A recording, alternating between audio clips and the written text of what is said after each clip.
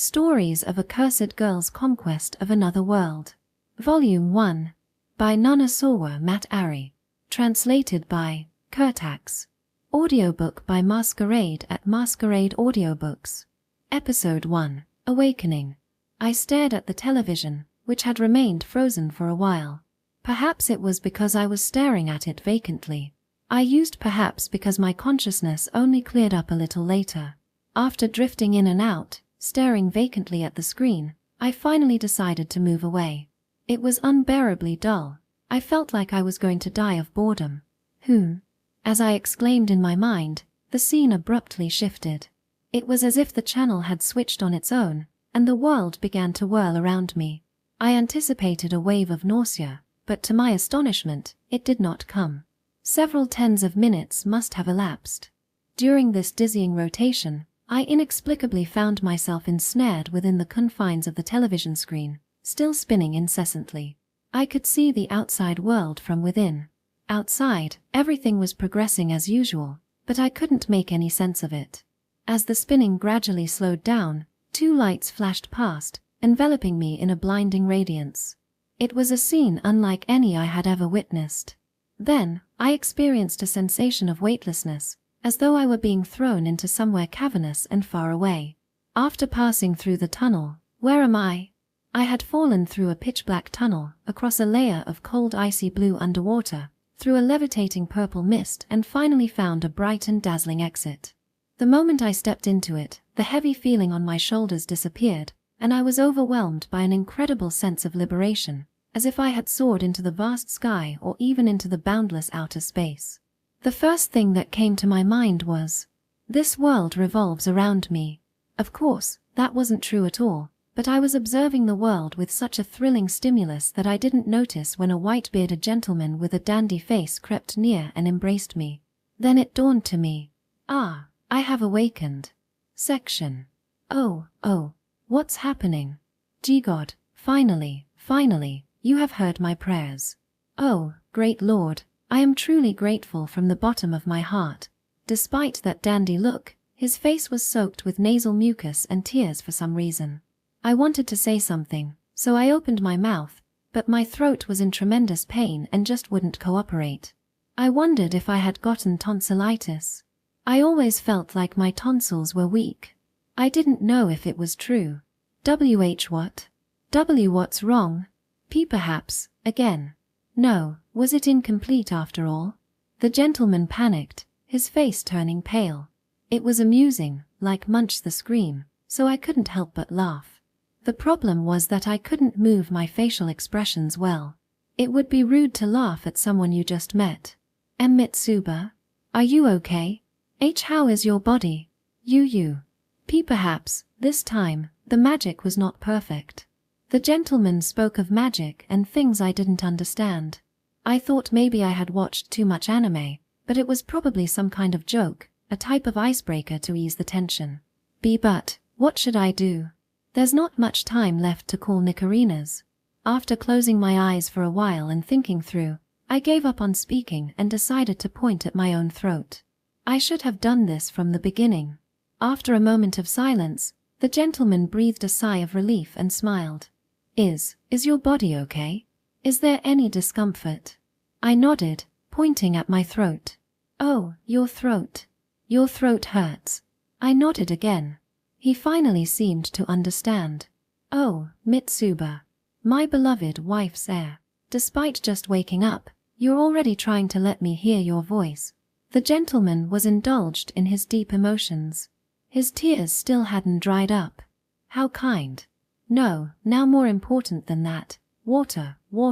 Hey, don't just stand there. Bring water quickly. Mitsuba's throat is hurting. I will prepare it right away. My throat was scratchy, but my vision was clear. The servant lady, ordered by the dandy gentleman, hurriedly offered a jug of water.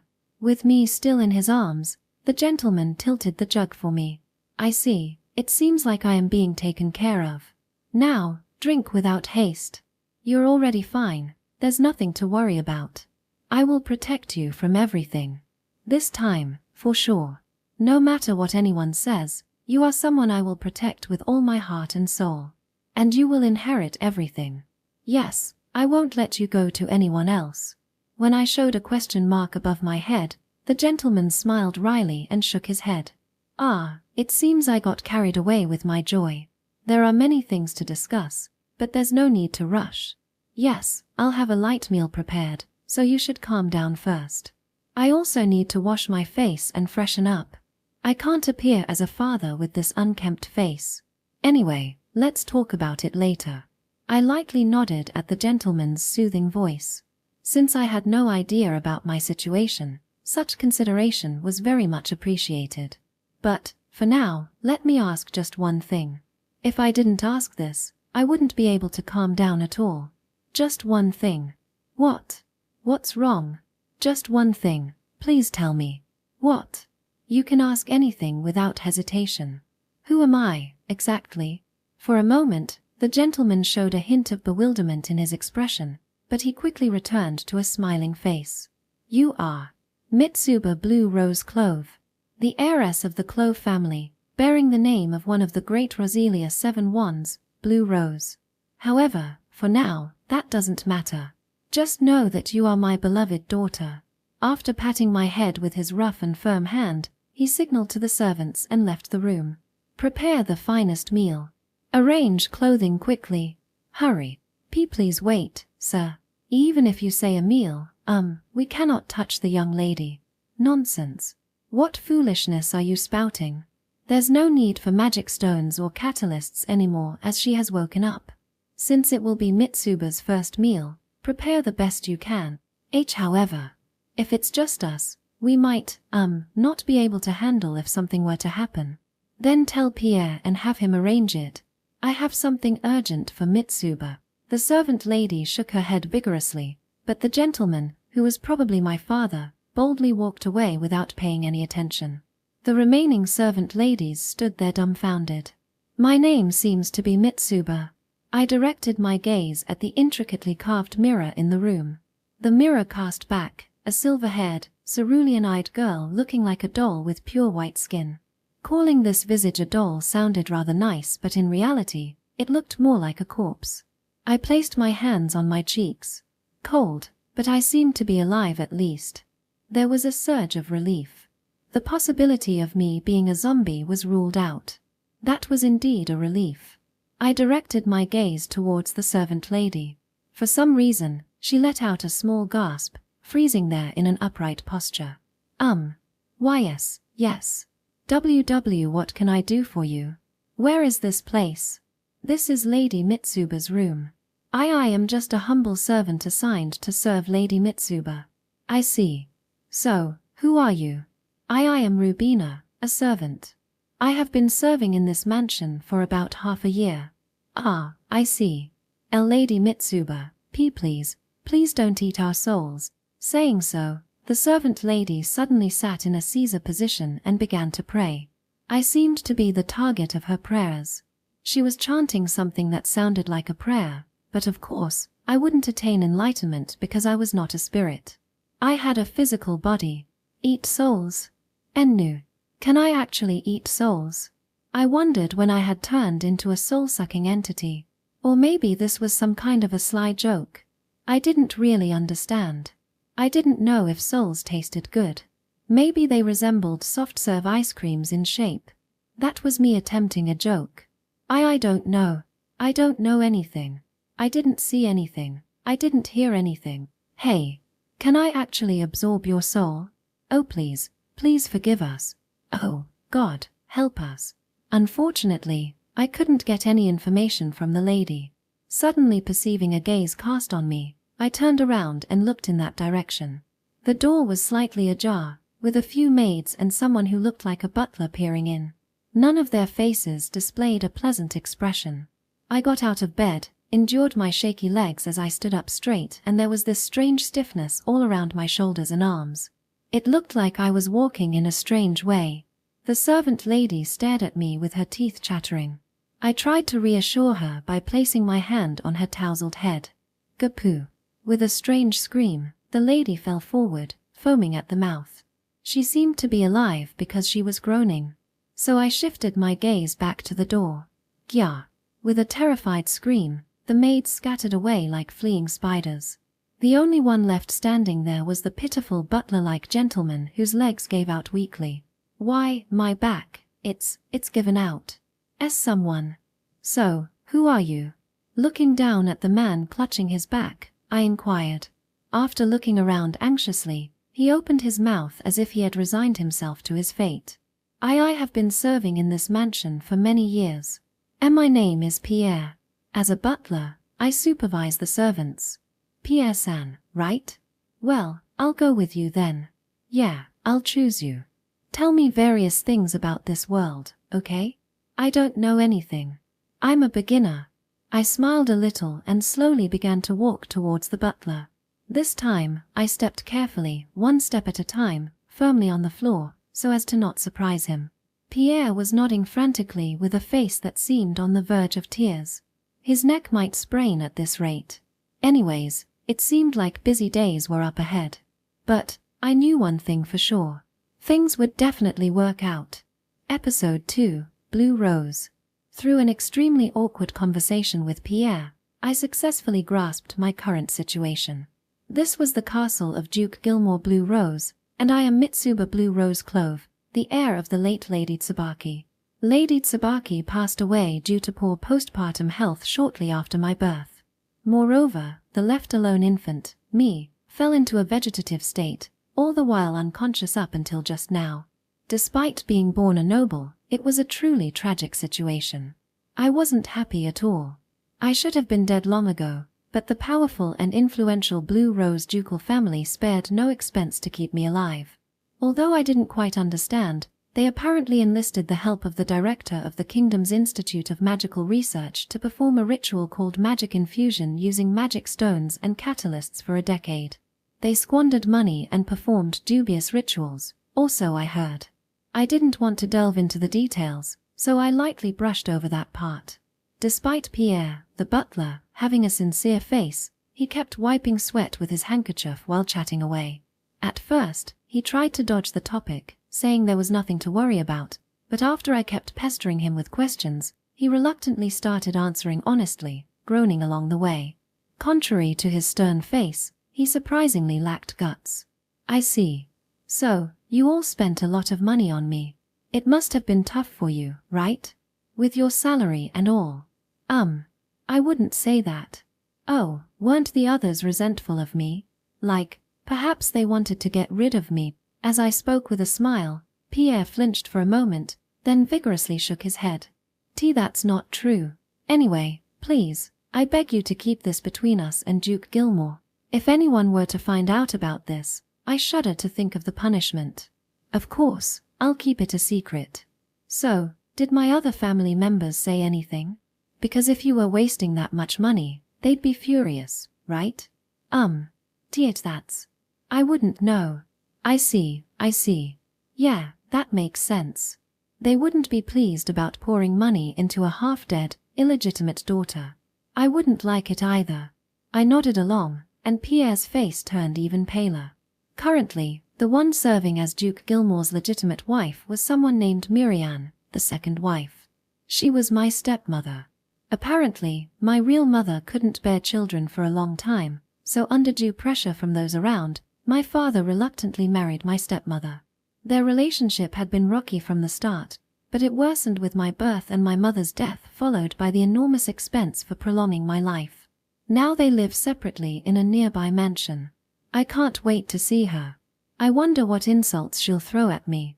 I'm getting excited just thinking about it. As I involuntarily smiled, Pierre's complexion turned even paler. He might have been anemic. But Duke Gilmore has been waiting for you all this time. Since Lady Tsubaki's passing, people started distancing themselves from this mansion, and Duke Gilmore started avoiding others. Since then, everything has changed. I see. It must have been tough on you. You're one hard-working butler, aren't you? And no, not at all. I'm inconsequential. However, due to Duke Gilmore's excessive care, various malicious rumors started circulating, causing him immense mental stress. I dipped the soft bread into the soup that had been brought over to me. It wasn't very delicious. Now that I think about it. What is it? I noticed something strange. I roughly understood who I was, but who exactly was I? I mean, I fell into a vegetative state right after birth, so it was strange that I could speak. Plus, I possessed knowledge of a different world. There were no TVs here, but I knew what they were. There was no magic over there, but it just so happens that there was magic here. What on earth was going on? Who am I, again? You are Lady Mitsuba, madam. Yeah, I know that, but I still don't quite get it. I just wanted to confirm. Oh, don't worry, I'm just thinking. Everything's totally fine, so please relax, okay? Pierre looked at me as if he was touching something fragile. Perhaps I was normal after all, or maybe having such thoughts were a sign of abnormality. Not understanding it well, I muttered, "I'll go back to sleep," and decided to crawl back into bed. The next time I woke up, it was Father Gilmore's face again. After being embraced multiple times and having my head stroked, I received a large number of dolls and toys as presents. There were so many that the room had no more space to walk in. It seemed like they gradually accumulated, filling up a warehouse. The Clove family's finances seemed quite precarious. Undoubtedly their extravagance was one of the reasons for that. When I casually asked Pierre if the people of Blue Rose Province suffered under such a ruler, he replied that internal affairs were handled by administrators, and the military was managed by the National Army, so there were no significant problems. Centralization had progressed considerably, and it seemed like a somewhat difficult world for the nobles. Nevertheless, they could live a luxurious life without working, so long lived the nobles. Surely, they would face consequences sooner or later. So, Mitsuba, anything you like? If it's not here, I'll immediately purchase it for you. No. There's just too much, so I'll play with them little by little. I won't get bored for a while. I see. I've already bought a lot of clothes for you. From those, brought from your mother's hometown to the trendy dresses in the capital.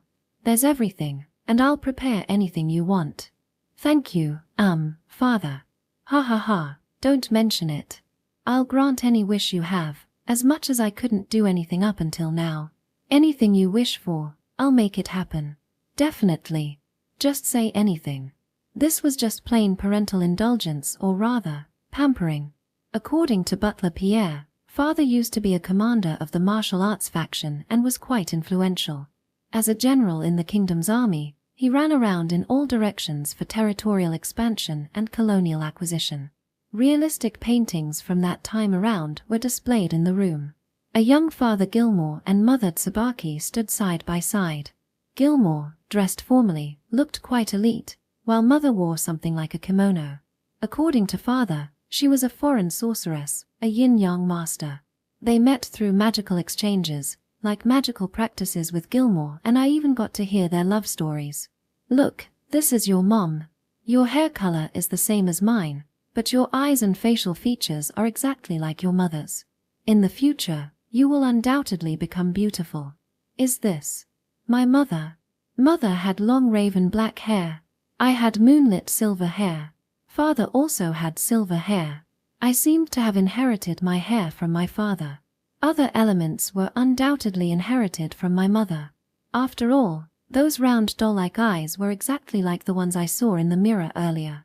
If I saw this person in the middle of the night, I would probably be surprised.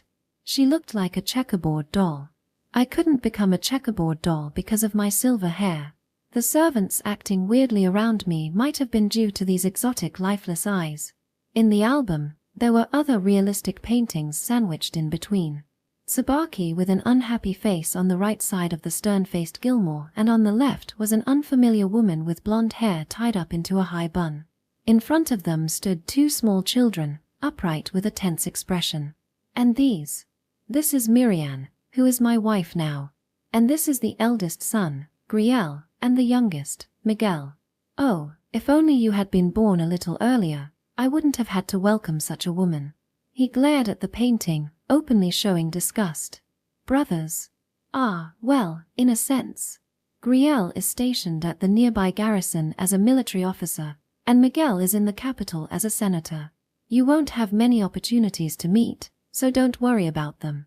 And where is this lady, my stepmother? TMPH, I don't know and don't want to know what she's doing. No, I really don't want to know. She's a woman interested only in wealth and position. He spat out in revulsion and pushed the painting to the edge. It was clear that the relationship between the couple was not at all pleasant. Now, Mitsuba. Sorry, but could you try holding this?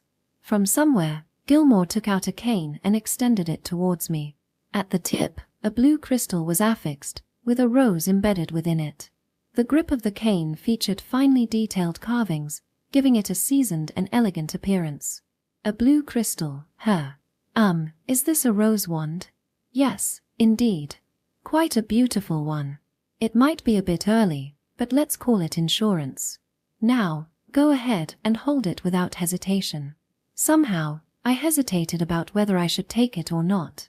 I sensed a strange presence from this cane.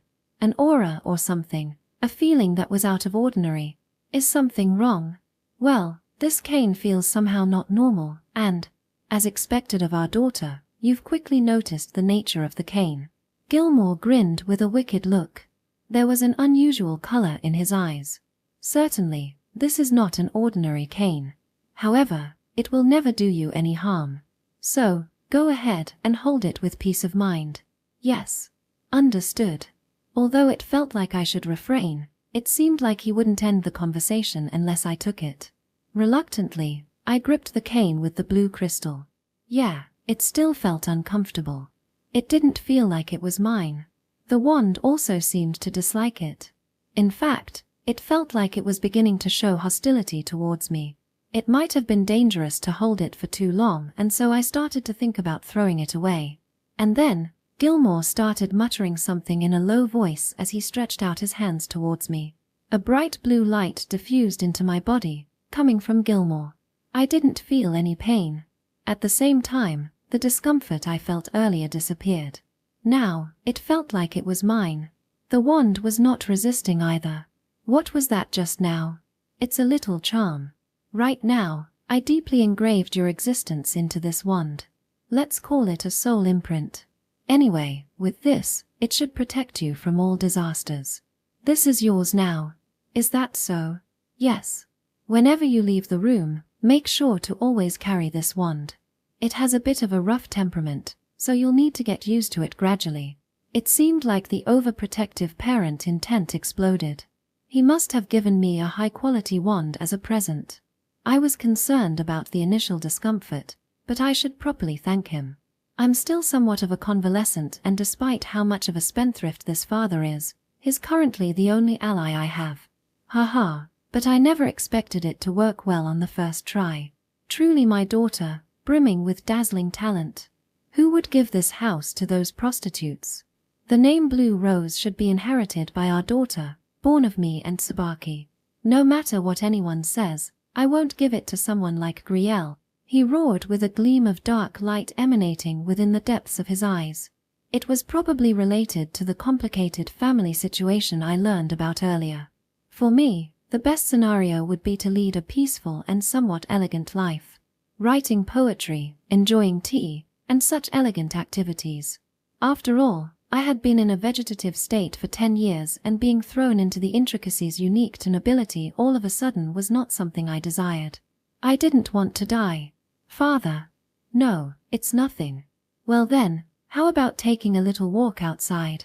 In the courtyard, there are many flowers that your mother liked to plant. From now on, we'll plant the flowers you like as well. Once you gain strength, I'll provide you with the best education, let you lead the finest life. When you become an adult, I'll find you the best husband. I must make sure you lead a happier life than anybody else, to make up for what has happened until now. This father will surely make it happen. What a useless father. It would be nice if there were some assets left, but I wondered how it would turn out in the end. Pierre and the current wife, Miriam, will probably be furious if they heard this. While thinking about such things, I casually swung the wand. Gilmore, in high spirits, patted my head and started walking towards the courtyard. Section. So, I heard the report that she regained consciousness. Could you tell me in detail about the recent condition of that cursed doll? Why yes. Lord Gilmore seems to be very happy every day. Not only does he buy toys, but just the other day, he also ordered a new dress. He even called a painter to create an everlasting painting of both parent and child. Oh, my, really. It's absolutely absurd. Creating such a painting would be nothing more than an absolute waste. Don't you think so too? Why yes. But it truly sounds annoying. It feels unpleasant to the very extreme. This was the Blue Rose family's second residence. Marianne, the current wife of Gilmore, had a genuinely bitter expression as she listened to the report from the butler Pierre. It's been a month since the cursed doll has been revived. The cursed doll, who had been continuously administered a potion blended from magic stones and the corpses of children for about 10 years, now had a face identical to that woman, Gilmore's ex-wife, Tsubaki. Moreover, according to the servants, it smiled with a satanic expression. It was only a matter of time before the bad reputation spread. It would be unacceptable for the name Blue Rose to be tarnished like this. It would have been better to let it perish quickly. Truly, there's no saving him. Despite the constant decrease in wealth, he has no self-awareness. I wonder if he even has the qualifications to be the head of the household. You're silent, but it's not something unrelated to you, either. How will you eat if a bankruptcy were to happen? Well, there's not much we can do. Well, I'm not expecting anything either, but sometimes I feel like complaining. Just how much wealth does that man need to squander? Countless Blue Rose family-owned artworks and armaments have already been sold. To make matters worse, he even tried to touch the land. Marianne immediately intervened behind the scenes and crushed that attempt. Eventually, the land would be inherited by her son Griel. Artworks may not matter much, but the land was absolutely off-limits. It was a matter of pride and prestige for the nobility. Selling it was out of the question. He should have died quickly and followed after her. To be able to live is a blessing. But is it also true that living foolishly counts as a blessing? How enviable. Ripping apart the report handed by Pierre, Marianne threw the crumps away casually. Pierre hurriedly picked them up. He might have looked loyal and dedicated on the outside, but his inner self doesn't align. Sustaining was his top priority, and loyalty to Gilmore was almost non-existent.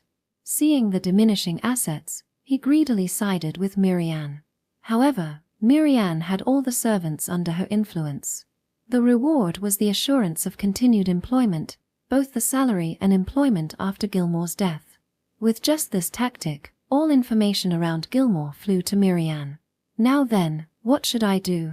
As someone who married into the Blue Rose family from the Yellow Rose family through a political marriage and having fulfilled her role by giving birth to 2 sons, Marianne felt that her duty was done. Gilmore's role was also already over. All that was left was for him to retire quickly or die of illness and everything will go smoothly. The Yellow Rose family was close to the king and was the leading royalist in the parliament. If they manage to bring the neutral faction, the Blue Rose family, as an ally, it will result in favorable politics for the Yellow Rose family. Negotiations have already been completed by Marianne's father with the king, and it was reported that Griel would inherit the Blue Rose family. No matter how much Gilmore resisted, there was absolutely no way that a cursed doll like Mitsuba would take that position. Madam, I have some unfortunate news. Oh dear, what is it? Don't scare me like that. It seems that Lord Gilmore has already performed the succession of the Blue Rose wand. The ownership of the wand now belongs to Miss Mitsuba, and she is currently carrying it with her. Well, that's troublesome. But, by doing such a selfish thing, did he ever think about what would happen to him? Marianne chuckled lightly. The 7 wands, each representing a different color, was the proof of the heir to the prestigious 7-wand family. The wand couldn't even be held without performing the inheritance ceremony. The wand chooses its owner. It was said that those without the aptitude, who try to forcefully grip it would receive the penalty of death. By strictly guarding the wand, Gilmore declared that he was the head of the household and the one to choose the successor. You're making my workload unnecessarily heavy. Always dealing with troublesome matters, aren't you? However, there was no particular issue. Whether the wand was genuine or a replica, no one cared. The head of the household no longer lead the way into the battlefield. The nature of wars had changed significantly over the past 2 decades. So, it doesn't matter who holds the real wand. It just needs to exist in the Blue Rose family. Miriam turned a blind eye to Gilmore's extravagance simply because she wanted to smoothly secure the inheritance of the family. According to the doctor, Gilmore, drowning in alcohol, had deteriorating organs. She also knew that he consumed painkillers that could be equated to narcotics daily. There was also a high possibility of other serious illnesses. So, she overlooked it. But that was all over now. An insect devouring wealth without a wand. A pitiful man, who as the head of the household had not fulfilled any role, just solely obsessed with a cursed doll. It was undoubtedly pitiful to be considered the wife of such a man. But the takeover of the Blue Rose family had been successful. There was nothing to be ashamed of. Madam, I was lost in thought for a moment. Now, according to your report, you're planning a debut party next month, correct? Why yes. HMPH. That man probably intends to announce Mitsuba's succession to the family headship there. Foo. That would be interesting in its own way. Then, let's settle it there. Settle it? Yes. Griel and Miguel will be busy, and it's pitiful to have them criticized later, so let's have them absent from the party. As usual, I'll have to clean up everything by myself. In any case, whether actions were taken or not, some degree of bad rumors were certain to circulate. Miriam planned to use Gilmore's past actions and crush him with his own deeds, but as a mother, she was prepared to bear any baseless bad reputation, all for her children. She wanted Griel to be an excellent head of the family and hoped that Miguel would work splendidly as a senator. If they did well, she believed she would be rewarded too. Now then, Pierre, I'll give you something later, so make sure to mix it into that man's drink. Your extra reward is $1 million. It's a challenging task, but do you want to give it a try? That's surely not. Yes, indeed. This is also a test of your loyalty. Of course, you can refuse. It's an undoubtedly sinful act. Either way, in case you mess up, there's no need to worry. I'll have several undercover agents among the guests, so the outcome won't change at all. Pierre, after a brief hesitation, kneeled down and nodded. You have good obedience, which is helpful. Despite the various troubles, everything seems to be going well in the end. Now, we need to decide what to do with that cursed doll. It would be nice if we could get rid of her as well, but that woman is keeping an eye on her. Miriam toyed with her hair, lost in thought for a while. Killing Gilmore was a must. Mitsuba would also be better off eliminated. However, the kingdom's Magic Research Institute was involved in this matter. Those abnormal people were the ones who forcibly kept that thing, which was in a vegetative state, alive. If it were treated as an experimental subject for magic rather than a sacrifice, it would cause trouble later. She especially wanted to avoid conflict with director Nicarinas. That woman changed the course of modern warfare, contributing to the kingdom's advancement. It would be more advantageous to cooperate than to oppose her. Let's subtly inquire about it. Pierre, send a messenger to director Nicarinas. Tell her I want to meet her daughter urgently due to some matters. Understood. After Pierre left, Miriam tapped on the desk as she issued an order. There was no one in front, but she sensed multiple presence behind her back. Spread rumors about the cursed doll. Say that it's a monster revived by sucking blood from corpses, killed its mother, and is now trying to curse its father. Also, mention that Gilmore's health has rapidly deteriorated. The bad reputation would spread anyway. It was better to take the initiative and manipulate it. Let the blame seep in without any direct involvement from her side. Which areas are the targets? Spread it not only in the Blue Rose estate but also in the vicinity of the capital. If you scatter it there, it will spread as rumors throughout Roselia. Claim the expenses from the Yellow Rose family. Since their benefit is substantial, they won't refuse. Understood. The presence behind her disappeared. They were her own trusted spies brought from the Yellow Rose family, skilled in everything from violence to clandestine operations. By next month's debut party, the rumors should be buzzing with delightful tales. How will Gilmore react when he hears about it? Miriam chuckled happily. Blue Rose faction links arms with Yellow Rose and Green Rose faction. If we increase our momentum within the royalists, we can further prosper. The king won't be able to ignore our power. Long live Roselia, long live parliamentary politics. There were significant restrictions on owning private troops due to the formation of the national army. In exchange, the acceptance from the parliament was considered to be influential. At one point, the fate of the nobility seemed uncertain, but it appeared that their world was far from over. Roselia had become one of the continent's leading powers, with the monarchy restricted and the nobility's influence even stronger.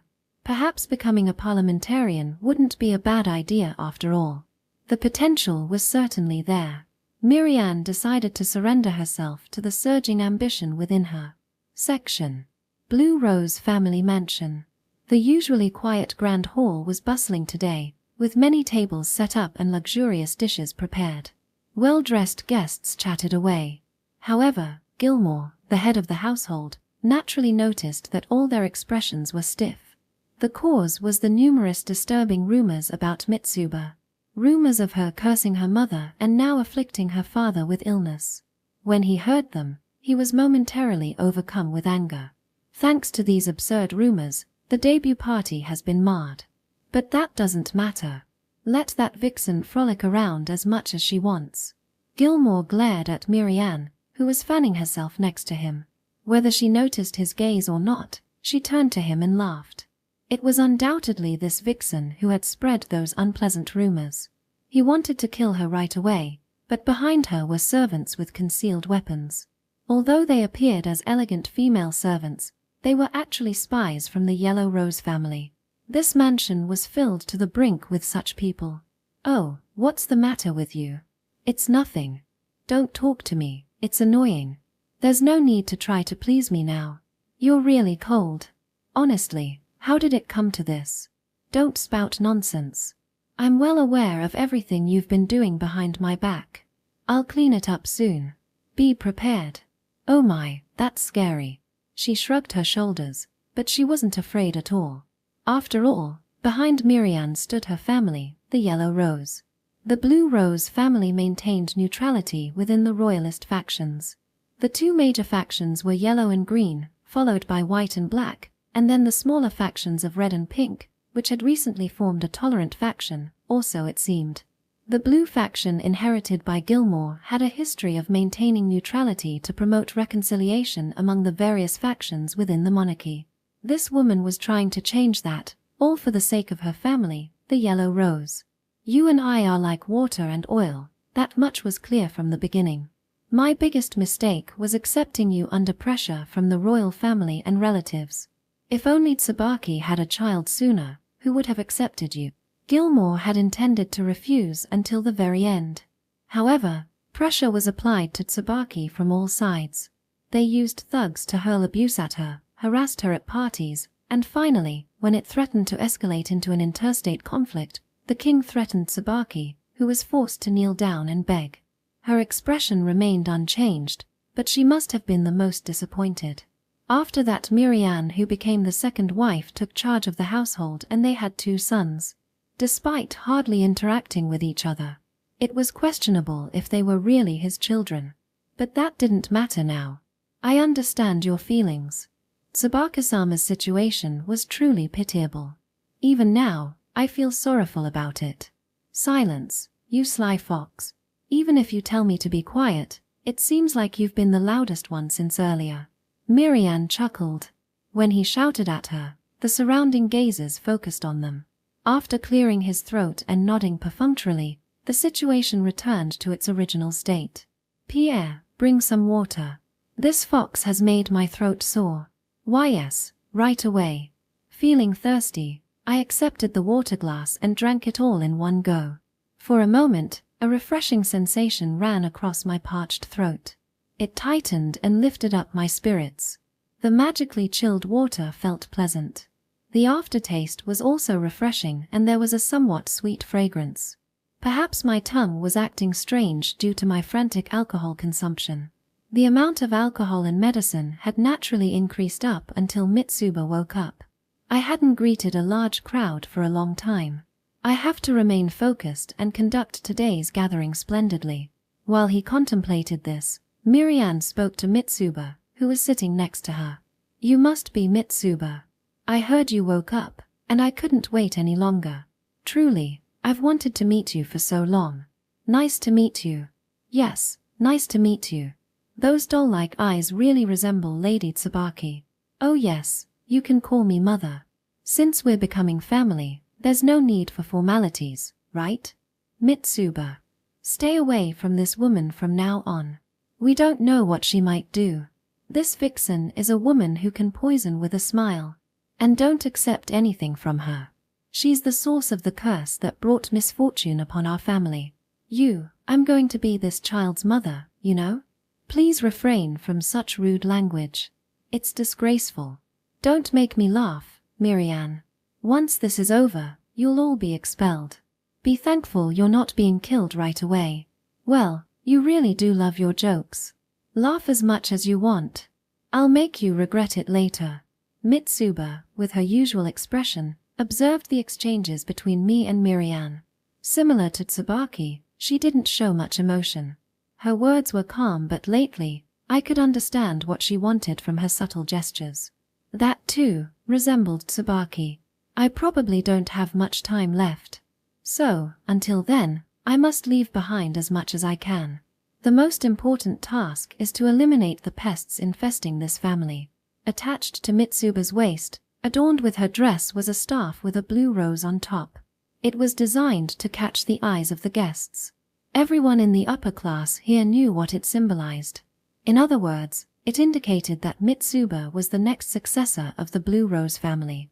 Miriam, perhaps to hide her frustration, didn't attempt to remove her smiling facade.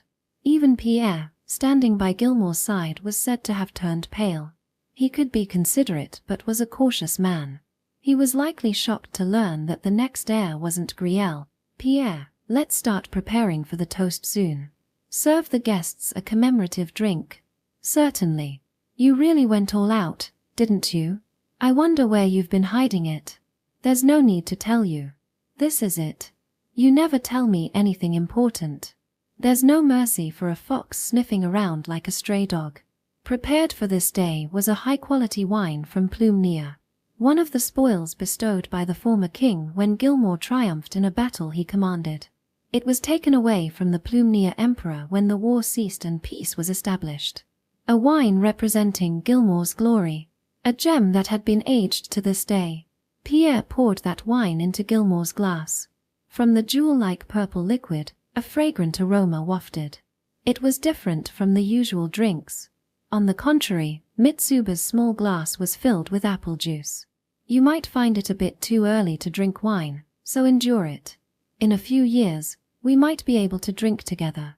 Yes, father. Good response. Also, today is the farewell with this woman. Say your goodbye. When he spoke to Mitsuba, she just slightly furrowed her brows for a moment and then maintained silence. Oh, you're a clever one. Even at such a young age, you understand that words can bring you trouble. Truly, you haven't even received proper education yet. Such a smart child. Mage, it seems you never understood until the end. Your own words will be your downfall. He. Today you are exceptionally harsh. Your words are so eloquent. Ah, that's true. I'm enveloped in a sense of liberation today. Just thinking that I won't have to see your face anymore makes me want to dance with joy. Oh, you agree on that too. We surprisingly share similar sentiments today. Well, if that's the case, there's no problem. It's truly a joyous occasion. I might even toast with you now. It's a lovely proposal, but let's not. It's too late for that now. I fully agree, Gilmore declared, looking around. Among the guests were those employed by the Seven Wands families and Nicarinas from the Kingdom's Magic Research Institute. I'll have to consult with Mitsuba about this later. If I can entrust her with a guardian, everything will be secure. Standing up, Gilmore took a glass and began hosting the party. To everyone gathered here today, on this special occasion for my daughter Mitsuba, I, Gilmore, the head of the Blue Rose family, express my deep gratitude. Starting with expressions of gratitude, He introduced Mitsuba, gently denying the rumors circulating in the town. Aggressively denying would only fuel these gossip lovers. Gradually letting the rumors die down was the right way to approach. Everything was going smoothly up to this point. All that was left was to let Mitsuba greet the guests and announce that she had inherited the staff with the blue rose. Just a bit more.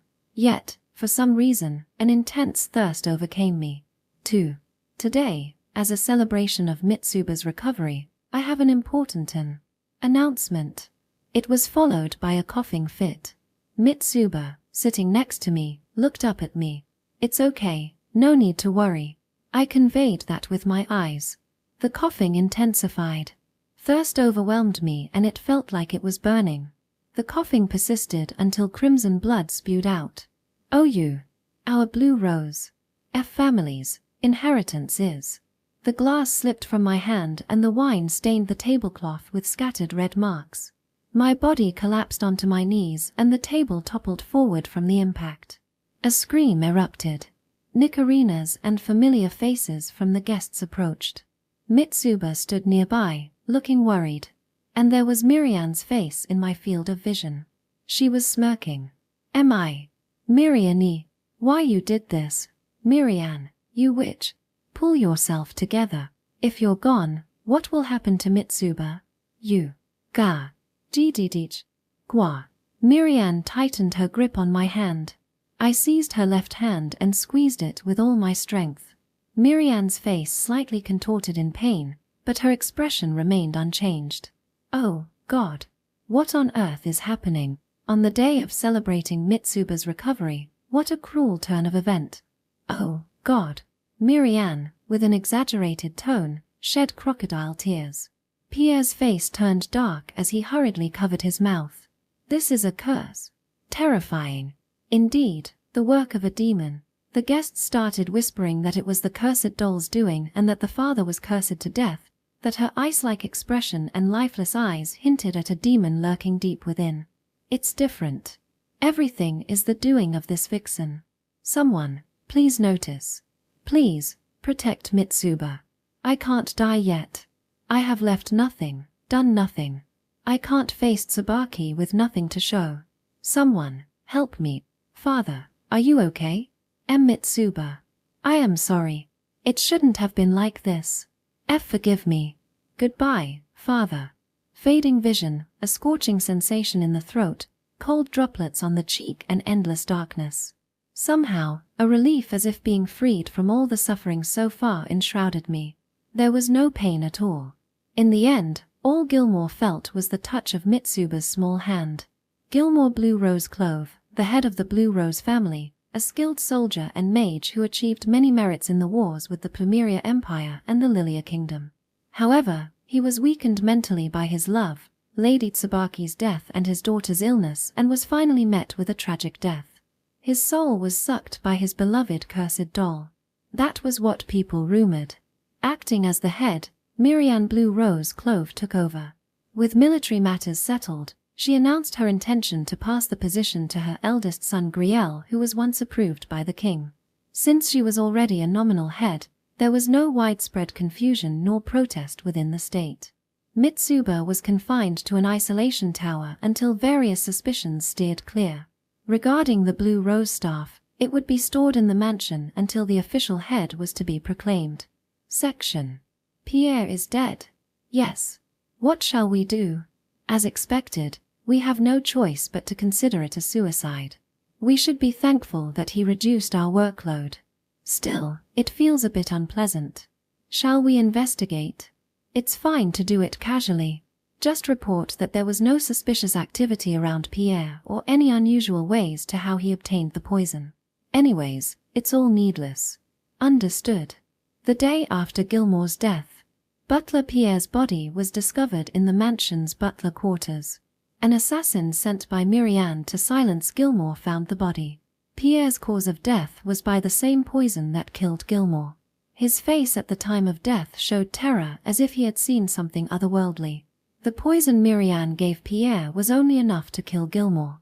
It would be impossible for Pierre to arrange for the same thing. If he had made a move to obtain it, it would have surely been detected. Spies thoroughly investigated around Pierre, but there were no particular suspicious points. The information gathered was that he was in a good mood due to increased income, and he was boasting of how he planned to indulge in luxury. In the end, Pierre's death was registered with disdain as a suicide following the main head, Gilmore's fate. But this left a slight, fleeting ominous suspicion in Mirian's heart. Episode 3, Malice Circulates. Before I knew it, I was confined in this so-called isolation tower. I was accused of cursing and murdering my father. Cursing wasn't exactly easy, and unfortunately, neither did I have that ability. My father mentioned something about having talent in magic, but I haven't been taught how to use it. So, I hadn't done it. I was willing to stake my soul upon it. So, I prayed for the real culprit to suffer and die tragically as much as I could last night. If asking could truly kill someone, it would be effortless. This was why it was called a futile effort. How disappointing. There's nothing to do. It's super boring. I surveyed the dim and eerie room. It was a bit scary, almost as if ghosts would pounce out. It would be scarier if cockroaches were to appear. In this barren and musty room, there was only a tattered bed, a shabby table, and a chair. When nature called, I had to knock on the door bolted from outside, and a guard would accompany me. Escape was impossible, thanks to the shackles binding me. 2 meals a day, no snacks. It wasn't tasty, but it filled the stomach. Bath time came with a bucket of water and clothes. As a suspect and the head's daughter, they treat me decently enough. No handcuffs or leg cuffs. But the windows are completely sealed, and the only means of communication with the outside world is through a surveillance peephole on the door. What a sad world this is. Even though it feels like I have transmigrated to a new world, I am terribly disappointed. I desire to venture outside, eager to explore what lies beyond these walls and savor the view. However, I'm not quite sure what this world is like, and a nagging question lingers. What exactly am I? Please, someone, tell me. I'm so bored, and I've had enough sleep as well. I'm tired of counting the stains on the walls. I pondered the meaning of feeling absolutely nothing, even though my father had died. I incessantly worried when my father suffered, and tears streamed out at his passing away. Farewell words escaped me spontaneously. Despite our recent meeting just over a month ago, the profound devastation one might expect didn't grip me. It felt difficult to write even if I were told to. In fact, even though I was confined in this tower for a week, my predominant thoughts revolved around how monotonous and close to death I was rather than mourning my father. Initially, my attempts at engaging the guards in conversation were genuinely met with indifference. They only conveyed the completion of my father's funeral. The additional news pertained to butler Pierre's death. Seems like he followed after my father by committing suicide. The notion of this so-called suicide pact surfaced, and I couldn't help but imagine my father's contentment in the afterlife, surrounded by such love. May they find happiness together in their eternal abode. I have no idea what's inside this. I took out a small vial from the pocket of my plain pants that looked like work clothes. I had secretly picked it up during the commotion earlier. The vial contained a scant transparent liquid with a very sweet yet bitter aroma. Assuming it to be a premium quality juice, I succumbed to my initial craving for sweets and hastily chugged it down my throat. What a shame now that only the fragrance lingered. Butler Pierre, who knew everything about the mansion, would have enlightened me about what's inside, but I couldn't ask him anymore. A dead man tells no tales. Since I'm bored, maybe I should request for some toys. As someone forcibly confined here, I have the right to request something in order to alleviate this tormenting boredom. I knocked the sturdy door loudly. Since there wasn't any answer, I kept knocking repeatedly. The small surveillance peephole was gradually opened. Now I was able to see the face of a guard who was obviously on high alert. For that very reason, it felt quite irksome. What do you want? I'm bored, so could you give me some toys? Anything my father gave me will do. No, I've been ordered not to give you anything other than what you're allowed to. Please, try to do something about this. I'm so bored that I feel like I'm going to die. Well, I might as well just die. Absolutely not, but if you want to die, go ahead. It would actually be helpful if you did. No one would stop you. You can die without hesitation. With a merciless tone, the surveillance peephole was ruthlessly shut. I was extremely disappointed by his jarring rebuke and sighed heavily. Henceforth, the era of boredom began. I found being confined indoors akin to house arrest more appealing. However, this place lacked TV, games, and smartphones. While my memory was hazy, it seemed I hailed from modern society, making meditation an impractical hobby.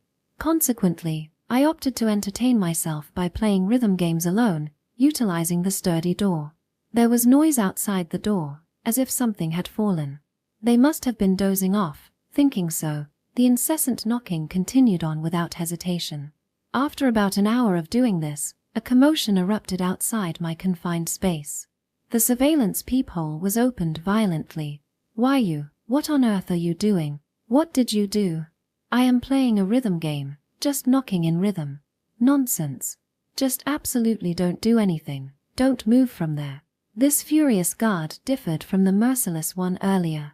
Shrieks from outside seeped in through the peephole, accompanied by disorder and a sense of mystery. There was a vague nostalgic smell wafting in. I thought I heard the buzzing of flies. "Quick, get that over here. They're still breathing." But this is, obviously, already. Damn it. Contact Lady Mirianne somehow. Also, Director Nicarinas. Could you please give me my toys quickly? Something new. Hurry up, hurry, hurry. Sensing their fear, I adopted a commanding tone and expression.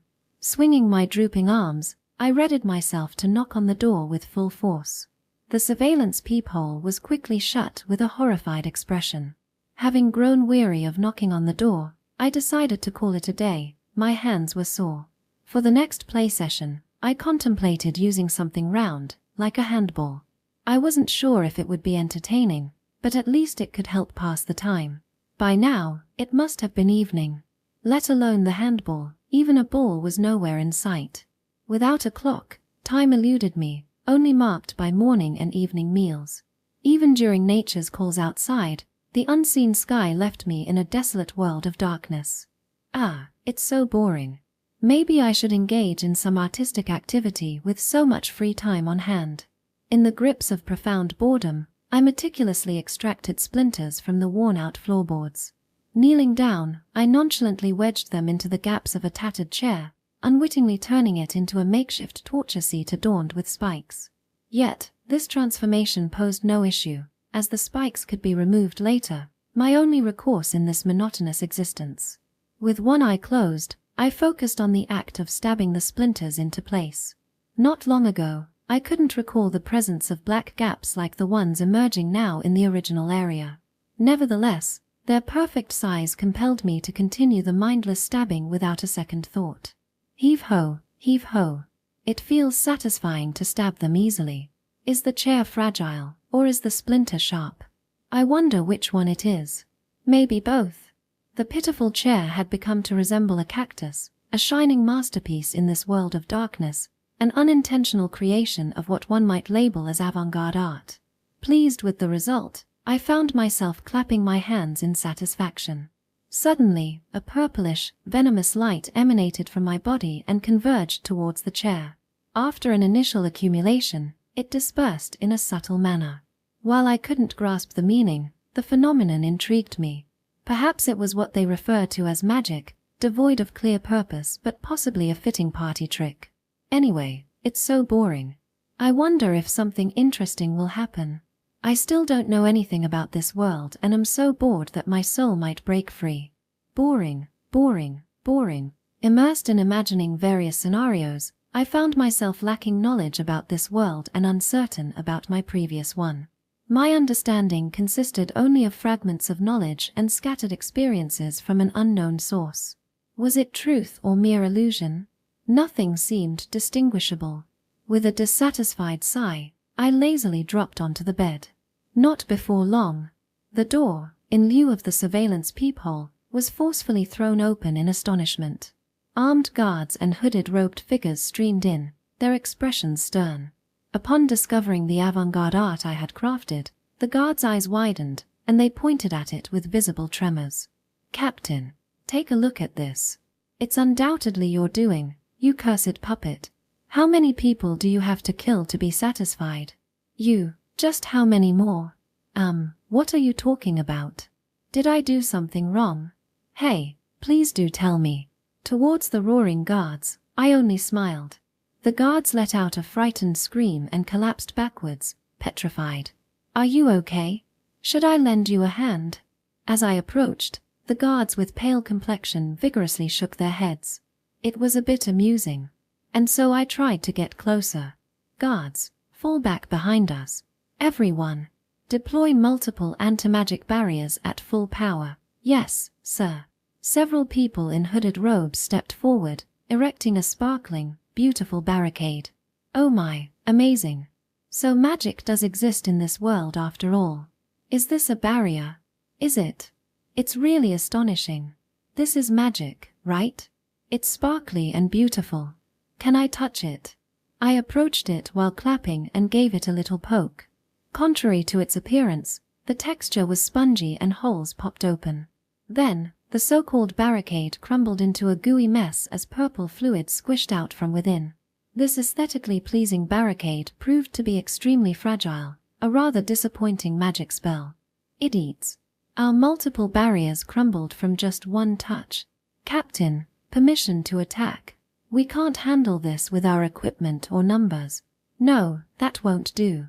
Director Nicarinas won't allow it. Restrain her with all your might." "I'll deploy restraining magic." "Is it chain magic this time?" "This looks nice too." Chains emerged from the tip of the crooked wand. They wound around my body. When I pinched one, it crumbled apart. Still fragile, like degraded vinyl string. Eek. With this equipment and number, we can't possibly deal with her. Report to the director and request reinforcement. Step back. Don't make eye contact with her, or you'll be cursed to death. Cursed puppet, go back to hell. Oh God, grant us protection. You monster, the one who murdered her own parents. Stay isolated here forever. They completely ignored my words. The guards and hooded figures fled, screaming and cursing. The door closed with a loud bang, and after a while, silence returned to the desolate room. I didn't quite understand, but that was pretty interesting. And, as expected, there is magic here. Can I use it too? I'd like to do something cool like Shazam someday. Will I also be able to?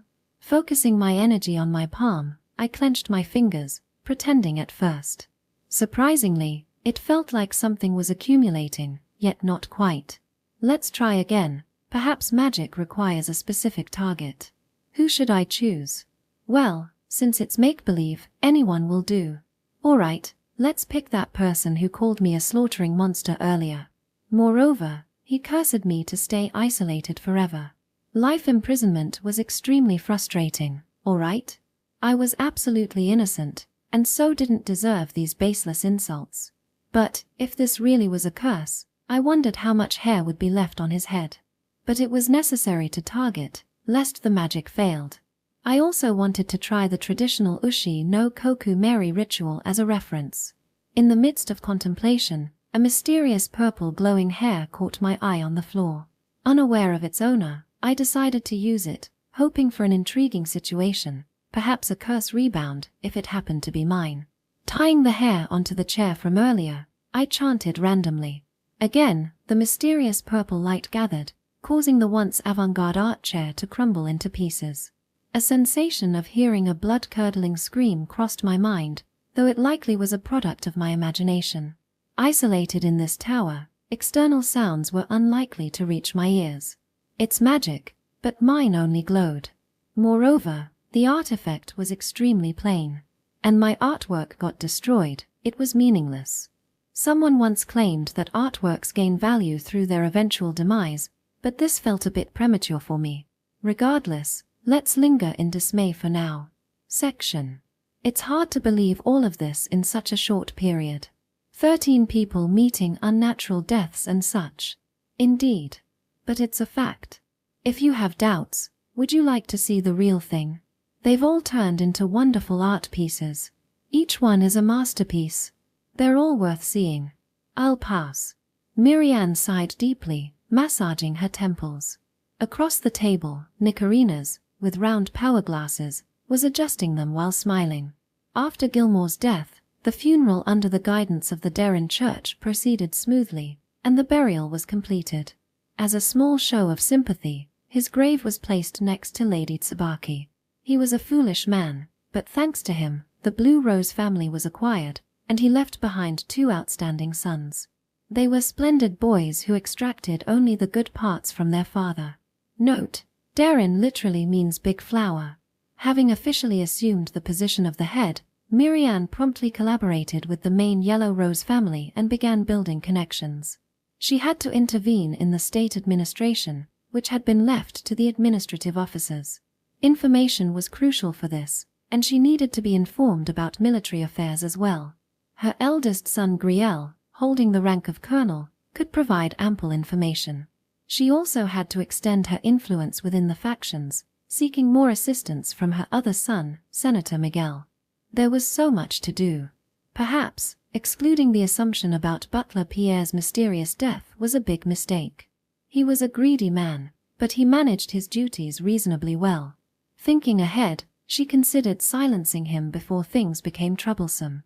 Knowing his timid nature, she thought it would be unbearable if he were to be threatened by opposing factions and leaked unnecessary information. Surprisingly, he took matters into his own hands and committed suicide. Though challenging to comprehend, it was over, and the outcome unfolded as initially planned. Now, the need arose to hire a new butler to attend to household matters. While pondering about that, a troublesome matter emerged. The isolation tower, situated a bit away from the mansion, exhibited abnormality. Confined there was Mitsuba Clove, her honorific surname Blue Rose already stripped away. Originally intended to be imprisoned until her death after observation by the Royal Magic Research Institute, she could choose her demise, be it through starvation, poisoning, or other means. The institute covered her living expenses, and there was no dissatisfaction on her part. Nevertheless, her presence proved genuinely annoying. 3 security guards and 10 serving staff from your residence have died. One of the security guards ended up in a strange state with only the torso remaining. It's amazing that he lived like that for a while, completely gooey. The other one was invaded by an unknown poison, turned completely purple, suffered, and eventually died. Oh, it was gruesome. I am consecutively seeing artistic corpses after a long time. You can't separate art from death, can you? She's now adorably humming a wonderful song. The lyrics are also lovely. It's a folk song called Kagomi Kagomi. Apparently, just listening gives you the chills. According to them, she turns and looks at the surveillance peephole at times while singing. Then suddenly, she turns. One of the security guards who accidentally made eye contact suffered a mental breakdown. Ha ha ha, no hope of recovery. It's really funny, isn't it? Excuse me, but aren't you the one being strange? Ha ha ha. You're as harsh as ever. Well, acting as the head hasn't changed that aspect of yours. I'm the head. The meaning doesn't change that much. Well, it's fine. For some reason, Nicarina's seemed delighted since earlier. She had served as the director of the Royal Magic Research Institute for many years. Thanks to this woman's contributions, the kingdom witnessed notable progress in women entering this field. She was a person of remarkable talent. Despite her splendid honors, high status, and decent appearance, she remained single. This was attributed to her flawed personality that an ordinary, sensible person couldn't keep up with. The previous king seemed to have somewhat accepted it, but the current King Leroy was more inclined to keep her at a distance. She herself was aware of this and mostly secluded herself in the research institute, only getting involved when necessary. This woman was renowned not only for weapon development but also for the research on eternal youth. Despite her incredible notoriety, Nicarina's was experimenting with the secret technique of eternal youth on herself. The results were apparent, and rumors had it that even though she had surpassed her mid-60s, her appearance prevailed to that of someone in their early 30s. Casually joking, if the lifespan of the soul is up, I might die eventually. I haven't tried that. My body is subtly deteriorating, you know. Look, there's been an increase in white hair lately. According to Nicarina's, she wanted to achieve not only eternal youth but also immortality. Nevertheless, this miraculous secret technique brought astonishment to the noble class. After all, even if it wasn't immortality, the ability to maintain youth was attractive to those nobles who had reached the pinnacle of their glory. Henceforth, the late king immediately ordered it to be kept strictly confidential. It was supposed to be adopted as a privilege for the royal family, a trump card in diplomacy, the highest reward for vassals. However, the brave and foolish nobles who volunteered as experimental subjects were all long buried. Miriam had no intention of trying it on herself. So, how about the servants from our house? Hey, don't you know? Didn't you hear it from your lapdog? Not yet in detail. I've heard things have gotten pretty bad, though. Oh, that's really worth seeing. The outer wall of the isolation tower has servants impaled on it. The bold yet delicate composition made my skin crawl involuntarily. However, they have become food for the birds and will soon disappear. If you want to see it, do it sooner rather than later. I'll pass on that. How will the Royal Magic Research Institute handle this? Will it be reported to His Majesty? Well, let's see. We'll label it as mass suicide or as a mysterious illness. Of course, there will be no punishment for Miss Mitsuba. The scandal for your house is inevitable, but we'll consider it as necessary expenses, so please pardon that. Are you planning to vaguely cover it up and call it a day? It obviously seems to be the work of that cursed doll. Well, that's true. It's hard to say whether the public will believe it or not, but there's no doubt about it. People create a big fuss when faced with strange rumors, but when actual harm occurs, they refuse to believe it. Well, that's how society is. After all, there is no magic to prevent curses. You're too lenient. Why haven't you taken care of it yet? You don't need to hesitate when it comes to me or the Blue Rose family. We'd appreciate it if you took care of it promptly. Given the situation, any means are acceptable. Haha. As a mother, how does that sound? According to public opinion, weren't you a wonderful lady full of love for your family? My family consists only of Grielle and Miguel. I don't recall giving birth to such a creepy doll. Haha, is that so? It feels like you're forgetting your important husband, but I suppose that can't be helped. After all, he's dead. Besides, Miss Mitsuba has an appearance that at first glance seems hard to approach. That's what makes her charming. Yes, that aspect resonated with the late Lord Gilmore, too. Haha, I say this, but that person seemed somewhat mentally disturbed. Miriam was exasperated by the cheerful Nicarinas. It almost slipped out to tell her not to speak. Foremost, it was only natural to not consider Mitsuba as her child. Next, she was a living replica of that detestable wife of Gilmore's, Tsubaki. The only difference was the hair color, yet changing from black to silver didn't make her adorable in any way. Above all, those eyes were incredibly eerie. She wanted to eliminate her as soon as possible, like she did with Gilmore. Since it has come to this, there's no helping it. In that case, I'll make a formal request. Once your experimentation and observation are finished, please execute Mitsuba immediately. Strangulation, beheading, live burial, shooting. Feel free to choose any method you like. I can't do that. I absolutely refuse. Nicarinas instantly changed her joking expression to one that looked stern and strongly rejected the request. While there was a possibility of reluctance, it was unexpected for her to vehemently refuse to this extent. Why is that? There's no need for hesitation. Haha, of course, I'll refuse. If I recklessly intervene, I don't know what might happen. If things go wrong, this wonderful Blue Rose territory might turn into a land of death. Don't you think so? Nicarinas joked exaggeratedly. It's ridiculous. She can't possibly do such a thing. What I just said may have been too much, but I will absolutely refuse, since misfortune is certain to befall me if I were to follow your orders.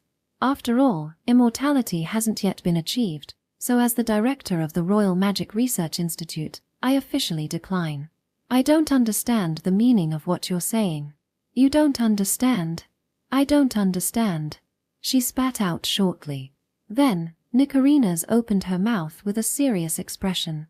You see, that child is like an incredible grenade. Do you know what a grenade is? You fill it with magic and shoot it out with a cannon. It explodes wonderfully. Human bodies also blow up beautifully. Oh, do you know what a cannon is? The cannon, you created that, right? So, what is it? Haha, you really knew, right? Nowadays, I'm making unique ones all over the continent. As an inventor, I can't afford to lose. Well, that's not the point. You see, inside that child, an unimaginable amount of something has accumulated. I don't really understand what it is, but if you were to try to kill her with ill intent, oh, who knows what would happen. Hugging her body, she pretends to be frightened. The same frivolous smile from earlier painting her face. What exactly would happen? Well, I don't know. It's still under observation, but it seems to have a habit of returning wrath with wrath when targeted. Not only that, she might initiate it herself if she feels like it. Well, it's not guaranteed and that is troublesome. But children are capricious, you know. Wrath begets wrath. She might initiate it herself. A chill ran down Miriam's spine. Yufufufu, scared now, are we? Anyway, it would be quite something. If you really insist, go ahead. When the execution comes, I'll make sure to run away as far as possible, so rest assured. Even if it was led by Gilmore, wasn't that also something you created? What in the world did you do to that cursed doll? No, what did you create? Calling it a cursed doll is quite harsh. Don't evade the question. Miriam glared at her with all the intimidation she could muster.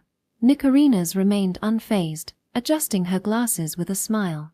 I apologize. I can't talk about it because of the agreement with the late head. Well, we mixed various things and repeatedly did things we can't speak of. God, one could easily live alone with that much power. It's wonderful. Children must be strong and resilient. What nonsense. What's so wonderful about it? Miriam couldn't help but get angry. A mere failure of a girl had turned into a real cursed doll with unpredictable behavior. There was nothing amusing about it. Well, don't get so excited. If that's the case, why not be as gentle as possible? You're still alive, right? That means you're not particularly important to her. You're truly an insignificant existence to her.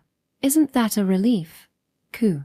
Or perhaps, leaving the best for last in terms of feasts. Let's look forward to that in the future. Ahahaha.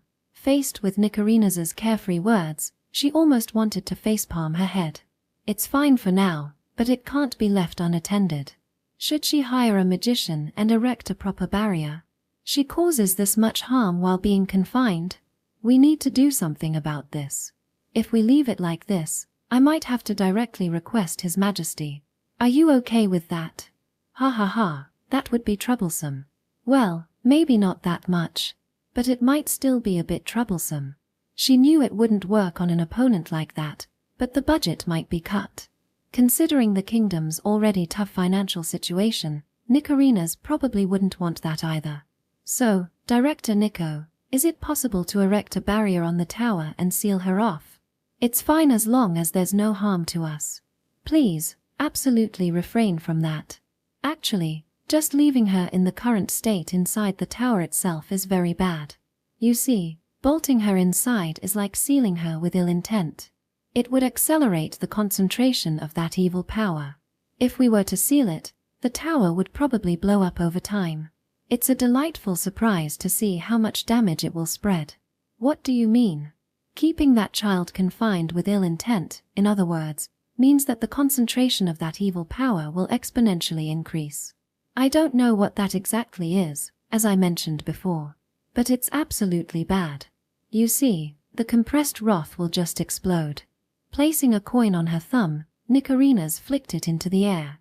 She then made it disappear with her magical powers. She was also a magician. I'll ask again. What exactly did you and Gilmore create? What have you brought into existence? Who knows? At this point, I have no idea. But I believe she'll grow into a splendid lady. The future is something to look forward to. I intend to watch over her closely until then. I won't die until that moment.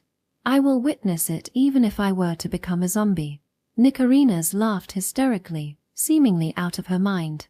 She had already killed many people with her research and didn't care anymore about what might happen.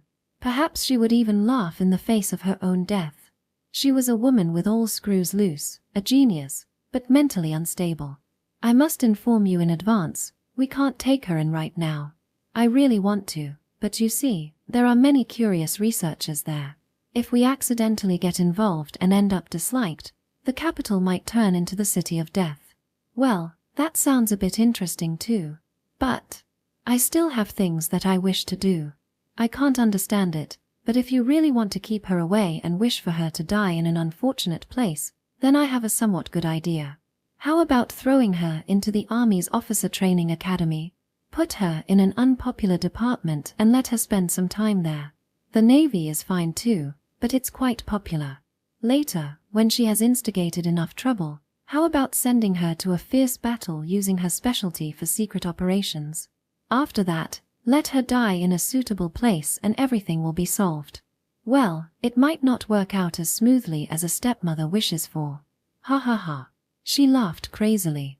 A woman who didn't hesitate to use any means for her goals. Despite having different personalities and thoughts, Miriam was somewhat similar. Officer Training Academy, huh?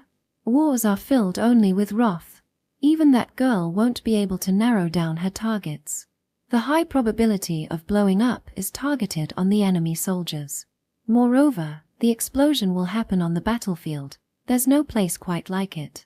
We, the good citizens, won't be troubled at all. Malice will eventually accumulate, disperse, and finally return to the sky. This way, it's an all-around happy ending. I'll positively consider it. I'll definitely ask for your cooperation when the time comes. You have a significant responsibility too." She was nailing down the responsibility and the other party wasn't listening at all. "Anyway, do it as soon as possible. If you don't hurry, you might become her target. Children are capricious and, moreover, cruel." Chuckling, Nikarinas bowed gracefully and departed. Miriam gazed at the blue rose wand displayed on the wall. This was a genuine wand, different from the replica Miriam usually carried. The blue crystal at the tip of the real wand had turned into a venomous purple shade. Is it really a cursed doll? Moreover, does she hold no grudge against me? Could it be that I'm not even worth considering? I can't understand it at all. Gilmore and Sabaki were the same way, endlessly detestable. Truly, like parent, like child. Episode 4, Officer School. Kagome, Kagome. The bird in the cage goes round and round. Hey, don't sing. Stop that song. Don't speak at all. The confinement persisted, extending my one-woman song show indefinitely. Contrary to my expectations, an unsympathetic guard halted me. Even the surveillance openings were sealed, with only a small hole for communication. The voice sounded unfamiliar, likely a new person. This was a workplace with a rapid turnover. Poor thing. Leaving that aside, why is that? Just stop it. Don't open your mouth anymore, please. When told not to, I feel like singing even more. Well, let me continue without hesitation. Stop it. A commotion of flapping sounds. No need for reluctance. If I was that tone deaf. All right, in that case, I'll go all out. As I opened my mouth wide, the sound of clapping hands echoed. I couldn't help but be impressed by the crystal clear sound it created. All right, all right, all right. If you don't want to die, better keep it at that. Come on, if you don't leave soon, you might rot and die or become a lovely chunk of meat. Those earplugs are utterly useless. I mean, you can still hear the voices, right? Ahahaha, it doesn't bother me at all. I'd like to observe the progress, too. Director Nikarinas. Come on, if you understand, unlock the door. That kid's going to be on the move, so we need to have a proper talk. Wouldn't want a massacre in the carriage, would we? UN understood. Following the clattering sound, the weighty door swung open with a hint of open sesame. Revealed was a woman donning round glasses, radiating intelligence. With blonde hair and a white coat adorned with emblems, she cheerfully observed me. Clearly, an elite scientist. Nice to meet you, Mitsuba-san. How's your health? My body feels stiff. Also, I almost died from boredom. I see. That must have been tough. I wanted to get you out quickly, but there were various procedures. I'm sorry. No need to worry. I settled on the floor without a care for dirt. No usable chairs were available, and the bed had an odd smell. The woman in the white coat sat down like me, enveloping my hands with both of hers. A cool beauty. I am Nicarinas, the director of the Royal Magic Research Institute. I've been cooperating with your father to treat you. Is that so? Thank you very much. Come to think of it, my father mentioned receiving aid from a magician. This person must be the one. She probably was quite an important person. So beyond the scope of this door there were many more magicians with spirited decorations than ever before. I'm really sorry about your father. I had been advising him to cut back on alcohol for a while. Was my father sick? Yes. After losing his previous wife, he increased his alcohol intake, weakening his body, leading to illness. Recently, to escape from pain, he increased the dosage of painkillers. It can be said that these factors amalgamated, resulting in the current unfortunate outcome. Is that so? Are you sad? Perhaps I sounded too detached, Nicarinas asked. We had been together only for about a month, so I don't feel it yet. It's not sorrowful to the point of dying. Fufu, you're honest. There's no point in lying. I see. I'm that way too, so I understand. This person was remarkably approachable. Somehow, I sensed our wavelengths matched. I couldn't pinpoint why, but at least, it's better than the usual security guards, servants, or stepmother. So, the reason you've been staying here until now was to dispel the surrounding rumors. It hasn't settled yet, but at least there won't be immediate punishment like a trial. Is that so?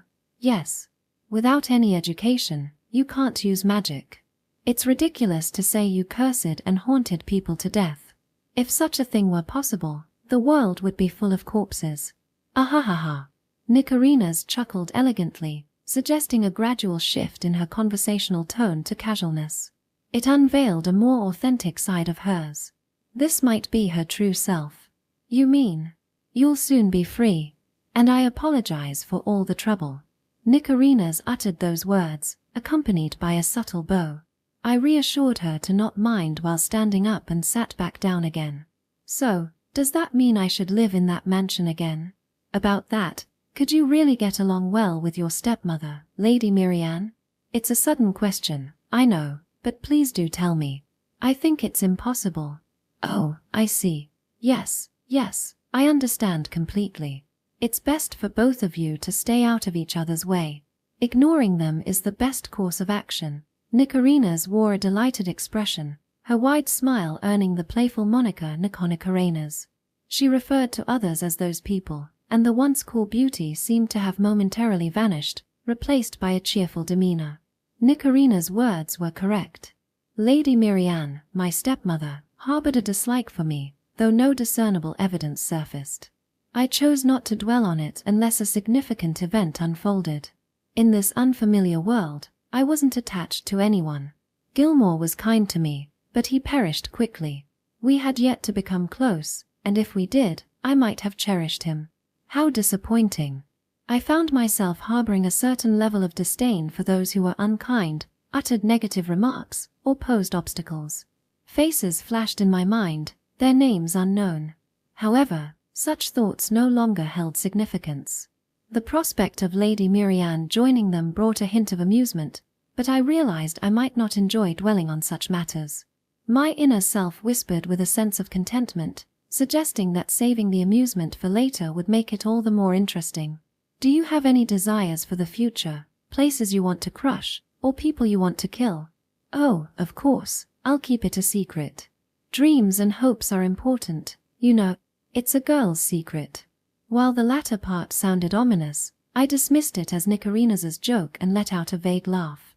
Then, she also started laughing, seemingly a wicked laugh. Since I don't understand much about this world, I am yet to know the limit to my abilities. But I somehow understand that I was born as the daughter of an important person, and that magic exists. Oh, even though you've only just turned 11, you speak like an adult and have a calm ability to think. It's really wonderful. Ah, am I really 11? Yes, that's right. Your birthday is on June 6th. It's the most indispensable anniversary in this world. I forgot to mention it, but happy birthday. Even though it has already passed. Thank you. I guess I am happy. Ahahaha, that's good. By the way, do you sometimes have various knowledge or memories that you shouldn't have? It's what they call a mysterious experience. She laughed it off like she vaguely knew of something meaningful. Did she know something, or was she merely teasing? I couldn't tell. Since there was no point in hiding it, I decided that I might as well declare it openly and bring clarity upon the matter. Yes, sometimes. But, how do you know? Fufu, there are various reasons. Well, let's talk about it when you become an adult. It wouldn't be good to cram too much into you now. It'll just cause confusion. Don't worry about it, since I won't be dying anytime soon. Nikarinas tenderly patted my head. Her eyes were devoid of hostility. Instead, those eyes radiated a warm and watchful gaze.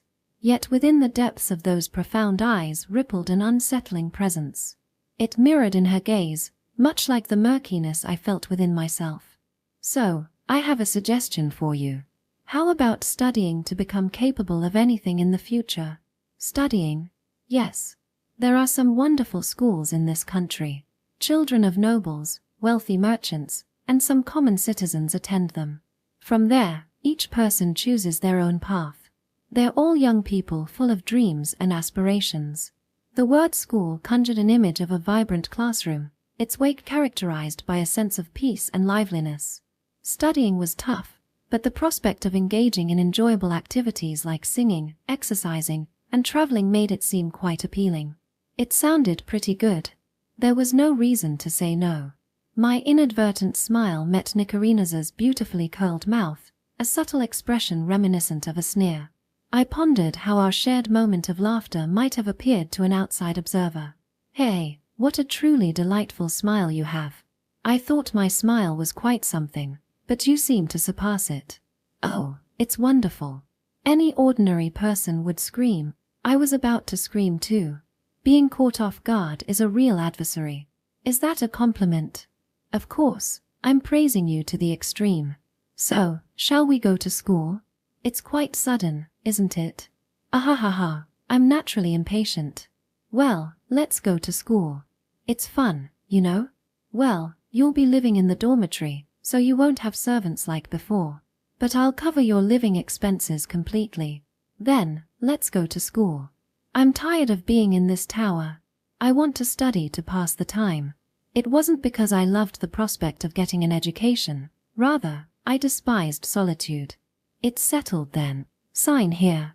It's not a suspicious contract, so rest assured. Oh, can you write? You probably can, right? I wonder.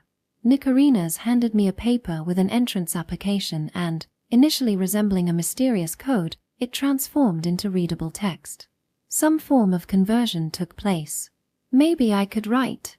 Despite not fully comprehending, I casually moved the pen and effortlessly wrote my name in a beautiful script. Oh, this is elegant. Mitsuba Clove, her. I'll make sure you get the Blue Rose's honorary surname back when you become an adult. Until then, please be patient. If it gets on your nerves, feel free to handle it yourself. Let me know, and I'll seriously help you. Nikarina's smiled with a hint of lingering madness, creating an unexpected sense of camaraderie, as if we shared similarities. I questioned whether this connection was inherent in my nature. Despite considering myself an ordinary person, I recognized the importance of objective evaluation. In the end, living according to my choices seemed the best path, a simple yet significant story. So, what will you do? Shall we do everything right now? Maybe even from now on? You don't have to worry. Long names are troublesome, so I actually feel relieved. I don't have any attachment to it. Ahahaha, that's optimistic and wonderful. Oh, by the way, your father, Lord Gilmore, secretly asked me to be your guardian. Lady Miriam has taken on the role of acting the head, but I'll properly back you up.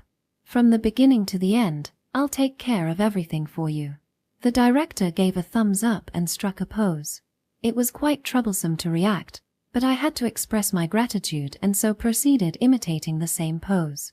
"Thank you very much, Director Nicarinas." "Oh, too formal, too formal. Call me Nico, please." Always smiling, "I'm Nico the director." I laugh as soon as I introduce myself. This is my signature move. When I do this, everyone's faces get twisted. It's hilarious, isn't it?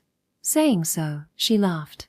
The smile, far from a Nico smile, resembled more of a sneer or a hearty laugh. Despite the unconventional expression, given her kind treatment, I decided to bow my head appreciatively. With the assurance that she'll arrange various things for me and facilitate my departure from here, I found no reason for complaints. It was a generous offer, and I decided to place full trust in her from this point onward. "So, at school, can we study things like how to use magic?" "Yes, of course. You can learn many things necessary for life. The reverse is true too, though." "The reverse?" "The ways of life and the path of killing, various things." "Path of killing? What kind of school is this?" "It's the prestigious Royal Roses Academy for a secure future. It might be an elite institution like a national school." "Amazing. May I ask the name of the school?" "It's the Roselia Royal Whatever School." "Whatever School? Oh, I almost forgot to mention." "Well, you'll understand when you go. A transfer at this time of the year is arduous, but you seem quite intelligent, so you'll manage somehow. There's also a physical aspect to it, you know." She appeared to be uttering unsettling statements here and there. It was debatable whether to ignore them or not, yet the ultimate conclusion may remain unchanged regardless of my pondering. Well, unfortunately, it's time to say goodbye." Quickly putting away the admission application, Nicarinas stood up. I too hastily stood up amidst mulling over how unbelievably impatient she was. Maybe she was indeed busy as the director. "Director Nico, thank you for everything. Somehow, things turned out like this without me really understanding." "Ahahaha, no need for thanks. From the moment you woke up until now, it must have been quite challenging, right? But from now on, you can live freely. The situation on this continent is going to change drastically. The capital seems a bit fishy too. Troublesome mold seems to be spreading. The era of relative stability is ending, ushering in the dawn of a turbulent era. The excitement and thrill won't stop. Let's do our best to live through it, you and me." She forcefully shook hands with me, all the while humming, and turned to depart on her heels. What a stormy person. A turbulent era. I wonder what that means. I couldn't quite get the gist of it and wanted to inquire more, but Director Nico was already gone. Several stern-faced magicians replaced her as they placed various items one after the other. They even opened the bags to make me take a look at it. It seemed to encompass a uniform, changing clothes, daily necessities, and various study tools. They were quite unfriendly, unlike Director Nico. But that didn't throw a veil over their kindness. "I want you to try on the uniform to see if it fits. If you need anything else, don't hesitate to let us know. We'll arrange whatever we can immediately." "Ah, thank you very much. Tomorrow morning, we depart for the capital, Belle. If you have anything to convey to Lady Miriam or the others, let us know. You can even write a letter." I didn't have anything specific in mind, and so was about to say it's fine, but my mouth opened on its own. It seems that I did have something to say. "Thank you for everything. Please convey my gratitude to my stepmother, that's all. I'll definitely express my gratitude properly at some point." "All right, I understand. Well then, excuse me." The slightly flustered magician hastily departed. The others too followed trial, leaving in a dejected manner. They resembled busy people like Director Nico. I quickly pulled on the prepared uniform. Yet without a mirror accessing its suitability when worn remained in question, a pretty unfortunate situation. Somehow, the first impression was that of a military uniform. Or rather, the hat was unmistakably a military cap. While it gave off a cool vibe, one might question its appropriateness befitting a student. Adding to the intrigue, a saber with a crushed blade was prepared, truly mysterious. Like this, maybe. I firmly grasped the weighty handle, its cool touch adding to the sensation. The sword was perfectly sized for me, evoking a genuine swordsman's feel, prompting an involuntary smile on my face. Curiously, a purple hue emerged from my hand, which I consciously directed towards the blade. Amazing. It turned into a purple sword. Ah, it looks like those shiny toy swords you see somewhere. I scanned around to see if there were any targets, but there wasn't. Opting for spontaneity, I decided to unconsciously swing it, leaving the outcome a chance. Higher, echoing with a thud and a somewhat eerie sound, the purple hue slams the wall before disappearing. I felt like I heard a scream reverberating the hired dog. But it might have been the figments of my imagination. After all, I have no idea which dog it was, and most importantly I liked animals, so I wouldn't pointlessly attack. Well, that's a truly meaningless magic performance. I found my magic to be within the scope of entertainment. If I were to name this one, it would be the disappointing climax move. Would studying enable me to grab hold of proper magic? I feel like I won't be able to. In that case, I'll embrace the allure of my purple hue magic, mastering it as my signature social lubricant, much like director Nico's distinctive move. Section. The carriage energetically swayed, accompanied by a rattling sound. Despite the enchanting realm of magic, the transportation appeared surprisingly primitive. When I casually inquired about the existence of magic carpets or flying horses, I was ignored with disdain. Unlike the vibrant director Nico, everyone else here seemed rather dull. A disappointing tale. Speaking of disappointing tales, the purple sword from before could no longer be summoned. Was it a one-time super climax move? I yearned to swing it for an exhilarating departure. Why, you ask? When I inquired with a magician in a hood, I was once again ignored. I persisted, prompting the pale-faced magician to dash off with "I'll check right away." An hour later, sweating profusely, he explained that director Nico felt I lacked the right mood after experiencing liberation. Haha. I may not grasp the meaning, but if Nico says so, it must be true. The disappointing sword dance remained sealed for now. Truly disheartening. Well, be that as it may. My back hurts. I was currently en route to the so-called capital, dozing off in the carriage. I wish they had prepared something like a cushion, but there was only a shabby cloth. Oddly, this carriage seemed far from ordinary, more like a prisoner transport. The door couldn't be opened from inside, the roof was an iron plate, a far cry from the usual canopy, and I was behind iron bars. Beyond them, the formidable magicians from the other day lay await. I could see someone resembling a coachman driving horses, leading the iron box. Normally, I might have had a complaint or two, but this was somewhat amusing, so I refrained from complaining. Why, you ask? Let me outer here. Hi. Trembling, I extend my hands like a zombie through the iron bars, eliciting positive reactions from the magicians. It was amusing to the point where it made me burst out into laughter. However, after dozens of repetitions, boredom settled. Threats, scares, aching back, it became repetitive. No matter how interesting it was, monotony crept in at once when solitary. Humans were inherently selfish, weren't they? I wanted to look outside, but unfortunately, the window was rendered unable to open. The only visible vestige of scenery was a crude dull grey, accompanied by the cacophony of people outside. It was a lackluster journey. I needed to distract myself from this excruciating boredom and back pain. I went with the flow up until this point and stressed the necessity to remain optimistic. This was also what was required of me from the words of director Nico. I didn't quite understand anything myself, but that was okay. If there was something I didn't know, I could always ask, and if that didn't work, I could research on my own. Starting with this very reason, I decided to commence by talking to someone nearby. After all, communication was my forte. Ori, can you hear my voice? Hello. The magician briefly glanced at me, tightly clenching something akin to a stone, then lowered their gaze again, holding onto it since the threat. Perhaps it was a protective talisman. Others stayed motionless, fervently muttering, possibly in prayer. The other alternative could be that the magicians might simply be fatigued. Some could stay awake while napping. Playing with children does demand extraordinary stamina, after all. If that's the case, I'll liven things up by banging on this iron-barred iron plate. Taking a deep breath, I concentrated. Then, as I made a fist, I braced my arm and struck the sturdy iron plate with all my might. Take this. I expected to hear the distinctive sound of hitting iron.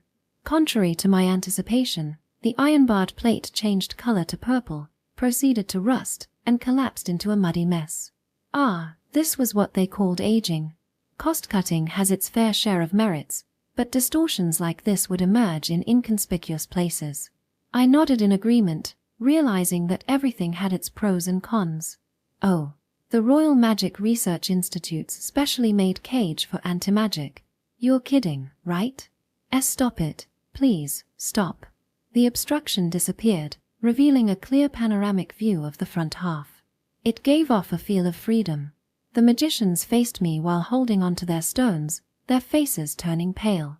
The stone somehow glowed, creating a barrier-like shield, which I tried to poke and was hastily stopped. Wait. Don't panic, don't rush. Please, calm down. Oh, were you awake? Could it be you were pretending to ignore me? How rude. No. The magician shoots me a sharp glare, then abruptly covers their mouth, vomiting on the spot. Disgusting. Looked like he was sick from motion sickness. Maybe he ate tomatoes. There was even a red splatter. Cleaning this up later will be quite a task. The carriage now reeks of vomit and iron rust. I remained completely unfazed, as I was resistant to motion sickness. "IIT's not what you think. It's not like I was ignoring you. It's just that talking during a mission is prohibited. Please forgive me." Another magician threw himself forward, frantically trying to explain. I wasn't really angry, but it seemed that way. Was my face that scary? I'll have to carefully examine it in the mirror later. Perhaps even practice a smile while I'm at it. Well, you see, I have a very important request. My back hurts, and so does my buttocks. I also want to see the scenery outside. I appealed for better treatment regardless of the outcome, as expressing one's will was more essential. I've been ordered not to interfere with you as much as possible. Just please give me something to sit on. Please. But. My back and buttocks are really hurting. Fine, I get it. So don't look at me with those eyes, please. The magician who covered his mouth earlier conjured up something like a cushion, handing it over to me. It appeared to be well used and wasn't very clean, but I couldn't care less about it. I quickly sat down, finding it surprisingly comfortable. If I had stayed as it was, my buttocks would have been sore, risking a strained back. It wasn't being frugal, it was the birth of a resourceful girl. So, how can I see the scenery? Will arrive in the capital in about half a day. After that, you can take your time to enjoy the view. I beg you, please, just be quiet for another half day. After that, you can do as you please. Understood. The iron wall was ravaged open in a distorted manner. I sat formally in front of it, waiting. The magicians seemed uncomfortable. I continued to watch the magician who sadly succumbed to motion sickness. They were still white-eyed and immobile, but they seemed to be breathing, so it was okay. After all, humans were surprisingly resilient. I snuck a glance, and the coachman quickly averted his gaze forward, appearing anxious. Intrigued by their teary eyes, I observed closely, and the coachman's back started to tremble. The neighing of horses echoed, and the rocking of the carriage intensified. Then, a hand extended, offering something and thereby breaking the occurrence. A cup, perhaps. Do you want to drink? Hydration is allowed. Thank you. I was subtly thirsty. Tea was poured into a flask and handed to me. I received it gratefully and chugged it down. It was cold, yet quite bitter. While I could tolerate bitterness, I inherently preferred sweetness. The one I drank from the empty bottle the many days prior was delicious. I wanted to taste it again. The rocking had stopped now. By the way, what is the capital like? W will be arriving soon, so you should check it out for yourself. Also, interference with you. I'll keep it a secret. So, what's it like? I want you to tell me. I attempted to wear a mischievous smile as much as possible. Some things were better left unsaid. Conscience and such remained unknown. The capital, Bel, is one of the largest cities on the continent of Europa and the capital of our beloved Roselia. I see. As a renowned city of flowers, it has a history of producing numerous prominent artists and magicians. It's so famous that parents in Roselia tell their children to visit it at least once in their lifetime. Oh, is that Paris? I've heard of it, Paris. Wait, is there a place called Paris? Memories became murky. I knew Paris. Everyone knew it. But I shouldn't know it. Wasn't Belle okay? I became uncertain. No, not Paris. It's Belle. But when you talk about the city of flowers, isn't it Paris? I don't know which city it is, neither have I heard of it. Then how about Paris? I said it's Belle. Is that so? A slight witty joke was ignored. Now I could kind of understand director Nico's feelings. Nevertheless, it seemed like a different world here. So, which was the real world? It was quite challenging to answer which the real world was. What was this so-called real world anyway? Since this was in the philosophical realm, I could ponder it when time allowed. In my memories, the city of flowers asserted itself as Paris. But here, it appeared to be Belle, and, above all, magic existed, indicating a significant difference. I've never heard of the Seven Scepter family. Well, it was an irrelevant tale. My memories were vague after all. By the way, what year is it now? It's the year 585 of the Darren calendar, June 13th. But, Darren calendar? What's that?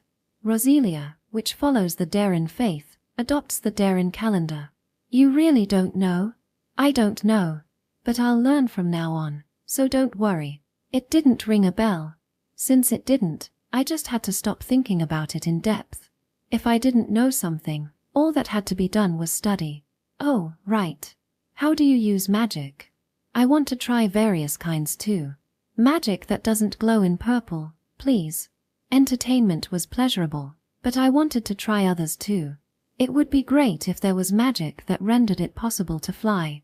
But this idea was nipped in the bud the moment it appeared. We were moving inconspicuously by carriage. So, were there flashy magic spells? Transformation magic? Perhaps there were, and the very thought of it made me joyful. It would be good to learn one or two defensive magic spells as well, just in case. For details, ask at school. It's something we are unable to help with. We don't have the time nor the permission. It's impossible. Is that so? Well, I have to write a report soon. Is it okay to end the conversation here? You, too, stay quiet. Please, just be quiet and don't do anything. I beg you. The conversation was thus forcibly brought to an end with an indication of mild annoyance. Once again, I found myself bored, so I turned my attention to the scenery. As I gazed out, a feeling of frustration washed over me as I couldn't help but imagine that if the deteriorated iron plate from earlier were still there, I could likely shatter it with a single punch. Ready, set, go. With a shout, I unleashed a full-power punch, and the rusty old wall cheerfully burst outward. A refreshing breeze swept in, and warm sunlight poured through the opening. The sun's gentle warmth felt inviting. It was perfect for a nap. I just said, "Why are you?" The magician burst out, ignoring him. The elderly magician who had been silent all along only shook his head disapprovingly. "Stop it already. We can't stop her. Whatever we say or do is useless. As director Nico suggested, we should have made it a normal carriage. This is something that absolutely should not be confined. But, if we don't, it would be troublesome when needed. You agreed to that. That's why I'm saying it was a mistake. If you don't want to die, don't get involved anymore, and don't even say a word. Let her do as she pleases until we arrive. It's just half a day of endurance. It's best to pray to the Daiwa god and director Nicarinas for everything to be fine. Don't do anything. Teach then, what about us? If you're so insistent, I'll get off here. I never knew it was a transport mission. I'll accept any punishment. I absolutely won't endure a death like that. No way. Somehow, a heavy atmosphere seemed to loom ahead, but here at the rear, there was a sense of freshness in the air. Yet, the scenery I had anticipated wasn't particularly remarkable, just trees, fields, and the occasional glimpse of houses. While it initially held my fascination, the novelty quickly wore off. It was a common human trait. Repeated experiences often led to boredom. Phew. I feel tired. Maybe I should sleep now. It's not good to oversleep on the first day of school. With a heavy sigh, I reclined. The new uniform still felt stiff against my body, lacking the familiarity of a well-worn garment. Even the leather shoes seemed to pinch in all the wrong places. It's not that I had a preference for dresses, it's just that pajamas offered an unparalleled level of comfort. I made sure to pack them meticulously. Their soft texture and coziness made for the perfect night's sleep. Ha! I made eye contact with someone who appeared to be suffering from motion sickness. Or so I thought, until I realized my focus was off. It seemed they were lost in a troubling reverie instead. Pity, they might be having a nightmare. Yet, it's comforting to know they're still alive and not dead. There are no lingering effects, I reassured myself. I let it pass because the response seemed positive. I added, hold on, I was starting to lose track. Who pleased whom and for what reason? Who am I? Not in a philosophical sense. Well, regardless, I was feeling drowsy, so I might as well drift off to sleep hoping for a pleasant dream. As I combed through such matters, I gradually succumbed to slumber under the gentle embrace of the warm sunlight. Section. The Rosilio Royal Army Officer Academy. Established under the sponsorship of the former king, with the aim of nurturing talents for the future of the kingdom. Graduating with a certain level of achievement within 4 years was mandatory for all students. The first admission requirement was typically to be 16 or older with no physical or mental issues. The second condition was to either pay a substantial admission fee or pass the entrance exam with exceptional results. For those who successfully passed the rigorous entrance exam, both the admission fee and tuition were exempted, making the academy an attractive option for many aspiring individuals from the lower classes. However, failure to graduate resulted in an obligation to refund the tuition, and students were conscripted into the army as soldiers to repay their debt. Sadly, many fell victim to this scheme and found themselves on the front lines of the battle. Furthermore, it was nearly unheard of for noble-born sons to fail to graduate. Unlike their citizen-born counterparts, the path to becoming an officer was practically guaranteed for them. Some even returned to their noble lives after obtaining their officer status, adding to the prestige of being academy graduates. As a result, there existed a significant disparity in the abilities among graduates, and the desired outcomes of the academy had yet to be fully realized. The graduation authorization system functioned appropriately and strictly only for citizen class students. Cavalry is the battlefield's epitome of grace. Infantry is the battlefield's vengeful bloom. The schism between nobles and citizens extended even to their academic pursuits. Noble students gravitated towards glamorous courses like magic and cavalry. They immersed themselves in antiquated training methods, focusing on mastering incantations for magic spells that were no longer used on the battlefield, and perfecting cavalry charges using flashy barrier magic to dazzle their foes. Proficiency in riding or spellcasting held significant appeal, particularly among noble daughters, but their actual combat performance remained inconsequential. Furthermore, for second or third sons of noble families who were ineligible for inheritance, a military commission became a matter of status. While not all subscribed to this mindset, many ambitious noble youths meticulously planned ahead, securing placement under esteemed instructors or opting for enrollment in the Naval Officer Academy from the outset. Within the Navy, there were no shortage of aspirants eager to vie for glory in the competition for colonial expansion, though the entrenched hierarchy between the nobles and citizens persisted even within the Navy. Nobles become the kingdom's sword, and citizens become the kingdom's shield. In a display of patriotism, citizens eager to serve their country were often left with limited options, forced to choose from less glamorous infantry or artillery courses since cavalry and magic courses had no vacant seats left. The infantry branch, despite its gritty image, served as the frontline shield. Once an officer, one had to command soldiers who hadn't undergone proper training. Bearing the forefront of warfare, infantry units faced high casualty rates and often never received essential items like antimaterial barriers. Officer training focused on skills such as formation marching, rifle handling, and troop leadership, with frontline officers responsible for maintaining discipline and preventing desertion.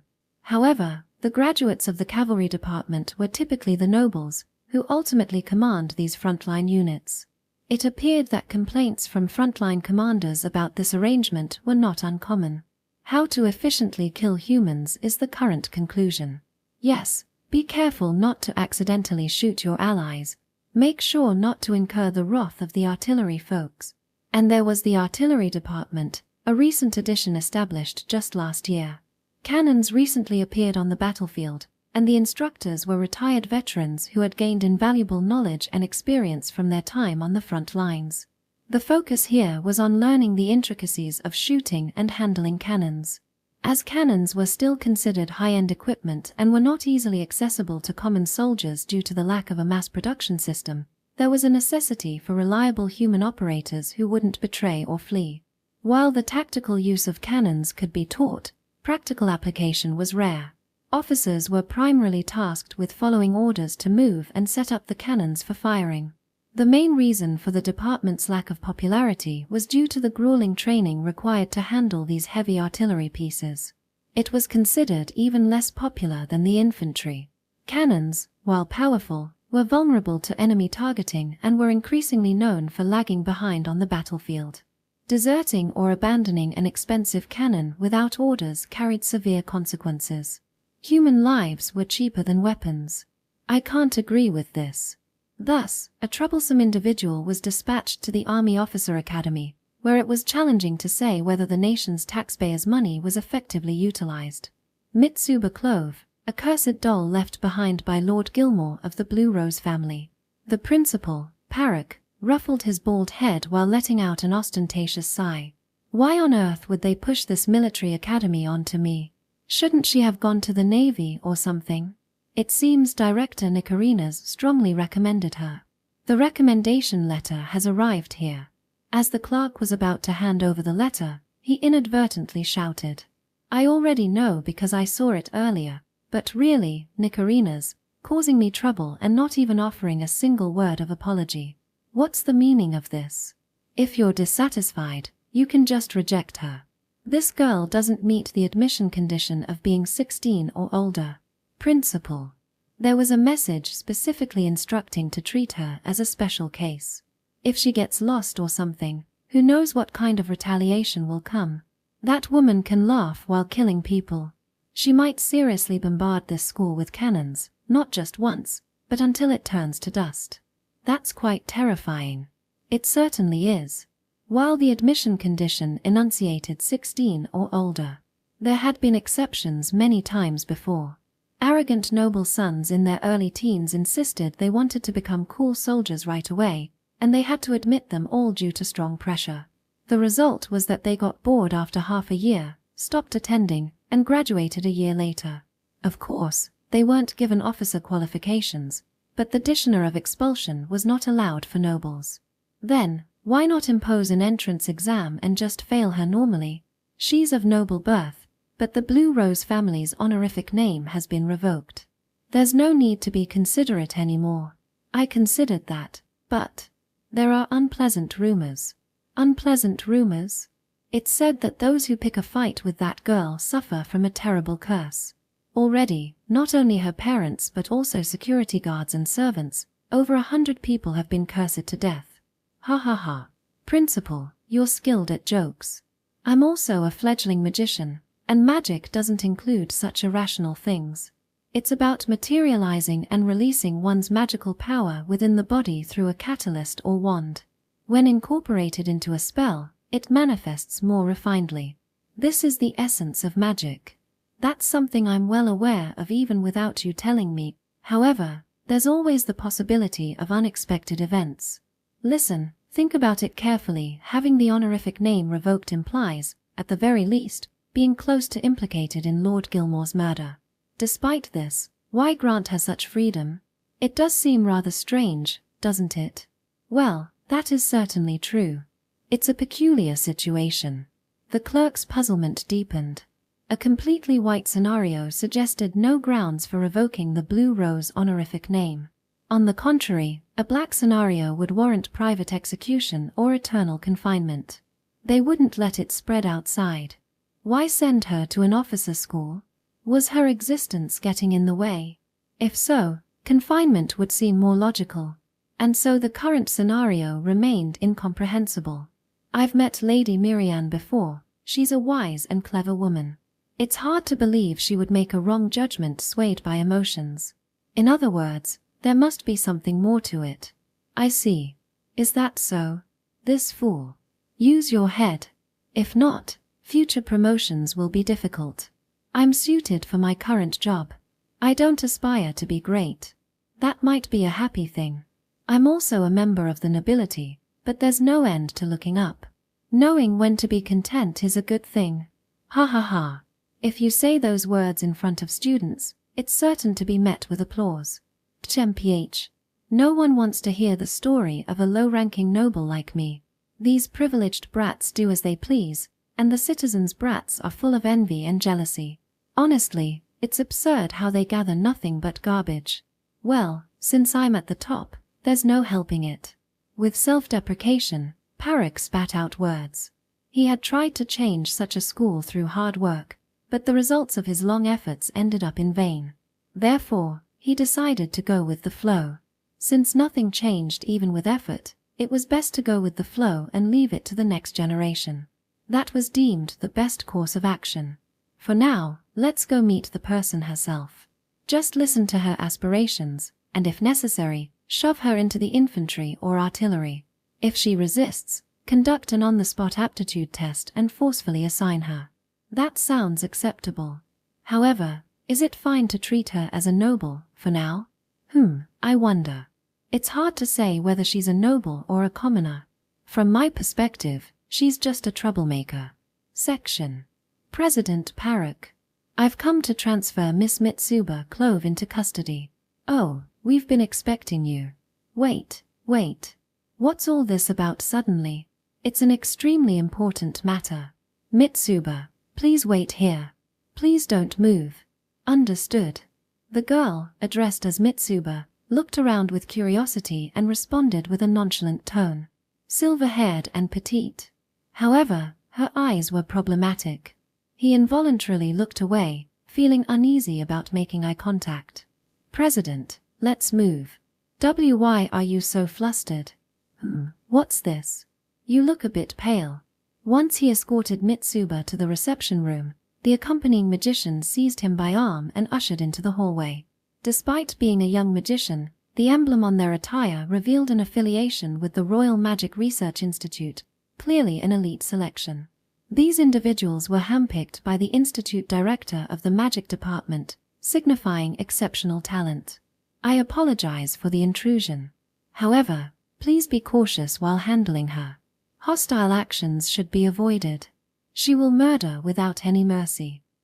Well, I don't understand what you're saying exactly. Certainly, she gave off an unusual vibe, though. Those eyes, resembling a doll's, made contact with mine only for a moment, yet it left a powerful aftertaste. Was there a hidden haze deep within them? You'll soon understand, whether you like it or not. I'll just say that almost all the rumors are true. Surely not. Outside, there's the Royal Magic Research's transport carriage we used this time. Please confirm it with your own eyes later. The cage designed for anti-magic use was easily broken. That's ridiculous. A specially crafted anti-magic cage used to transport prisoners. A costly item made of magic-infused luminous stones.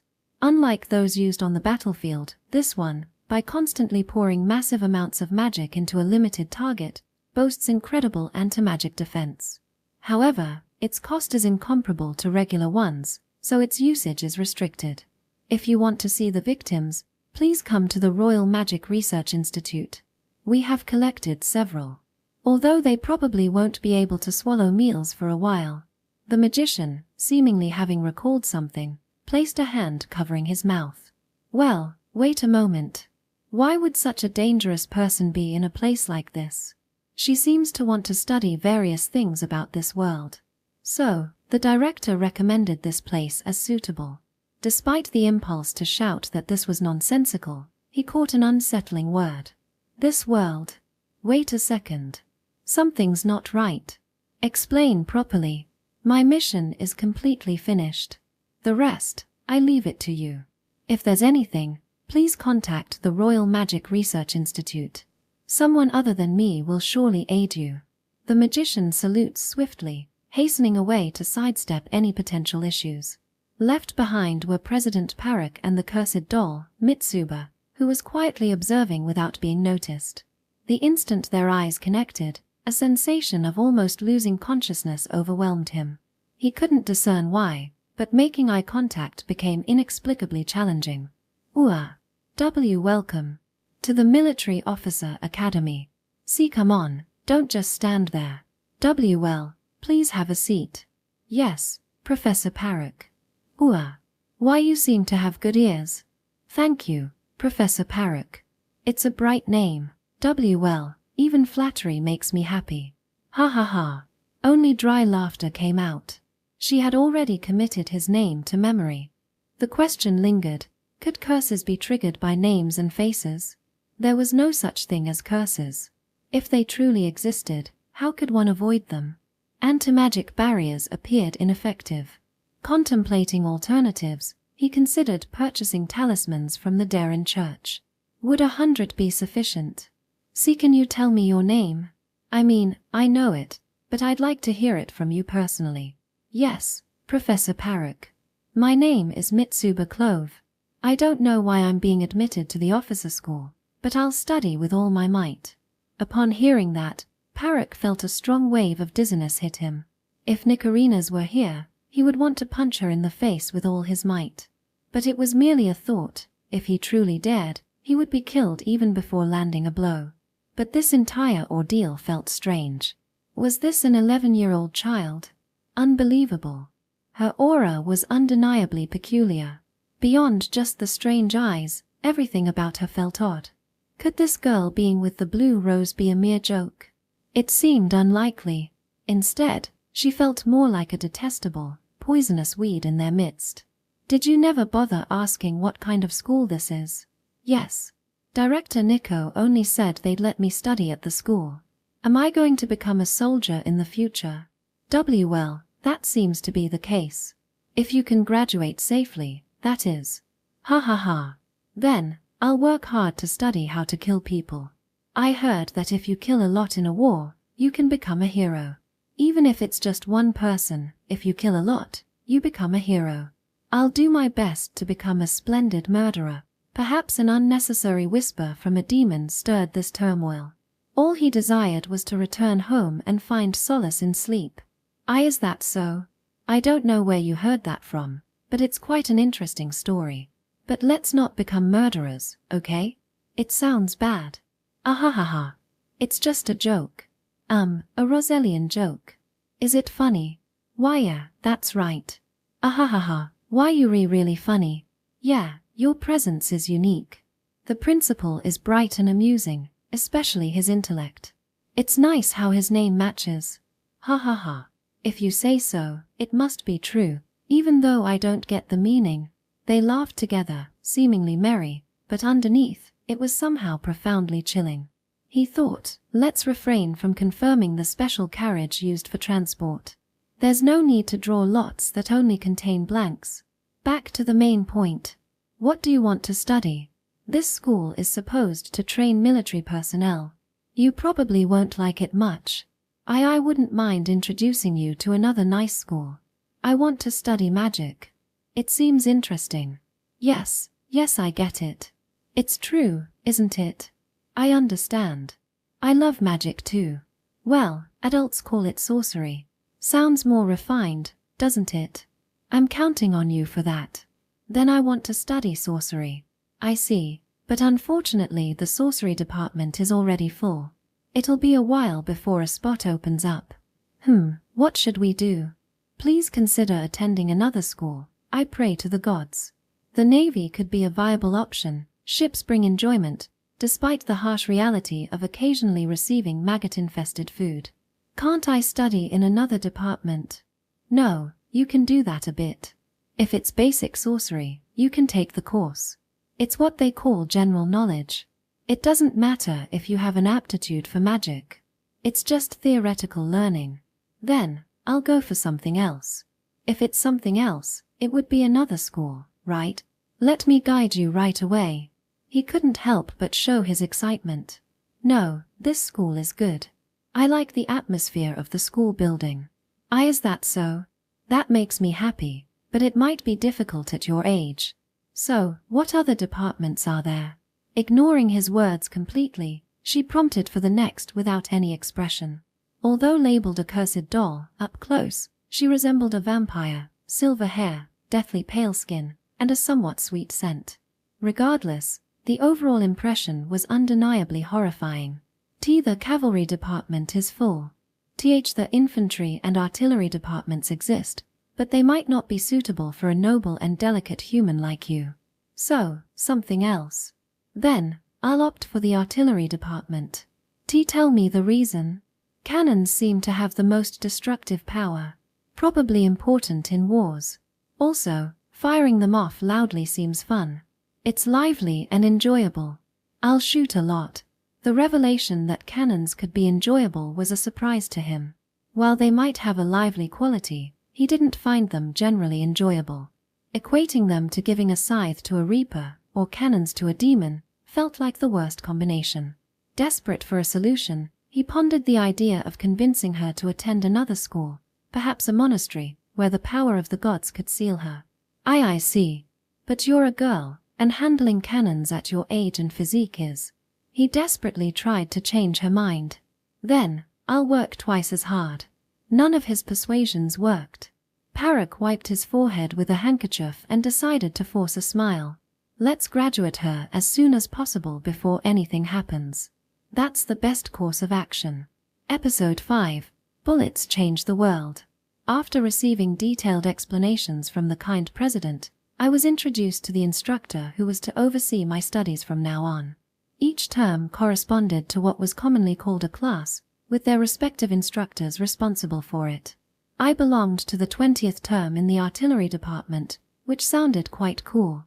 Although the school had a 20-year history, the artillery department was newly established last year. Starting in January, I was already 6 months behind. Is this really okay? I felt quite anxious. Well then, Gardo, I'll leave the rest to you. If anything happens, I'll leave it to your care, so please take care. Why yeah. Well, I understand. But is it really okay? We're in the artillery department, you know? Yeah, this time is an exception. But, there's no need for special treatment. Just treat normally, like you treat everyone else. I'm counting on you to not cause any trouble with other students. Especially with her. Absolutely don't cause any inconvenience. Got it? Well, fine. I understand. Saluting the departing president, the robust, sunburned middle-aged man, Gardo, turned towards me with a puzzled expression. An exception? Certainly doesn't seem normal. What's the special circumstance? I'm trying to keep it as normal as possible. Although I said that, his expression showed he wasn't entirely convinced. I'm Gardo, taking care of the 20th term artillery students. I don't know anything about your family background. I won't consider it at all, unlike the others. I won't provide any special treatment for your late enrollment or age. If there's something you don't know, ask or research it yourself, and make an effort to catch up. If I accommodate you too much, it'll be a nuisance to others. There's no school that adjusts classes for transfer students, but some concessions would be appreciated. This instructor, Gardo, seems to be strict about it, judging by his stern expression. Yes, I understand. Good. Let's get the introduction over with. By the way, are you prepared for classes? Yes, more or less. Receiving various writing tools, a saber, and military-like uniforms different from the regular ones, I felt like an ordinary soldier once I put them on.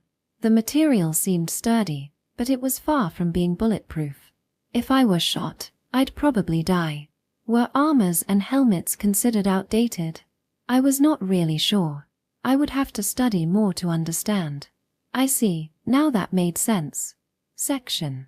Guided to the classroom of the 20th Term Artillery, I found it somewhat dirty but reasonably spacious, accommodating about 50 people who would likely become my classmates. And as expected, there were few women, only 2. While some might react negatively to female social advancement, considering this a military academy, it was understandable that there were few women aspiring to become soldiers. The atmosphere truly felt unwelcoming, not very inviting, to say the least.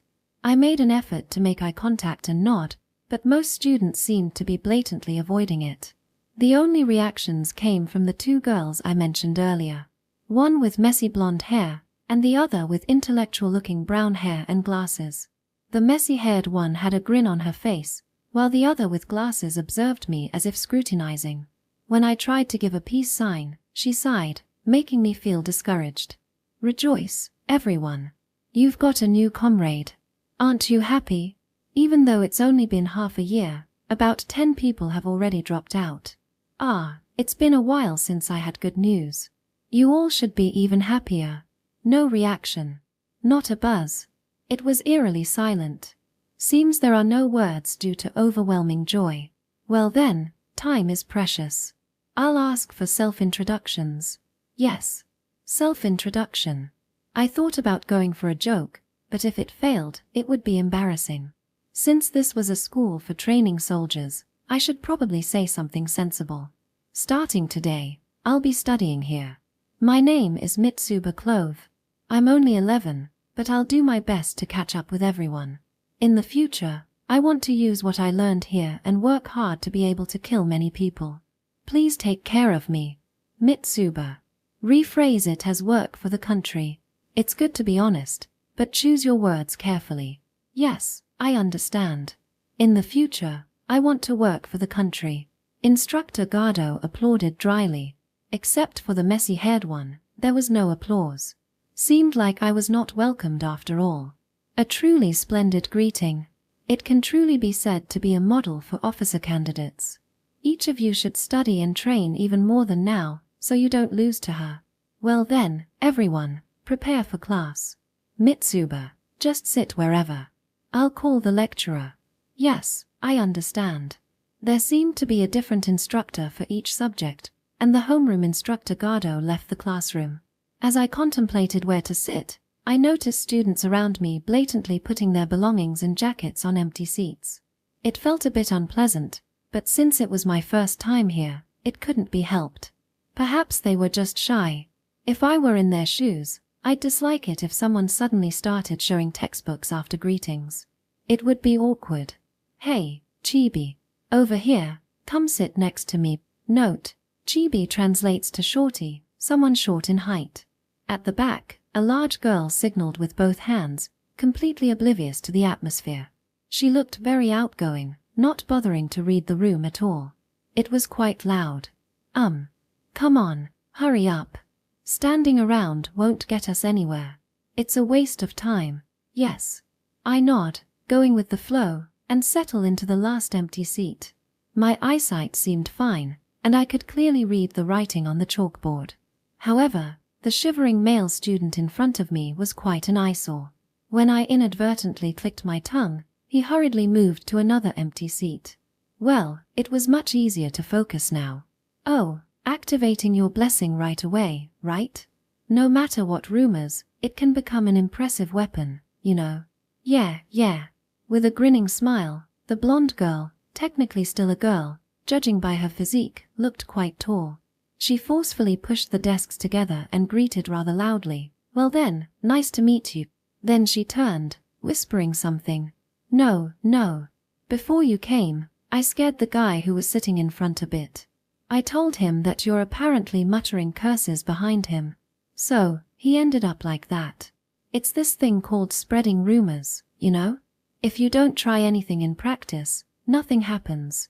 I plan to use it a lot in the future, too. She smoothly runs a pen over her notebook. So, did you know? Chibi's first class is history. It's a class where you can learn about the great achievements of Roselia. Yes. It seemed my voice didn't reach her ears. This class is the biggest enemy of drowsiness. It always ends with a great king achieving great things because he did something great. Everything is fantastic. However, they never explain why the economy has been bad recently. Even the defeat of Driante from a few years ago is completely treated as if it never happened. Maybe because it was great, it's treated as if it didn't happen. Well, everyone wants to be great, right? She yawns widely and sprawls on the desk with her messy blonde hair, seemingly lacking motivation. So, Chibi, why do you want to be a soldier even though you're short? Is it to dispel those rumors or for an honorable death? Amazing. You're diving in right away, aren't you? Well, yeah. She approached assertively, appearing to go her own way confidently. I prioritize my own pace. I prefer changing others rather than changing myself. Life is easier that way. Is that so? It's tough being the one dragged along, especially me. However, she showed me her textbook and shared interesting anecdotes, so overall, it was a tie. Yeah. So, how about you? Are you going to dedicate your life to the country, or go for an honorable death? I don't have that kind of intention. I couldn't stay at home anymore, and that's how I ended up being introduced here. That sounds tough. Well, I don't really care. But seriously, of all things, artillery? Shorty, you hit the jackpot. She flopped down looking lethargic, and with just her side profile, she looked at me and smiled with a teasing expression. What do you mean by hitting the jackpot? You see, in the artillery, you not only take the same classes as the infantry but also learn about cannons. Once you learn about the difficulty of moving cannons, you might feel like quitting involuntarily. About 10 people have already deserted. Among the girls, only one more besides me is left. But you know, that exhilarating feeling when you let it loose is irresistible. When you line them up and fire, it's absolutely spectacular. Even with those haughty knights and their barriers, it's a clean sweep. Sigh. But you see, due to cost-saving measures or something, we could only fire once a week. Despite buying lots of horses and magical tools. Unfair, right? More than that, it should be live-fire exercises with artillery shells. Is that so? Yeah, that's how it is. So, you'd want to do something about it, right? Well, I would like to do something about it. I understand your sentiments. It makes me happy. The blonde tousled head and I exchanged grins when our eyes met. It felt like a good smile, I think. Come to think of it, she knows my name, but I don't know hers. Since we're both women, it's best to ask properly. So, what's your name? Haha, your name is Mitsuba, right? I remember. I'll call you Chibi until you surpass my height, so deal with it. Then, can I call you big girl or Miss Tall? No, you can't. Rejected. Mainly because it hurts my feelings. Is that so? Yes, of course. The tousled blonde head proudly scratched her cheek. How do you feel about being called Chibi? It's fine, it's a fact. Besides, Chibi has a cute ring to it, but big girl or Miss Tall doesn't. It doesn't resonate with the heart. But putting that aside, what is your name? After some light exchange, we got into the main topic. I found that I got along well with this big, tousled blonde. I wasn't holding back either, and I didn't sense any reservation from her. It was a bit mysterious, I didn't know why. Oh, I didn't tell you? No, you didn't. Curine Perana St. Helena. Well, I'm a fallen former noble. Even though I've fallen, I didn't sell the honor of the Perana name. Because it's my stupid pride, I think. Honor name? It's just a decoration. It would have been better to sell it off quickly. No one gave me bread just because I had it. But even though I didn't eat much, I grew this big. Humans are mysterious, aren't they? Indeed. Oh, by the way, I can't compare to the Blue Rose family, but if you marry my big brother, you'll get the Perana surname. How about it? The conversation jumped from names to discussing potential marriage partners, quite a lot happening all at once. Maybe I was standing out in this classroom? I think I might be standing out too little, because even though we were talking loudly, no one looked in our direction. I'll consider it. Oh, your heart isn't really in it. Well, he's not that great, so it's better to drop it. Well then, I'll sleep now and lend you this textbook, Chibi. You'll probably get a new one later, and it's okay to use the ones those idiot deserters left. It's almost brand new. Thank you. No problem, don't worry about it.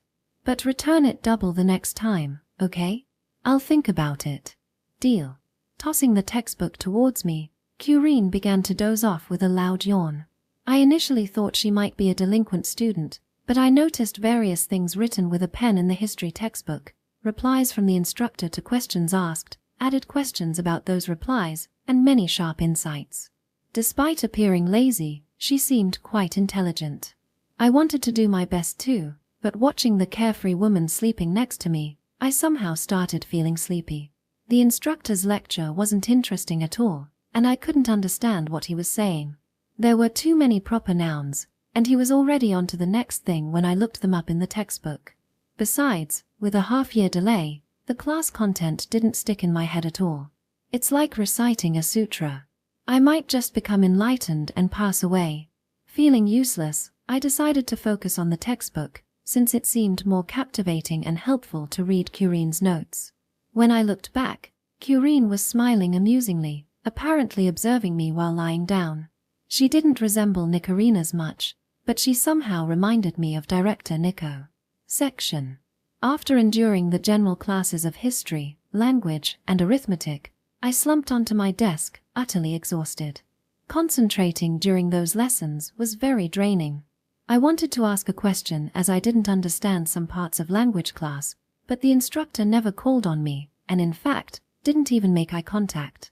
It was a horrible situation. I thought I would experience something awful soon, like slipping on a banana peel and hitting my head. That would be hilarious. As I pondered, lost in thoughts, my classmates swiftly gathered their belongings and filed out of the classroom, likely going for the cafeteria. Do I have lunch? But I don't have money. I am a human and I get hungry too. Despite there being poor kids here, they're being overlooked. I wonder if someone will treat me. As the thought crossed my mind, someone who appeared willing to treat me approached. Wow, what a face. It's like the moment when a dead body opens its eyes. Truly terrifying. Is that so? Well, then I'll try to move a bit like that. But lunch is on you. Saying, I performed eerie doll-like movements as if possessed by an evil spirit. Then muttered, give me food. Curine took 3 steps back, exclaiming. The remaining students screamed and rushed out of the classroom. Amazing. If I see this at night, I'll undoubtedly scream. You might as well pursue a career in theater. But you seem fine with it. Haha, I got a little scared, but well, I'm a curious person. I love stories like that. Unjust things like people dying from curses or transforming due to grudges are fascinating, don't you think? You're a weirdo.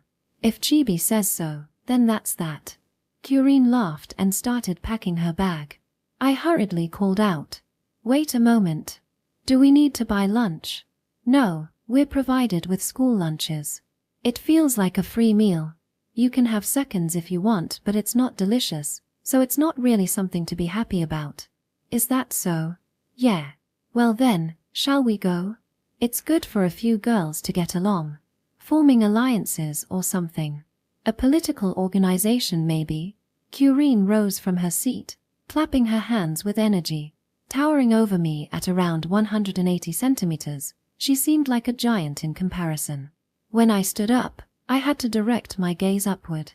The contrast between us was stark, like the meeting of a dwarf and a giant. Oh, isn't there another girl? Ah, are you talking about Sandra the weirdo? Aside from class hours, she hardly talks. I mingle with the boys, but she's always holed up in the library. She's serious and rigid, and a weirdo. I see. Whether we become friends or not is up in the air. Well, from now on, the 3 of us might be tasked with carrying cannons. I hope Chibi has strong arms. Saying that, She laughed and lightly patted my head, pushing me forward. She seemed to have a considerably mischievous personality. She might be popular in an all-male environment, but who knows? The military academy cafeteria was indeed spacious. It could apparently accommodate all students from the 17th to the 20th period at once. Various events were held here too. Maybe even graduation parties. What caught my eye was that on one side there were beautifully arranged dishes on clean plates, while on our side there was just bread, meat, stale vegetables, and cheese haphazardly put together. The atmosphere felt stagnant, and this clearly showed a severe disparity. It's bothering you, right? Yeah, I get it. But don't give up. That side is reserved for the noble seats. Noble seats? Oh, yeah. The sunlight is warm, and the chairs are really soft. Here we have seats for the commoners and others. Silly fallen nobles aiming for the artillery department and the rumored former Blue Rose family heiress are also on this side. Well, they say you get used to it, so bear with it. But the food over there looks more delicious. It smells amazing. Well, yeah. However, infantry and artillery students can never eat there. The strict caste system with tradition is tough. If you see this every day, you might understand why some become Republicans. Forcing me to sit down, Curine goes to get the food. Unlike how the nobles had waiters taking orders, here it was a buffet style. You had to go get it yourself. Here you go. You're on your own for seconds. Thank you. Yeah, just for the first time. Oh, I was curious about what expression you'd make while eating. Go ahead, try it. I didn't understand, but reluctantly tasted the vegetables she recommended earlier. They were a wilted imitation of pickles, sour and unappetizing. Inadvertently, I frowned. It looks ordinary. I thought you'd make more of a sour face like an octopus. I apologize for not meeting your expectations. Disappointing, isn't it? Absolutely. However, with that expression, you'd be good at card games or something. Your emotions are hard to read. You might make a good diplomat in the future. But I'm in the artillery department. Well, you never know what will happen. Just between us, it wouldn't be surprising if anyone becomes a king. In the Eastern Empire, there's a weird rumor about a lover's child rising to become the emperor. They say he slaughtered all his blood relatives, destroyed the palace, and quickly took control. It's a mysterious story about some kind of monster. Oh, really? Even if it's half untrue, it sounds marvelous. I wondered if there was someone like that here too. I wouldn't meet them, but I might see them in newspapers someday. I am looking forward to it. Undoubtedly, the world is starting to move. Eventually, things might flip here, too. While devouring bread, Curine casted a contemptuous glance at the noble seats, her eyes gleaming with ambition. I tried to emulate her, shifting my attention to the nobles, particularly onto a man chatting away with an air of superiority. It was quite typical. But what caught my interest was the person next to him. Let's see. Oh, that person seems to be on the verge of ruin. And the one next to him looks like he has an eerie presence. Ha! Oh, that's... And... You insolent wretch! One of the nobleman's attendants suddenly shouted in anger. It was the individual who seemed to have an eerie presence. While I didn't know what eerie presence meant, I got the general idea. However, I didn't understand why they were shouting, so I looked around. Everyone was turning their faces away as if they didn't want to get involved, distancing themselves. You there, just being in the same space as you is filthy enough, and yet you dare to cast your impure gaze in our direction. Know your lowly place.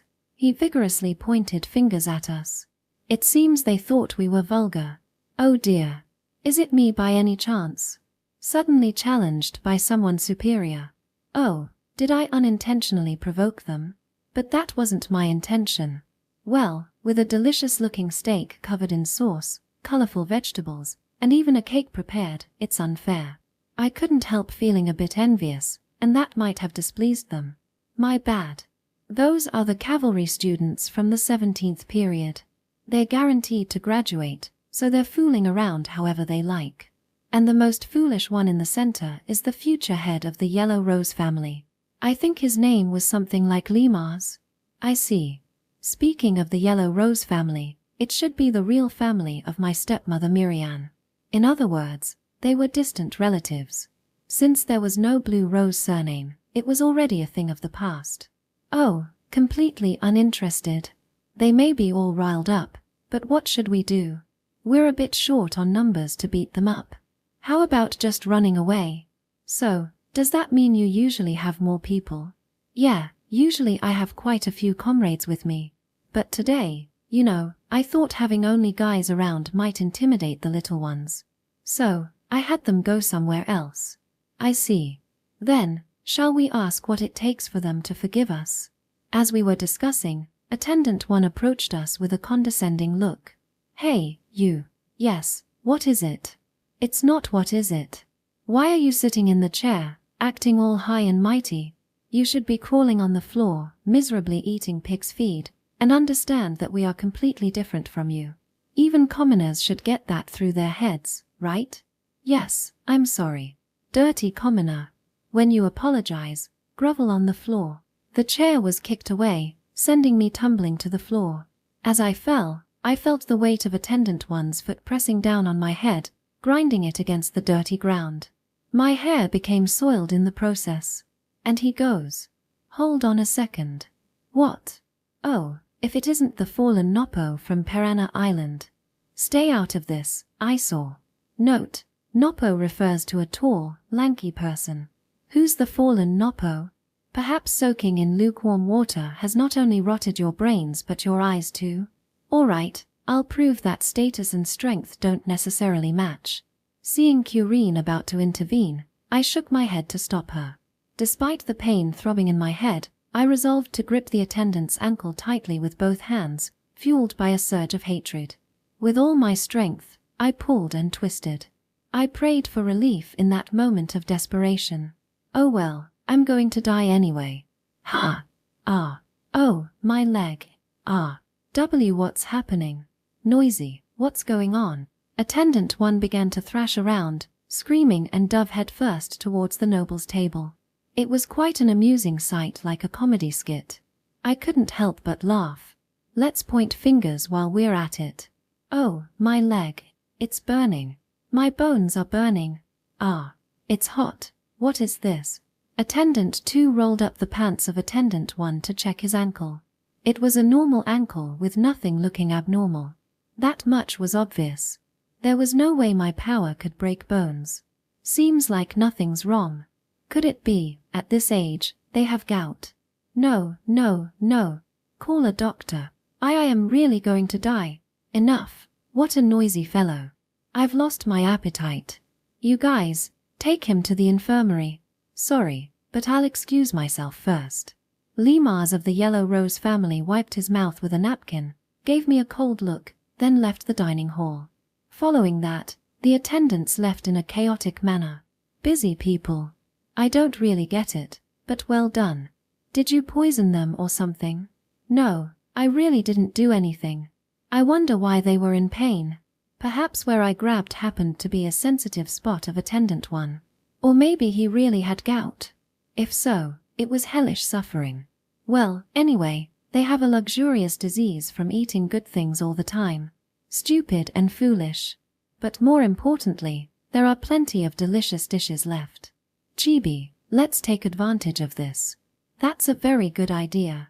Good. I raised my hands in agreement. The waiter was trying to stop us in a hurry, but was a bit hesitant. Wait a minute, you guys, that's your. But it would be a waste to leave it behind. So, we'll enjoy it. Well, that's the plan. Now, if you have time, go take care of other noble folks. Curine enthusiastically digs into a sumptuous meat dish with her hands, resembling a wild child.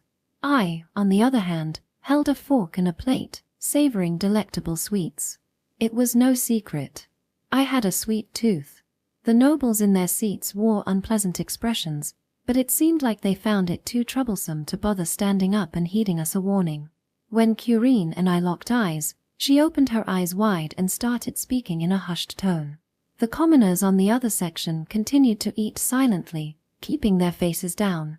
Perhaps they were embodying the idea of leave the gods alone, and they'll leave you alone. Well, I was not one to leave things be. It wouldn't be interesting that way. Well, the seats got shuffled a bit early. Let's consider this a dress rehearsal for now. So, you still want to be on this side? Of course. Delicious meals, exquisite wines, a huge house, vast fields, numerous servants, and a beautiful bride. Gold, silver, treasures, revelry. It's the ambition any man would dream of. Even though everyone laughs and mocks me when I say this. No, it's a wonderful dream. Curine's eyes shone brightly with youth and ambition. Her impressive build exuded a certain intensity. She possessed a hint of charisma and appeared to already have companions by her side. Right. Chibi here too. The spirit to resist that idiot was admirable.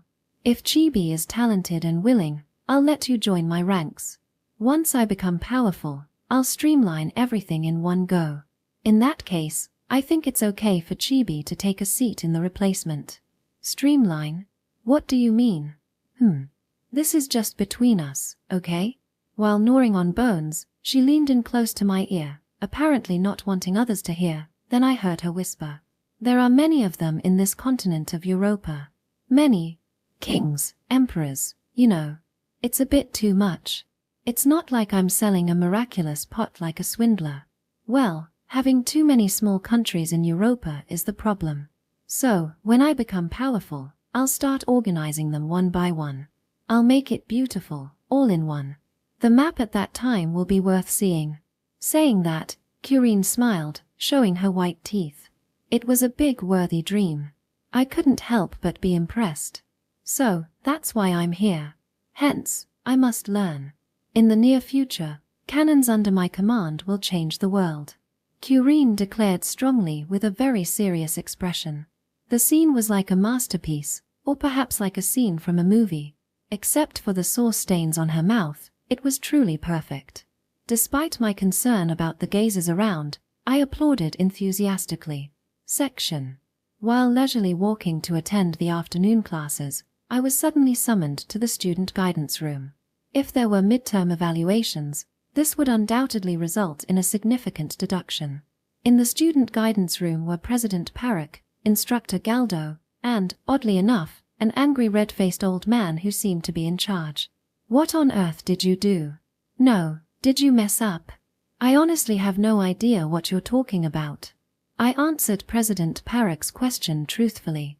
I absolutely had no clue. I haven't created avant-garde art, nor have I played rhythm games. I intended to enjoy my student life earnestly. Don't play dumb, you cursed doll. You cast a curse on my student, didn't you? The red-faced old man started making a fuss. This angry man might have an interesting face, but honestly, his sonorous voice was irritating. I've heard that you caused a disturbance during lunch. Is that true? In response to Instructor Galdo's question, I hesitated for a moment and then nodded. I wasn't causing a commotion, but my head was stepped on, so I grabbed their leg to move it. Did you cast a curse at that moment? What a monster you are, you freak.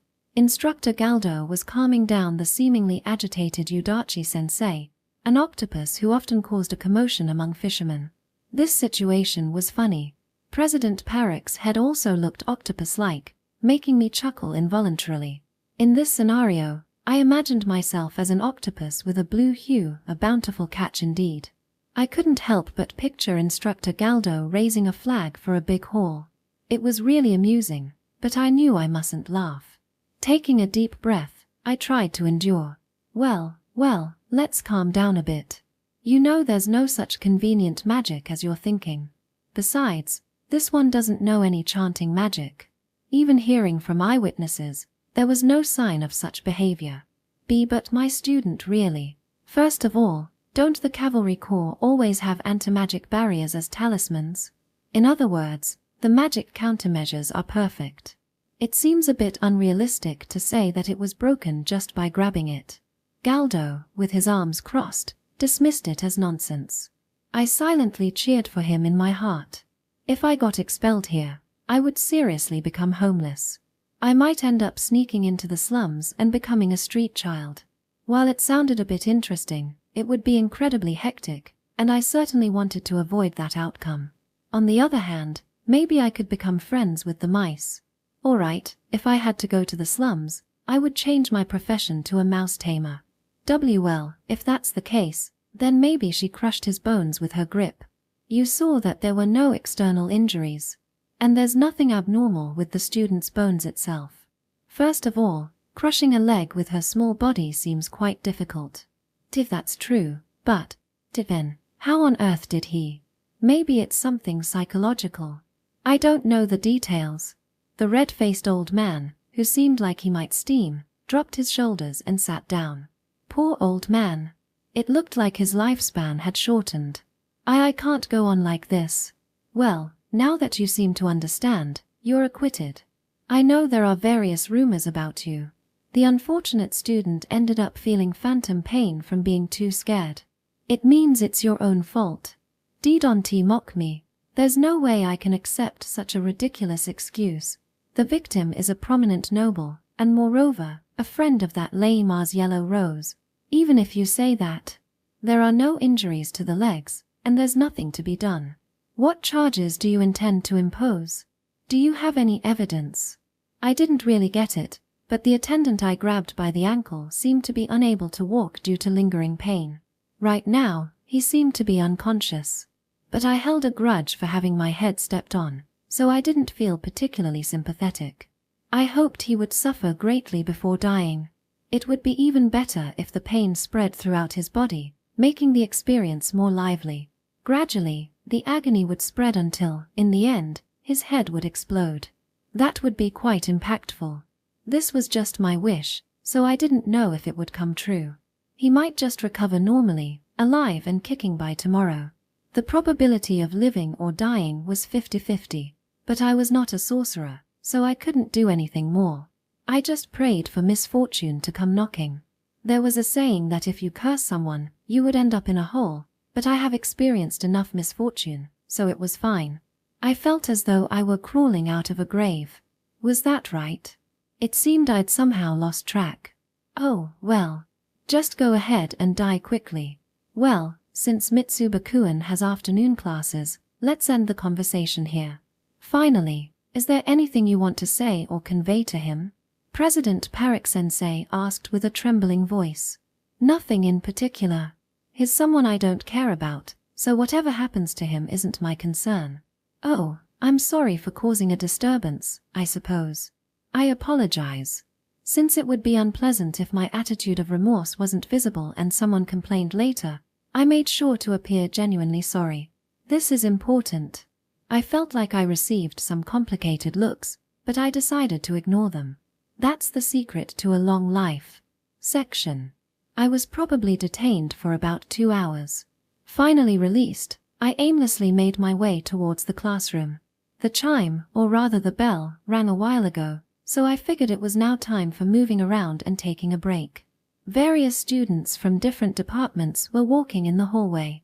When they got close to me, they naturally split apart like Moses' 10 Commandments. It was quite an interesting sight. Just for fun, I approached a nearby student and sneakily peeked down at their face.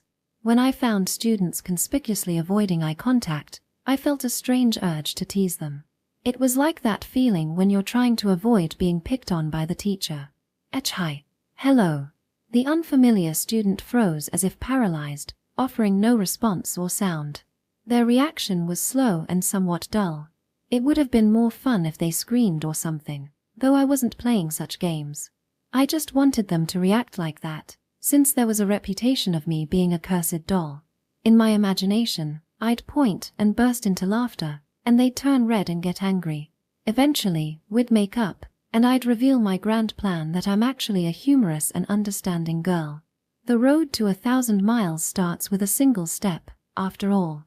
It was quite challenging to lift curses. Why are you averting your gaze? Hey, why? Help me.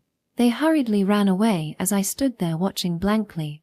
I've been pondering this for a while now, but it seemed my face might fall into the category of what you might call a that-way face. Or perhaps it was the atmosphere I exuded. According to the mirror, I was a slightly menacing, fair-skinned, silver-haired, petite, and cute girl. Maybe I unintentionally glared at people, Or perhaps something peculiar was emanating from within. It's truly a mystery. In the first place, my identity itself was a mystery, so it couldn't be helped. What was I exactly? I hoped to unravel it someday. Surprisingly, I, who contemplated such things, had a mischievous personality. Probably. Sometimes, it felt like something else was mixed in. Well, that happens too. Yeah, it does. Reflecting on oneself was quite an interesting task. Even though there was no one around anymore. Feeling oddly entertained, I returned to the classroom humming a tune. Nobody's here. Upon entering the classroom, I found it empty. Perhaps the day was already over. Hooray. So, I might as well go for a stroll. Wait a moment. Just as I was about to leave the classroom in excitement, someone grabbed my shoulders from behind and forcefully pulled me back. Ooh-wah. Don't scream with a blank expression. Who are you? I'm a classmate of yours. One of the few girls. And I've been waiting because I have something to ask you. About today's class? It's already over. Anyway, I've been waiting to ask you something. What about Curine? She was here a little while ago, but she said she had self-training with her friends, so she left first. She forced me to pass on the message, let's drink later at the dorm. What a hedonistic idiot. I wondered if Curine was talking about alcohol. Well, can I drink? I'm underage, but it might be fine in this world. I have a feeling that wine would be very delicious. Looking forward to it. I see. Well then, excuse me. The conversation isn't over yet. My name is Sandra. You are Mitsuba, right? Ah, yes. Sandra, the sandy brown-haired, bespectacled intellectual lady, made an appearance. No smiles. The self-introduction ended abruptly. She seemed to have only a few friends. I somehow felt a bit of sympathy. She was probably a bit off. I heard you were expelled from the Blue Rose family. Is that true? Various things happened, and yes, it's true. Oh, I see. So, now that you've been expelled, how do you feel about the nobility? I'd like to hear that. I thought they were very pompous. And excessively indulgent. It was interview time. I couldn't help but admire her for going her own way.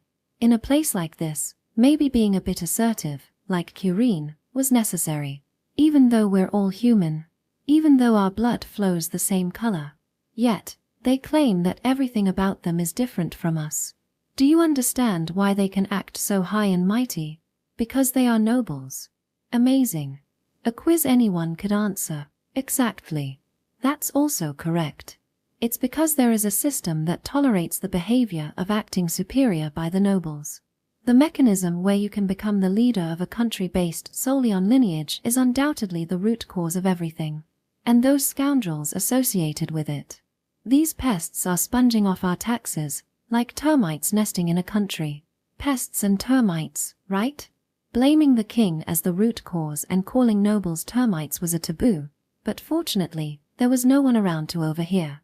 If someone did hear, I'd probably end up in the student guidance room again. Maybe just me. I'm easily misunderstood, after all. Since it seemed like it's going to be a long story, I settled into a random chair. The sky was bright as Sandra's speech continued. It was intense, with a kind of fanatical vibe to it. So, if things continue like this, it will lead to an even more irreversible situation. Because of the termites infesting the country. Listen, we are all equal. Under God, there are no nobles, kings, or citizens. We must end the era of choosing leaders based on lineage. It was the first time I've talked to Sandra, and it was already witty, but I didn't expect to end up receiving a lecture on politics. I listened while desperately resisting the urge to bury my face into the desk. Now, having heard all this, how do you feel? What are you thinking? I still don't really get it. It's not clear to me. One reason I told you this story is because I heard about the incident in the cafeteria. That arrogant attitude is the sole nature of those nobles. You resisted without yielding. You fought against it. You are no longer a noble. You are on our side. So, I wanted to tell you that things will change soon. Soon, the world will move. I will change it. You will change it. Nothing changes if left to others. We have to appeal. After graduation, I plan to aim for a position as a legislator after completing the mandatory military service. Thanks to Miss Nicarina's, even female legislators can exist in this country. It's the one thing we can be proud of compared to other countries. A legislator. Sandra, in the future, in the civilian parliament. Yes, that's the plan. Of course, that's just the first step. I have different goals in mind. To change this country, we'll need many like-minded individuals. If you have the will, we'll welcome you anytime. It was a speech full of strength and soul. I didn't understand what was motivating her so much, but for now, I nodded deeply. Sandra seemed satisfied and gently placed her hand on my shoulder. First, study, then think about it. Ah, that's the right answer. You're indeed clever. She laughed in high spirits, patted my head, and then said she would go ahead, leaving the classroom. Unlike me, everyone seemed to be thinking about various things. What I thought was, let's just have fun and live as I please. This was what I called a hedonistic life. Hooray to freedom. Well then, let's go back to the dorm and taste the real alcohol. Cheers to a life of pleasure. Was it okay to be like this? Somehow, I had a habit of looking at myself from a detached perspective, even though it was all about me, viewing things through the lens of oneself. Occasionally, I felt like my hands and mouth were acting on their own. It felt strange. What am I exactly? Would Director Nicarina's tell me the correct answer someday? Well, it doesn't matter. Regardless of who I am, the world keeps turning. Section. I'm back. Although it's my first time entering this room. With my luggage in hand, I quietly opened the door to the unfamiliar room and entered. It appeared that the military academy's dorms were typically shared by 4 people, but only for the infantry and artillery branches. Nobles, on the other hand, had their own rooms. So I understood why such a vast campus was needed. I found myself sharing the room with Curine and Sandra. In the 20th period artillery branch, there were only 2 girls, so inevitably, I was placed here. At least they made a distinction between boys and girls. There were supposed to be 2 more girls, but they had dropped out a long time ago, according to what Curine mentioned earlier. She seemed to have given up on various things. Nonetheless, the splendid Curine welcomed me with a wonderful smile. Oh, you came, Mitsuba. Come on in, come in. Ah, thank you. So, we're roommates after all. Yeah, it's a cause for celebration that we have more female comrades, but at the same time, my territory in this room will decrease from tonight onward. So, I prepared some cheap wine for a welcome and farewell party. How about it? Curine already changed into a plain indoor outfit, raised a cheap-looking bottle and not-so-clean glasses. Despite the clothes, she was oddly alluring. Not just tall but also, well, generously endowed. She must be quite popular among the guys. Sandra, wearing a bewildered expression, was busy preparing to sleep. There were no welcoming words, and I felt completely neglected. However, as our eyes met, I sensed that we understood each other. Or so I hoped. I waved my hand in greeting, but I was ignored. Disappointed, I sighed quietly. Thank you. But, is it okay for me to drink? Well, it's fine. Drinking won't kill you. If you die, you die. However, even with a hangover, you can't escape tomorrow's classes and training. Well, go ahead then. Then, here I go. Although I accepted it hesitantly, I was fully ready to drink. After all, alcohol was a cure-all. I'll let you know in advance, I'm going to sleep. I don't want my pace disrupted by a hedonist. Oh, fine, I know. That's why I didn't invite you. Sleep early, future legislator. Curine made a dismissive gesture with an openly displeased expression. That's good. Mitsuba, I recommend you go to sleep without bothering with this fool. Good night. Sandra at last greeted me, but the room's lights were turned off, and the cheap curtain, which seemed forcibly hung in the middle, was tightly closed. She was quite an uncompromising character. Well, this is why I dislike radical intellectuals. They even put up something like this. They don't know the meaning of compromise. Kureen chuckles and takes out a small lamp that comes with the room. It was a lamp that used magic stones. Being cheap, it wasn't very bright. What a letdown. Alright, that's good enough. It's always like this. We're not compatible, and our personalities are opposites. So, I'm grateful that Chibi is in the same room. Honestly, it gets heavy when it's just the two of us. I usually drink with the guys. The guys? Some of your friends?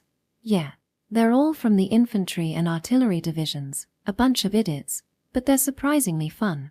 Much better than those stupid nobles. I'm kind of a noble myself, though. I see.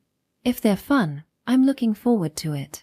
I plan to introduce them eventually, but everyone is scared of the rumors about you. Pathetic bunch. Cowards, I say. Oh, well, let's have a toast anyway. Cheers to our bright future. Cheers. Without realizing it, I lightly clinked the glass filled with wine and took a sip. Well, there was no sweetness, and it was very sour. Or rather, too bitter. There was no rich aroma or anything. I didn't know much about wine, but this was definitely very cheap. Oh, you're making a face like, this is cheap. Hitting the jackpot. Haha, I'm finally getting the hang of reading your expressions.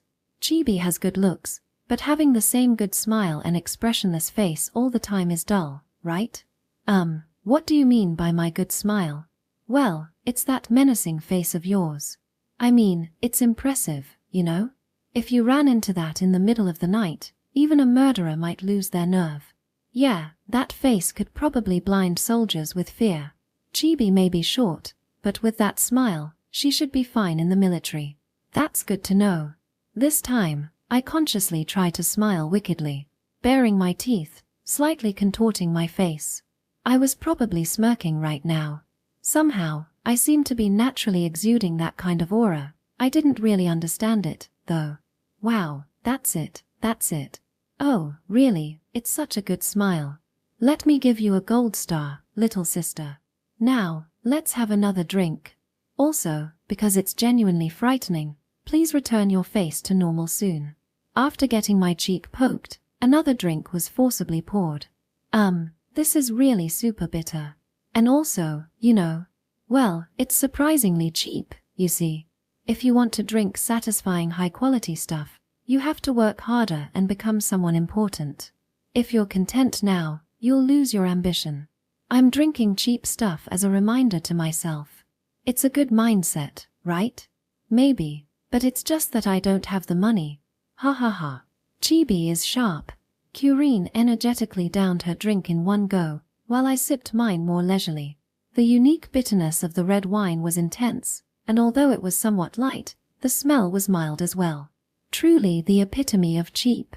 I likely knew the taste of wine from somewhere before, but whether that was a good or bad thing, I couldn't say. What I did know was that I wanted to drink something more delicious. Oh, right, I talked about my dream earlier. Now, I want to hear about Chibi's dream. My dream? Yeah. Living without dreams or ambitions, just drifting through life is boring, don't you think? Isn't life more enjoyable when you have something to strive for? Oh, are you one of those who want to work hard for the country or for the king? Not at all. I've never met them and I really don't care. Haha. You say it so clearly. Normally, people would be vague. I'll say it clearly. No obligations, no loyalty, no love for the country nor hometown. Nothing. Even if it perishes, I probably won't feel anything, or it will just end with an oh, really. I see, maybe I'm heartless. I don't know.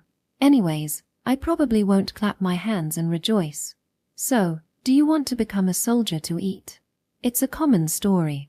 That's one reason, but I was told that this is a good place if I want to study. I see. Chibi's motivation is similar to Sandra's. It needs a bit more. I want a glittering ambition.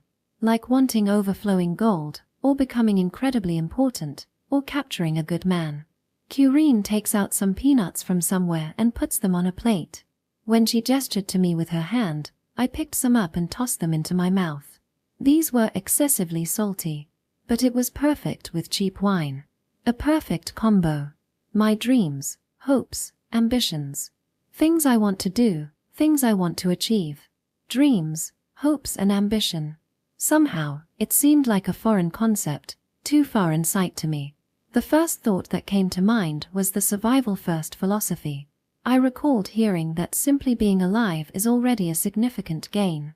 Stability remained the top priority in my mind. Next, a positive thought popped up, wanting to live brightly and happily. It evoked a very innocent and dream-filled atmosphere within me. I longed to explore many interesting things and make lots of friends. The world seemed so full of fun and excitement.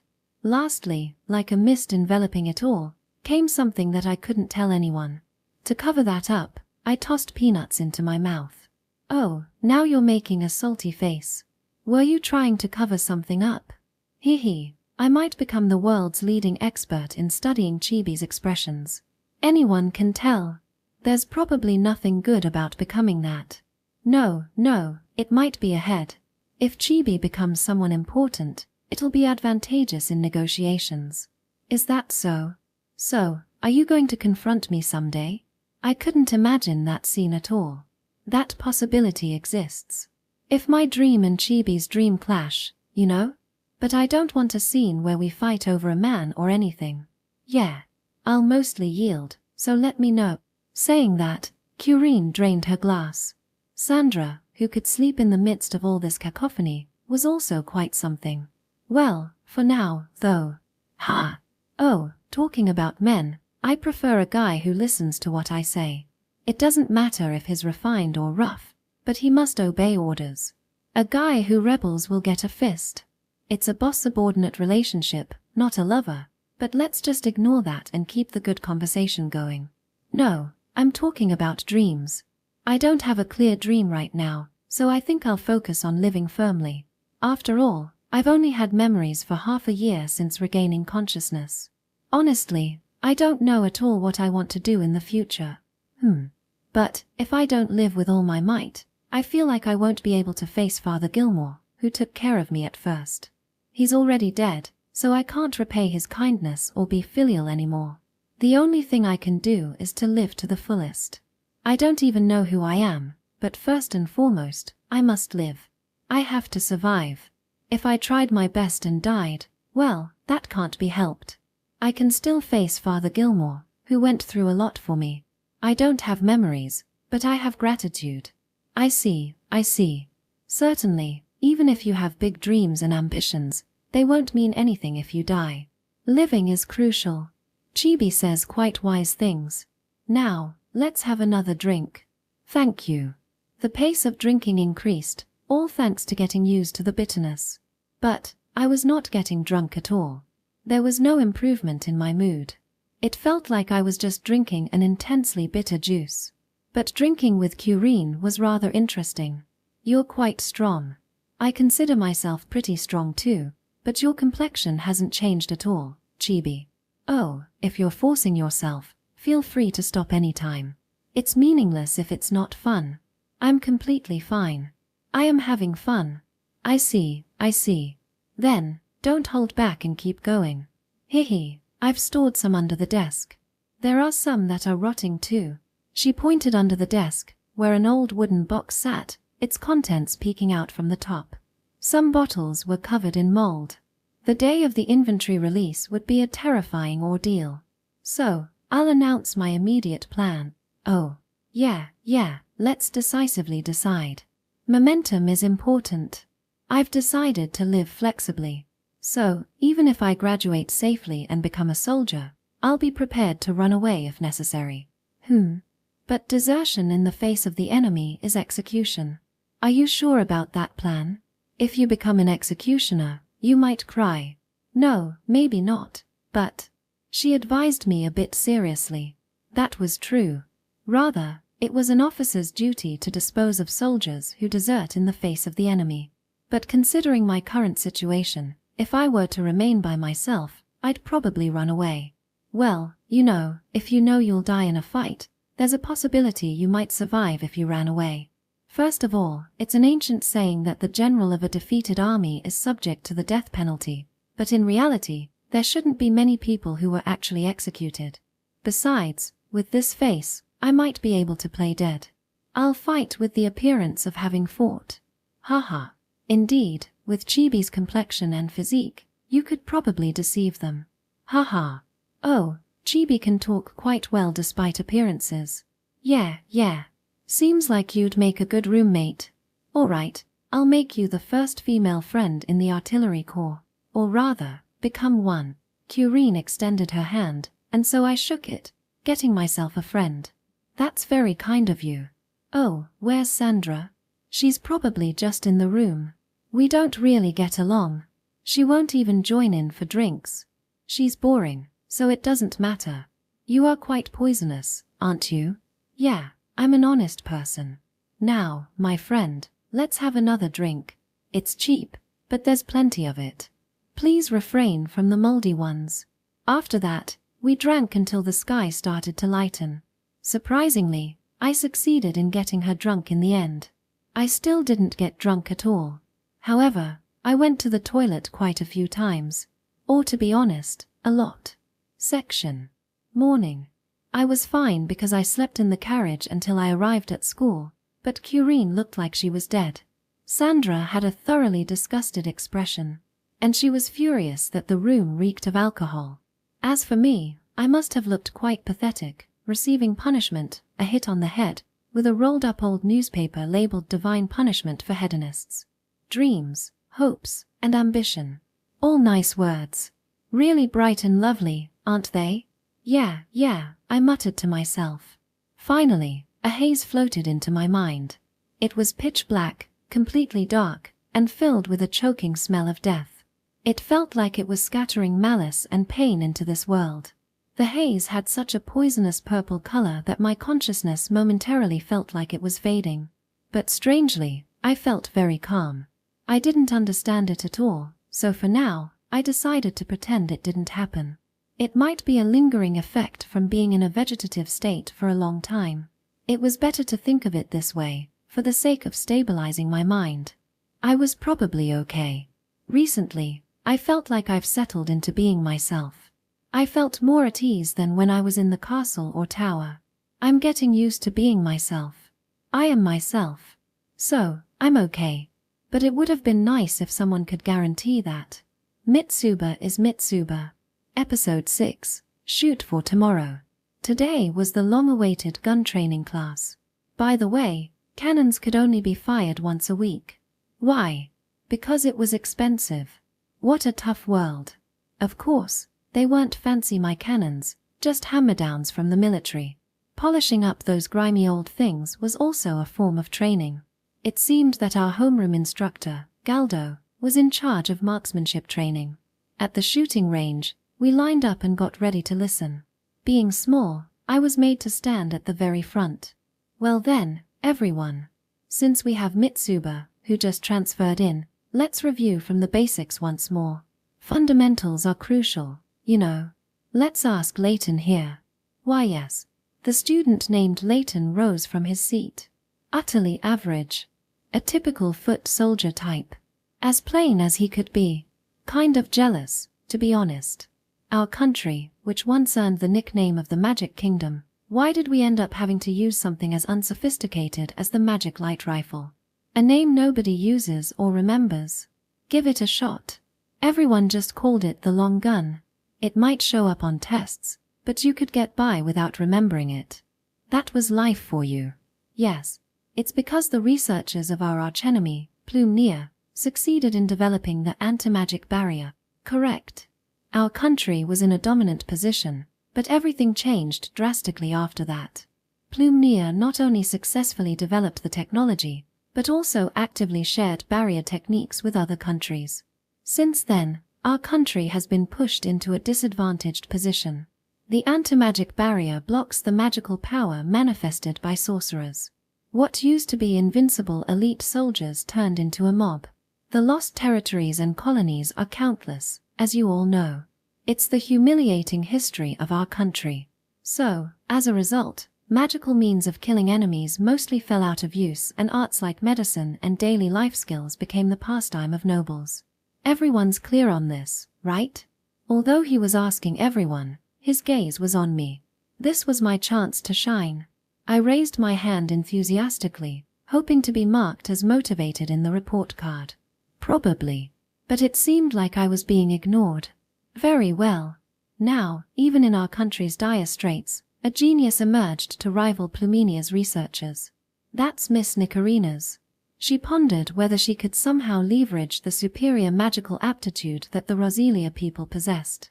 After much research, she advised the former king, if we use massive magical power to blast chunks of lead away, all our troubles will be solved in one shot. It's extremely simple. And that's where this comes in, the Niche type long gun.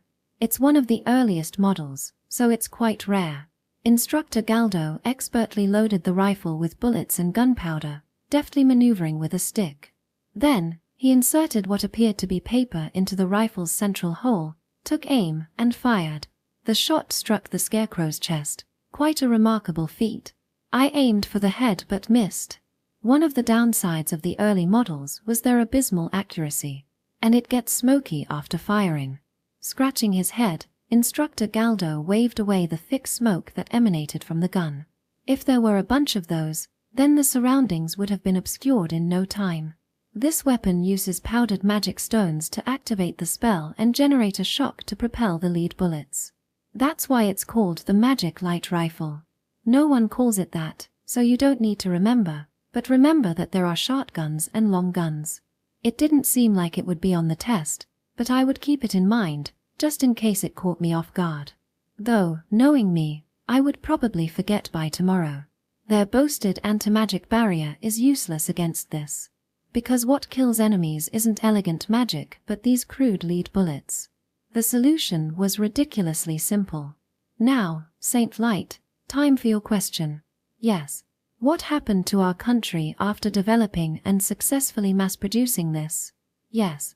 The new weapons caused a stir among enemy nations and we won victory after victory. With unstoppable momentum, we reclaimed lost territories. Correct. The current glory of our country owes much to this rifle.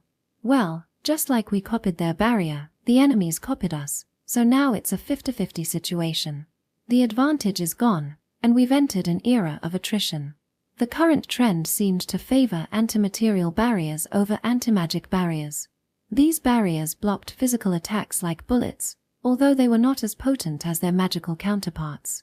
Complete physical immunity was a rare and coveted advantage. Interestingly, frontline infantry soldiers weren't equipped with these advanced barrier generators due to their high production costs. Instead, they were reserved for nobles, generals, and elite troops. It appeared that frontline grunts were considered expendable in comparison. The cavalry got a new lease on life thanks to these barriers. It's quite a hassle. There was something called a charge-type antimaterial barrier, developed and improved for cavalry by the Pluminian Empire. When the cavalry deployed it and charged in dramatically, soldiers were blown away quite spectacularly. After that, what appeared, apparently, was a gruesome sight. The instructor explained it was Pluminia's specialty.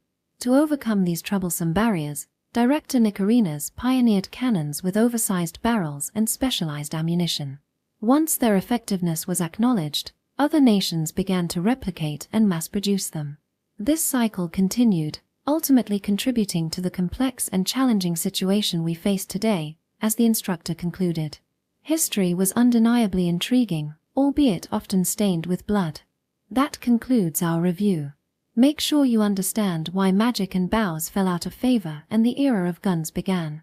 If cannons are further mass-produced, there's no doubt we can drive those invincible cavalry out of the battlefield.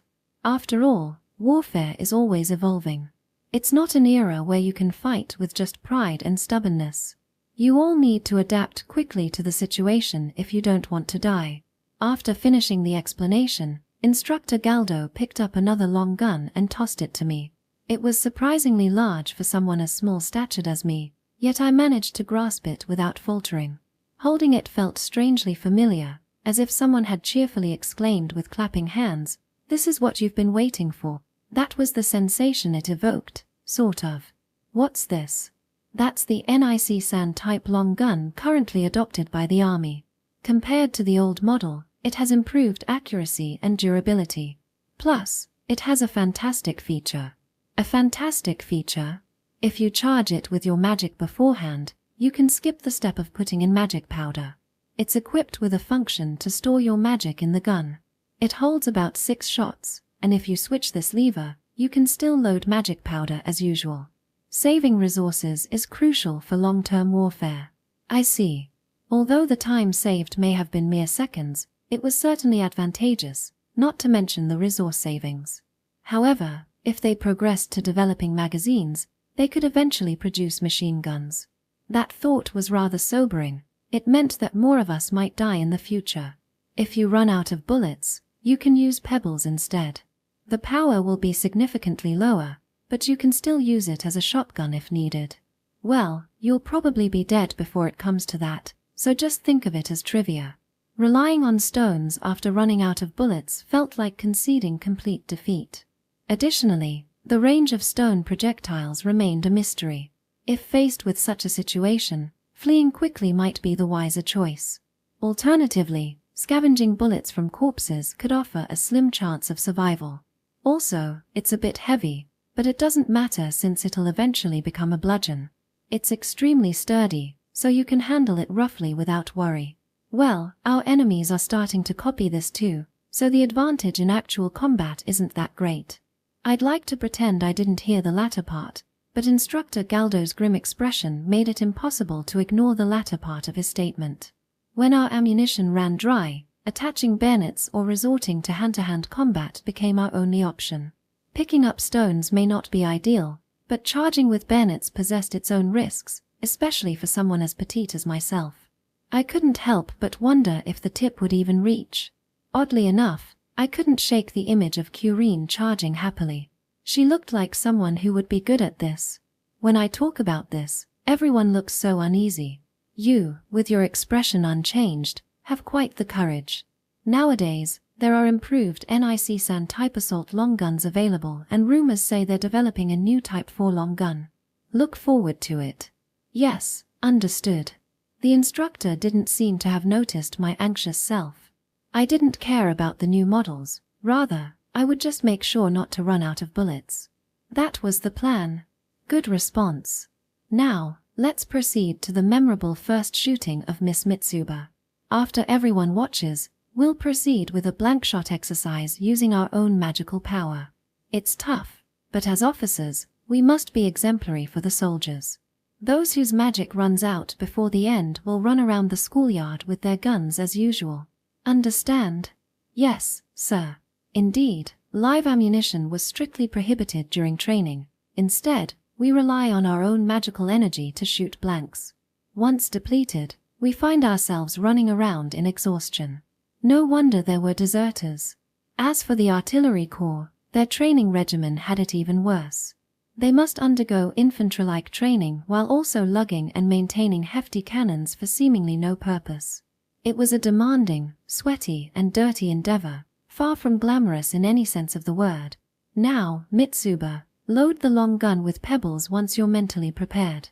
This time, it's pebbles. Then, insert the spell paper before infusing it with magic. If it's too difficult, I'll give you magic powder at the beginning. Okay. Obviously, your magic should already be charged normally. There's no time to do that leisurely in battle. But it's always good to know the basics.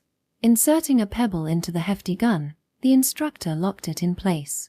Despite its appearance as an ordinary pebble, it was bound to shatter upon firing. Alongside it, he placed a mysterious item known as spell paper. The next step involved infusing it with magic. Will it work? Infuse it with magic and aim. And never point the gun this way, okay? No matter who's using it, the gun guarantees a certain level of power. Even with a pebble, it's dangerous at this distance. What's wrong? How do I infuse it with magic? Of course, I couldn't do what I didn't know. Instructor Galdo sighed once, as if to say, from there. It seemed like common knowledge for a Roselia person. Even though I showed enthusiasm to earn class points, it seemed like my report card was still going down. I didn't know if such a thing as a report card existed, but if it did, it might be bad. It might mean being deployed to the front line in the end. First, check if the lever is in charging mode. Concentrate a bit and then infuse your intention into the barrel like you're blowing your breath into it. Once you get the hang of it, even a fool can do it. But be careful, as running out of magic might make you lose consciousness. There's a big difference between individuals when it comes to that. Yes. Focus, focus, focus. As I focused intently, pouring in my prayers, a sense of mysticism enveloped me. Something was welling from within, not just rising but seeping out from the depths of my being, emanating from my very core. Once again, it manifested as purple, a color that seemed to resonate with me despite being a blue rose. Hey, wait. Hold on a second. What in the world are you doing? I mean, that. I tried really hard to infuse it with magic. Should I shoot at that thing now? Standing with the gun aimed, I fixated on a scarecrow in the distance. I felt like a real soldier. I wanted to shoot already. I wanted to fire. I would shoot. I would kill. Might as well aim for a real person instead of a scarecrow. I brimmed with excitement at the very thought of that. Whose head should I aim for? Anyone will do. What's with that purple haze? Hey, wait. Stop shooting. Fire. Since it seemed like there would be interference, I decided to shoot right away. The pebble, enveloped in a purple haze, carried a weighty, impactful presence as it collided with the scarecrow, emitting a sharp crack upon impact. Instead of shattering, it punctured the rear wall with force, penetrating even deeper into the structure. Eventually, it struck an unknown object, triggering a magnificent burst of flames that illuminated the surroundings. Given the sturdy nature of the building, it definitely was not from the infantry or artillery corps. Sparks danced through the air. It was quite a spectacle, lending an unexpected brightness to the world. Despite the potential danger posed by the pebble, its trajectory was surprisingly a favorable outcome, marking a commendable achievement for a first shot. Silence filled the air. It felt like I had done something irreparable. Strange. I hadn't expected to get so excited. Was this a gunner's high? I didn't know. I laughed nervously and tried to leave quickly, but Curine grabbed me by the collar. Geez. Hey, that was amazing, Chibi. Wow, you did it perfectly. Look. The magic arts hangout is burning down. Haha, serves them right. Could Mitsuba's magic quantity be the key to that power? I'd like to try it with a cannon next time.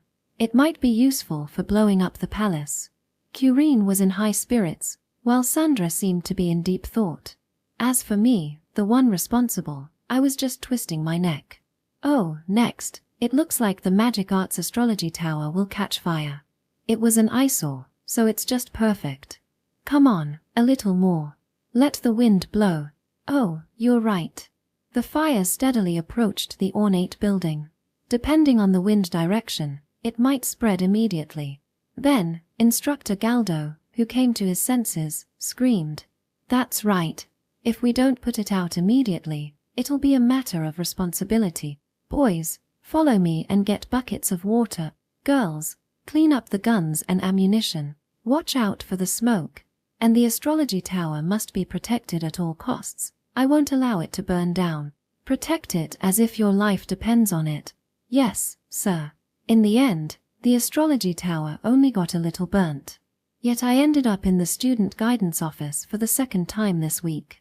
It was a new record, according to Curine, who was doubled over laughing. I was not happy at all. On top of that, I had to endure a lecture from the unpleasant magic arts instructor, Miss Yotako. However, the main target of the reprimand was Instructor Galdo. Miss Yotako seemed to want nothing to do with me and treated me as if I didn't exist. I was invisible and that was quite lonely. When I tried to make it clear that I was there, I ended up collapsing from exhaustion. Finding it a bit amusing, I chuckled and was finally released by the tired-looking Headmaster Palak. Thankfully, Headmaster Palak understood the situation. By the way, it seemed that the instructor who was supposedly in charge was heavily criticized for neglecting gun maintenance. Since the guns were under the instructor's supervision, the responsibility for the accident laid on him.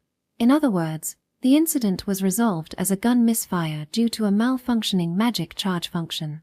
With this, my innocence was confirmed. However, after being freed from the lecture, Instructor Galdo looked at me suspiciously. He muttered with a serious expression, "It's definitely not just a gun misfire. There's something else." Actually, I thought so too. Could it be that my magic was somehow involved? Well, not just my magic, but mainly myself. Whether it was good or bad, I might need to be a bit more careful. But then again, maybe I didn't need to be. My thoughts spinned on and on. Various conflicting things mixed together, and I settled on the idea that everything will turn out fine in the end. So, from now on, it was all about taking things as they came. Instructor Galdo, salary deduction for 3 months. Me, 1-day suspension and various cleanup duties. I thought I would be acquitted, but apparently, it was about collective responsibility. I only followed orders and shot the gun. The officer academy was indeed strict.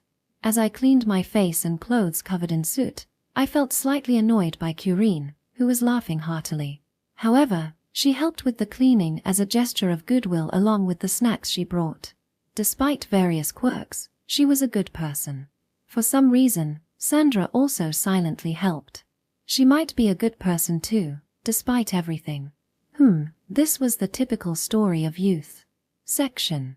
Today was supposed to be the day for artillery practice, the pride of the artillery corps, but I was currently in the reflection room, serving my commendable suspension. A painful chair at a tattered desk. It was supposed to be early summer, yet it felt so cold. A supervisor watched keenly from behind iron bars. It was a truly splendid environment. This room seemed to be for delinquent students who had committed acts unbefitting of students by defying instructors. To me, it was just a prison cell. Trying not to get caught, I quietly popped another candy into my mouth. Sweet and delicious. Curine brought these candies for me, the ones I can enjoy without being noticed. By the way, Sandra gave me a book with the message study. It was a welcome distraction, so I was happy about it. The title on the cover was The Great History of Roselia, but it was a false cover. The cover underneath it said kings, nobles, commoners, and mold. It was issued by a civilian councillor named Siebel and was causing quite a stir in the city of Bell. It seemed like it would be a bit heavy, but since I had plenty of time, I would dive into it. I skimmed through the pages, progressing rapidly. The book's main argument was that the citizens made up over 90% of the population, becoming the main counterparts of the country, and thoroughly criticized systems that oppressed them and told off about the kings and nobles who greedily reaped profit from middlemen. Radical statements were penned throughout the book, making them resonate well with the citizens. Terms like republic and popular sovereignty, which sounded familiar, popped up as well. There were smart people in every world. What's this about mold? Regarding the mold spreading in parts of the capital city of Bell, it strongly asserted that the words of the Greenization devotees, who self-identified as anarchists, should never be trusted. Those indoctrinated by the detestable Greenization teachings, those anarchists, were like mold and are beyond redemption. It insisted that they should be thoroughly eradicated without mercy. Following the teachings of Greenization, such as the belief in going to paradise where God resides after death, was pure nonsense. We, the people of Roselia, were devotees of the Darren Church and were under the protection of the Great Earth Deity. After death, we return to Mother Earth and await reincarnation. I see. Sounds like there are plenty of people with flowers blooming on their heads. Keep quiet. I'll allow reading, but I won't allow speaking. Yes, I'm sorry. I deeply regret my actions. I muttered to myself and was suddenly scolded by the supervisor. Since there was no helping it, I showed my remorse and continued reading the book. In the end, what it wanted to say was to quickly overthrow the king and create a country for the citizens by the citizens themselves. So, it basically said that anarchists should disappear. I wholeheartedly agreed. So, let's think about this now. I think I'm technically of noble descent, but what am I now?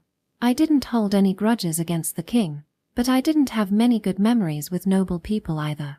Curine mentioned something about fallen nobles, so perhaps their nobility no longer held any significance. She even laughed and said she wanted to overthrow them. Sandra seemed like she might be thinking about killing them all. I refrained from asking. It sounded dangerous. For now, I would just go with the flow. Surviving was important. Perhaps my late father would be happy with that. It wouldn't be bad to cooperate with my friends Curine, who said she'd make me a retainer once she became important, and Sandra, who cared about me in her own way. Curine was sure to offer great benefits once she rose in status. I hoped that she would continue to work hard and achieve greatness. I would give Sandra my unwavering support. She was undoubtedly aiming to become Prime Minister or President. Maybe I would become her secretary. As I idly daydreamed about such things, someone entered the room. "Excuse me. Who are you?" A mysterious figure in a hood. Their expression was hidden. Even the questioning supervisor looked puzzled. "I apologize for the sudden intrusion. I've been asked by someone to deliver this to Miss Mitsuba. Unfortunately, that's not possible. This student is currently under suspension. If you have business, I'd like to ask you to come back tomorrow or later." "No, it must be done now." "Ah, this is just a small token, but it's a gesture." Taking something out of their pocket, they handed it to the supervisor. It looked quite heavy and jingly, probably money. This was what you would call a considerate gesture, a golden bun. I was impressed by the scene, seeing it for the first time, and I inadvertently let out a gasp. "Well, you see. Please accept it. It won't be a bother at all. We'd like you to take care of something for us for a short while. 10 minutes will suffice. We'll finish it during that time. In case of emergency, we'll employ you here, so rest assured. Furthermore, we'll give you the same amount later." Saying so, the hooded figure handed over a piece of paper. The supervisor, upon reading it, widened his eyes in surprise. Did he just receive a fantastic job offer? I felt envious. Getting a job through connections with golden steamed buns. That was the best treatment. I'd like to have some of that too. Understood. If the need arises, I'll definitely appreciate your help. Yes, of course. Now, please enjoy a break for a while. If there's any business, we'll take care of it here, so you can continue your usual work. The supervisor nodded slightly, giving a complex look, and then quickly left. Now then, shall we talk calmly now? Approaching the iron bars, the hooded man came closer. I looked up at him while sitting. White hair and stubble peeked out from the hood. He had a lean figure and wore a somewhat suspicious-looking cane at his waist, decorated in a way that seemed like it could be used for summoning demons or something. Well, ever since magic was pushed aside as a traditional art, it's been nothing but dirty work. I miss the days when it was called the centerpiece of the battlefield. The clever ones are doing fine, but it really is remarkable how quickly times change. I see. That sounds tough. I humored his complaints. After all, I had nothing else to do. Yes, it's what you might call past glory. I occasionally find myself reminiscing about it. Now, let's get to the main topic, shall we? You cast a spell on a student in the cafeteria the other day, when you grabbed someone's ankle. Of course, you remember. I can't use magic. Are you sure there isn't a mistake? When you say that with eyes as blank as glass beads, it's strangely convincing. I almost believed you. But it's true. With that, the hooded figure let out a heavy sigh. It felt very forced, so it was unpleasant. It's possible that what you're saying is true. Perhaps you unconsciously cast a completely new kind of magic or curse. In any case, it's extremely troublesome. I understand why you're disliked. Do you know what your fellow students call you? I have no idea. Cursed doll and poison doll. Is that so? Hehe. I wonder what your roommates, whom you consider friends, really think deep down. Oh dear, was that too indiscreet? The sound of my heartbeat thumped loudly. It felt strange. I didn't know why, but I felt incredibly irritated. My field of vision was being invaded by purple. So, about that. It's about the unfortunate student upon whom you cast what seemed like magic. Since then, his legs have been paralyzed. The range of paralysis has widened, and now he's paralyzed from the waist down. He's tormented by incessant pain, unable to sleep or eat. The doctors are at a loss. Moreover, the range of pain is gradually moving upward. If it continues like this, it will reach his heart soon. If that happens, He'll undoubtedly die. Even if there was a dispute, there's no need to go this far. If you have a compassionate heart, could you please lift it? This is a request. I apologize on behalf of the student for the rudeness the other day, and I ask for your forgiveness." The hooded figure graciously nodded. You could tell from their attitude and face that it was just a formality. Now then, did I have a compassionate heart? I thought about trying a democratic decision after reading a book on democracy earlier, but I decided against it. It would surely be unanimously rejected. So, my mouth opened on its own. I felt like I was smiling too. It was all very strange. But maybe it was my will after all. It was so murky, I couldn't tell anymore. Of course not, I hate him. Hehe, I thought you'd say that. After all, you're a hated cursed doll. Next, I'll order you. If you don't want to die, lift the curse immediately. That person's life is worth more than yours. He's supposed to inherit the family and eventually become a valuable right-hand person. Someone like you has no right to interfere. I absolutely refuse. Let him suffer in agony before he dies. You're stubborn. Truly foolish. Then, is your answer still the same? He pulled out a pistol from his waist, not a cane, and pointed it at my head. It seemed like he had it concealed behind his back. He had already loaded it and filled it with magic. For an old design, it had a silencer attached. Technological progress seemed to be limited to certain areas. It was quite impressive, I thought. Hanging a cane like this makes it stand out, so it diverts their attention and won't expect you to have a gun. Those with anti-magic barriers tend to let their guard down. It's quite simple, but it works really well. Even if they have a shield, it's useless at this distance. Well, I don't think you have one, but just in case. Are you really going to kill me? Yes, that's right. If you're not going to lift it, there's no choice but to kill you. That's the request. Besides, if I kill you, there's a possibility it'll be lifted. It's painful for me to kill a child, but it's different when it comes to a cursed doll like you. Your death won't affect me. Are you an assassin, by any chance? It's the first time I've seen a real one. A trivial question popped into my mind in such a situation. It seemed I was very curious. The hooded figure even smiled bitterly without thinking. In times like these, wandering souls like me can't be picky about jobs. Whether it's dirty work or not, I'll do anything. So, has your answer changed? Haha. I still refuse, even if it means death. Then die. There was a small click and I felt something spewing out. My body collapsed onto the floor. At the same time, I felt a burning sensation on my forehead and thereby started to lose consciousness. I only lived for half a year, yet I was already dying. My father Gilmore would probably be disappointed. But oh well. No matter how hard you tried to survive, there would eventually come a day where you die. That was life. My death won't make the news and my body would probably be buried in an unmarked grave. Maybe even left out in the open. It would be a mess once it started to rot and maggots appeared. But I didn't care. Because I was dead. Ah. Come to think of it, I forgot to return Sandra's book.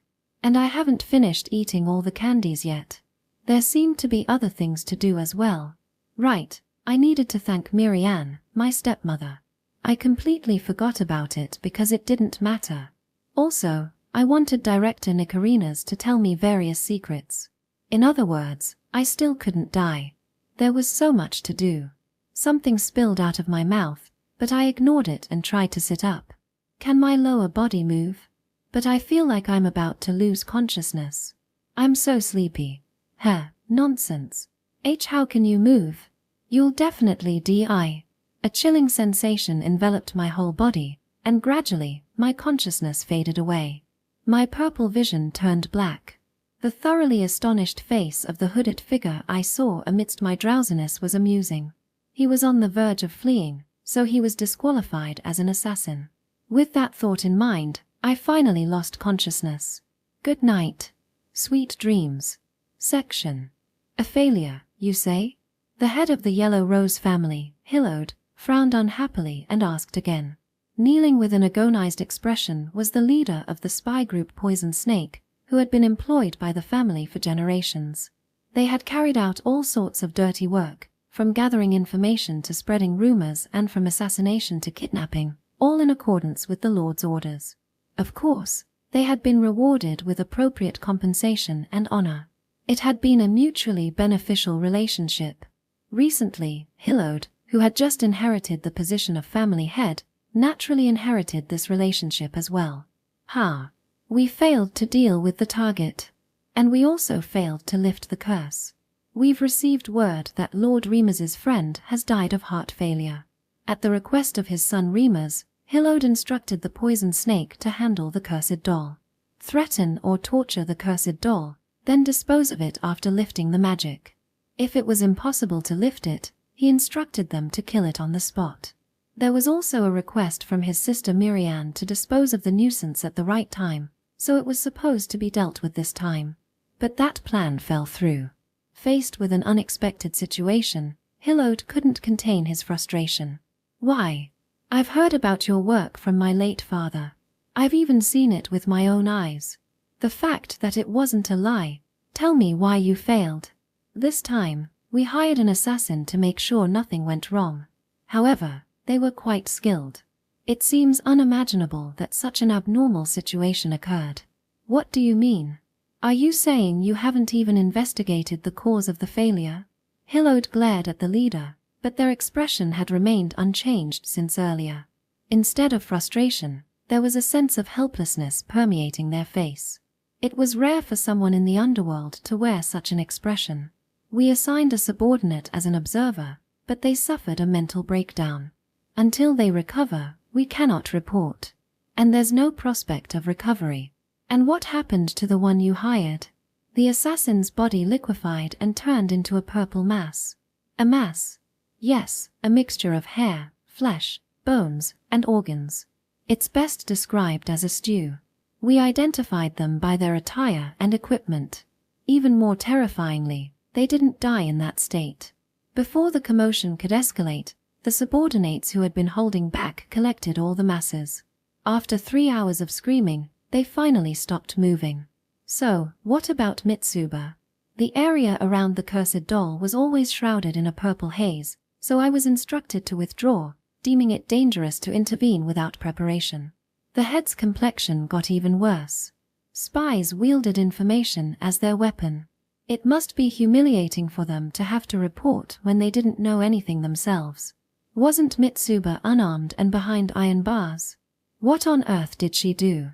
What can a mere girl like her accomplish? The assassin was in possession of an anti-magic barrier, yet still ended up in that state. It seems they attempted to dispose of Mitsuba with a concealed handgun. According to the reports from our subordinates, there were indeed traces of shots fired. It's hard to believe they missed at such close range. The bullet should have pierced Mitsuba for sure. As I mentioned earlier, I suspect some kind of abnormal situation occurred. An abnormal situation. Hillode placed his hand on his chin. He was aware of the suspicious rumors surrounding Mitsuba. That she cursed and killed her parents, that bodies were impaled on stakes in the tower where she was confined, that she massacred the butler and maids. But naturally, he didn't believe any of it. He was convinced it was just a slander spread by Miriam. Using rumors was her favorite tactic. Using that tactic, she seized the position of the Blue Rose family's first lady and ultimately took over everything. He thought of her as a fearsome person, despite being his sister. Could it have been an accidental discharge? I cannot say for sure. Then shall we try again? Lord Remus's friend wasn't saved, but the task remains the same. There's no change in the mission to dispose of it. He heard that the assassin had a protective magic barrier. So, what was the cause of being turned into a mass of flesh? And the report that said she was shot, then why wasn't Mitsuba dead? Hillode felt uneasy about this unknown. After all, it was Miriam who plotted against Mitsuba and her father. Gilmore might have surely known that Miriam's origins lay with the Yellow Rose family. As her brother, Hillode undoubtedly considers him one of his enemies. It's not desirable to have such troublesome enemies. Even if it's just an accident, he'd want to dispose of it immediately. I'm afraid to say. In the next attack, it might be wise to avoid direct means. What? Are you telling me that even the head of the poison snake is afraid of a mere girl? Not at all. However, if we use direct methods, we'll need some time to arrange them. Instead, we have prepared a quick means of disposal. We will introduce a lethal poison into her food that will corrode her organs, ensuring that she meets the same fate as your son's friend. The chef has already been bribed, so we can proceed immediately upon your orders. The expression of anguish from earlier disappeared and the head finally revealed his murderous intent from within. Even if conventional methods did not work, there were countless other ways. Hillode was confident that he could leave it to them. I see. Then, perhaps, this will alleviate some of Remus's anger over losing his friend. Very well, I leave everything to you. Show me your skill in dealing with this. Thank you. I will get to work immediately. Please await the good news. The figure bowed its head and exited. Hillode, watching their retreating form, felt an inexplicable unease gnawing at his gut. The sensation of being stuck in the mud lingered in his mind. Section. Army Officer Academy, Principal's Office. A staff member committed suicide. What kind of joke is this out of the blue? Unfortunately, it's not a joke. They found him dead in his room, hanging from the neck. I haven't heard of any issues with his work attitude. The secretary reported calmly. There had been a series of trouble lately, a minor fire at the astrology center, a mysterious gunshot following the stench incident in the reflection room and the suspicious death of a cavalry science student. All of them appeared to involve that troublesome girl. Parak was certain it would be the same this time. Hanging suicide. And it's related to that Mitsuba again? Yes. The one who committed suicide was the staff member who served as a supervisor during the suspension. He seemed to be in a state of confusion after the incident with the strange smell. Instead of a suicide note, there was this. A note was handed over. Written in squirming letters were the words "I don't want to melt." After looking through the handed report, Parak sighed deeply. What on earth is that girl? Ever since she arrived, abnormal things have been happening one after another. Maybe she really is a cursed doll. I know, let's put up some exorcism talismans to cheer up. I always keep them as talismans. The secretary took out various talismans from their pocket and showed them. They looked suspicious and very unlikely to be effective. They didn't even seem to have anti-magic effects. The secretary was always nonchalant about everything, but this time Parak felt irritated as if he was being mocked. You're taking this quite lightly. You never know when misfortune might strike you. Take it a bit more seriously.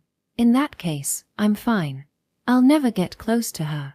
If I receive any instructions related to her, I'll resign immediately. It's better to be safe than sorry. I have a bad feeling, so I won't go near her. The secretary asserted with a serious expression. You're being overly dramatic.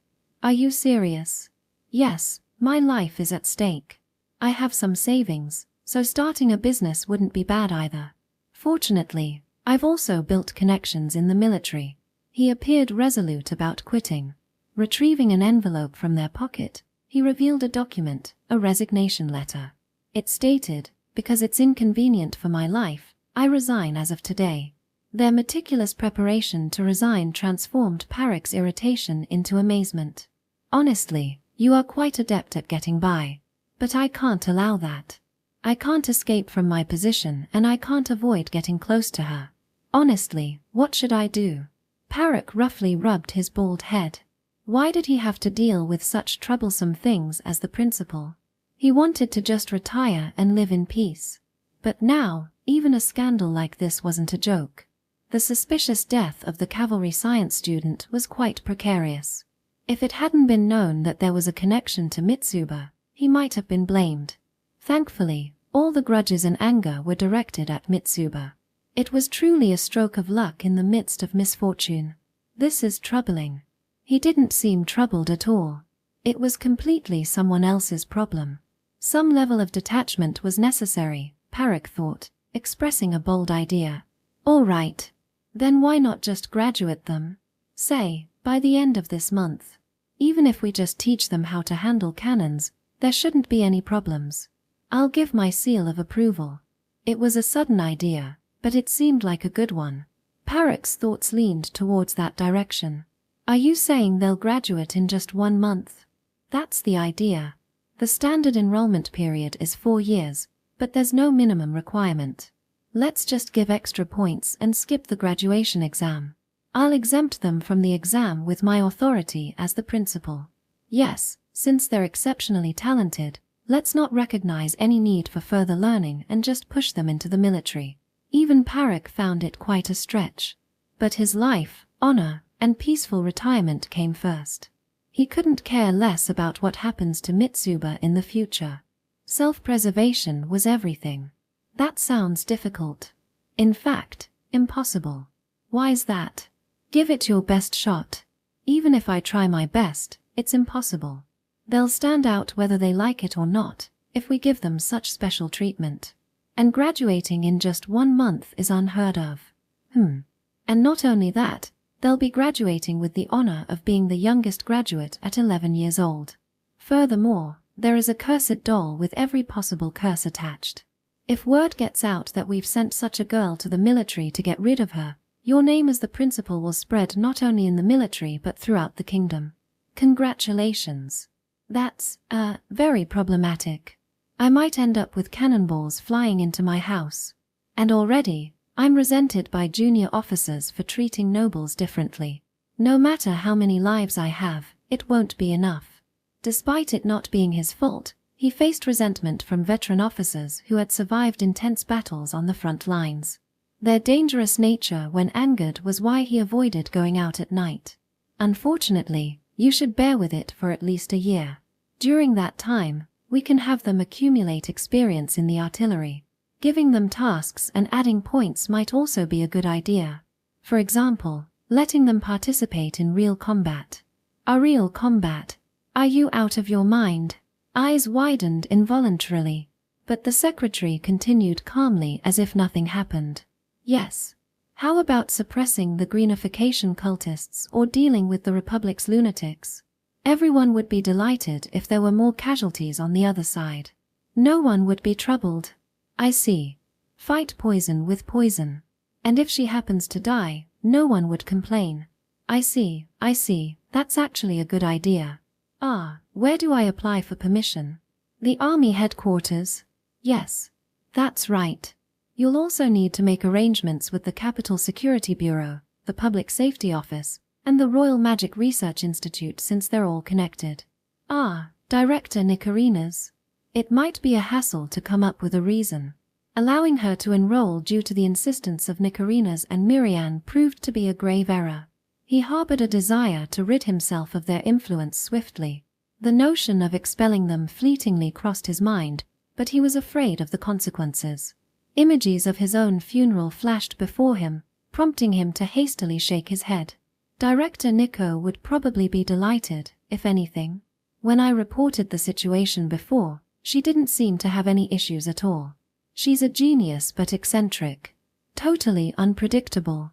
But I'm tired. I don't want to do anything else today. Sorry, but I'll be calling it a day early.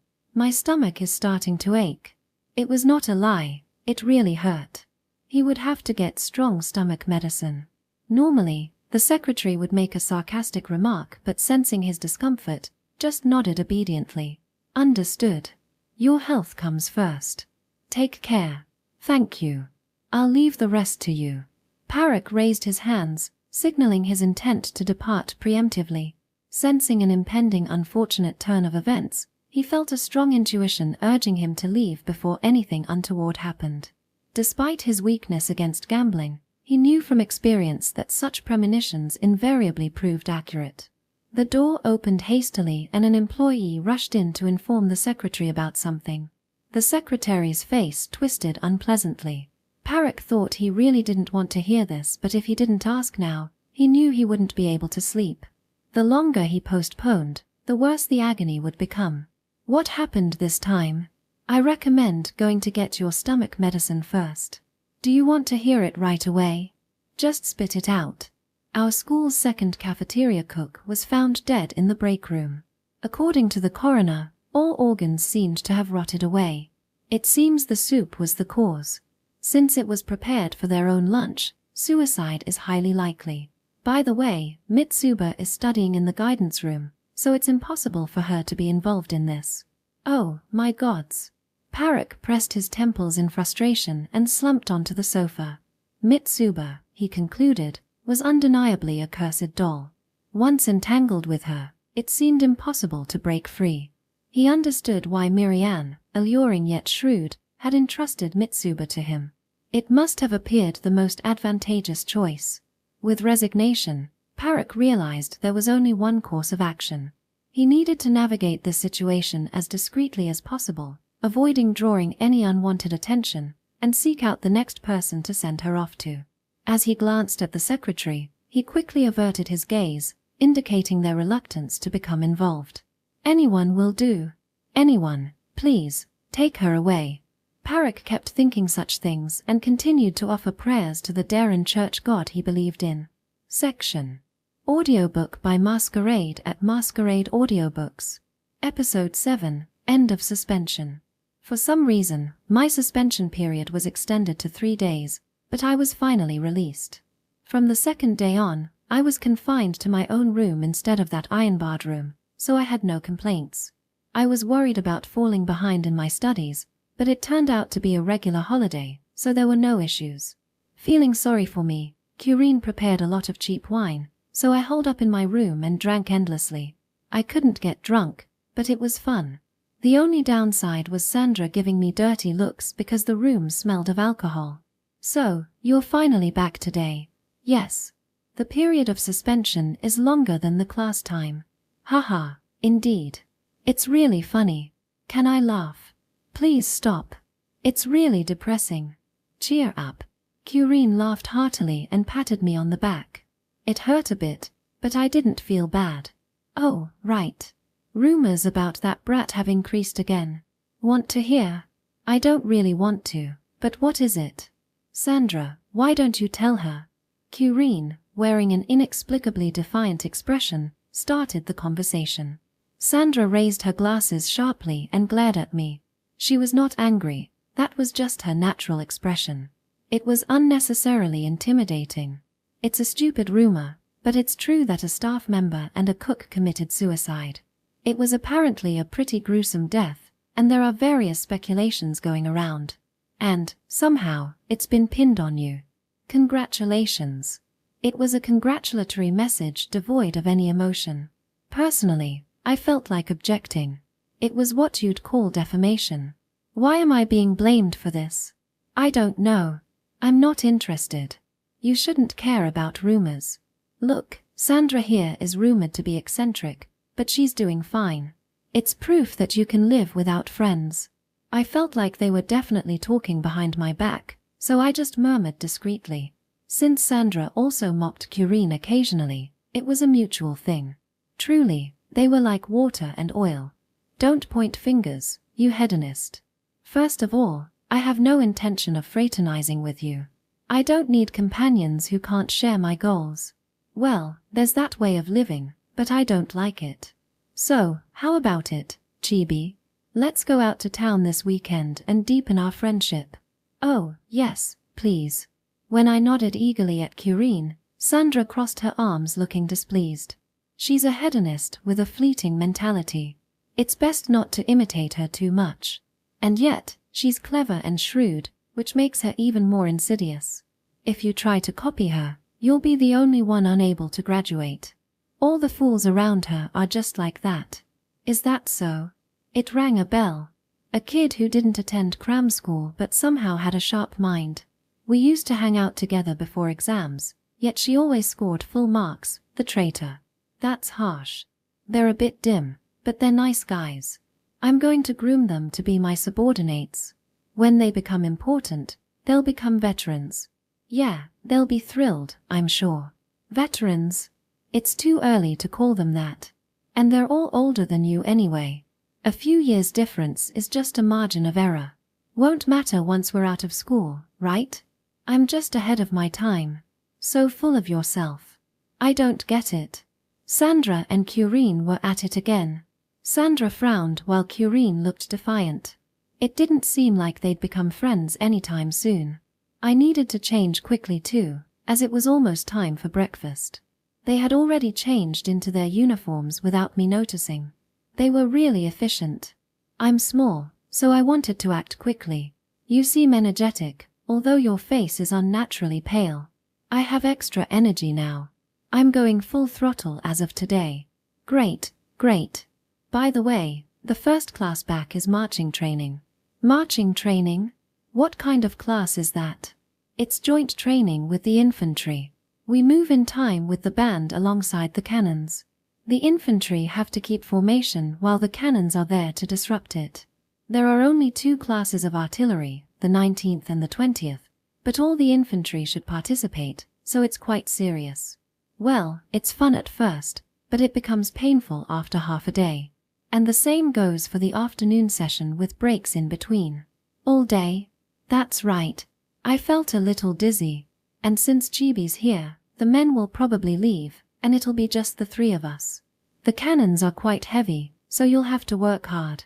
That instructor doesn't consider the difference in physical strength between men and women. He just wants to wrap things up quickly. Isn't that what gender equality is about? That's what you like, right? That's not equality. Don't say stupid things. I hoped to not collapse halfway through since I wasn't confident about my stamina. Who knows what would happen? Oh, judging by your expression, you seem even more motivated. That's reliable.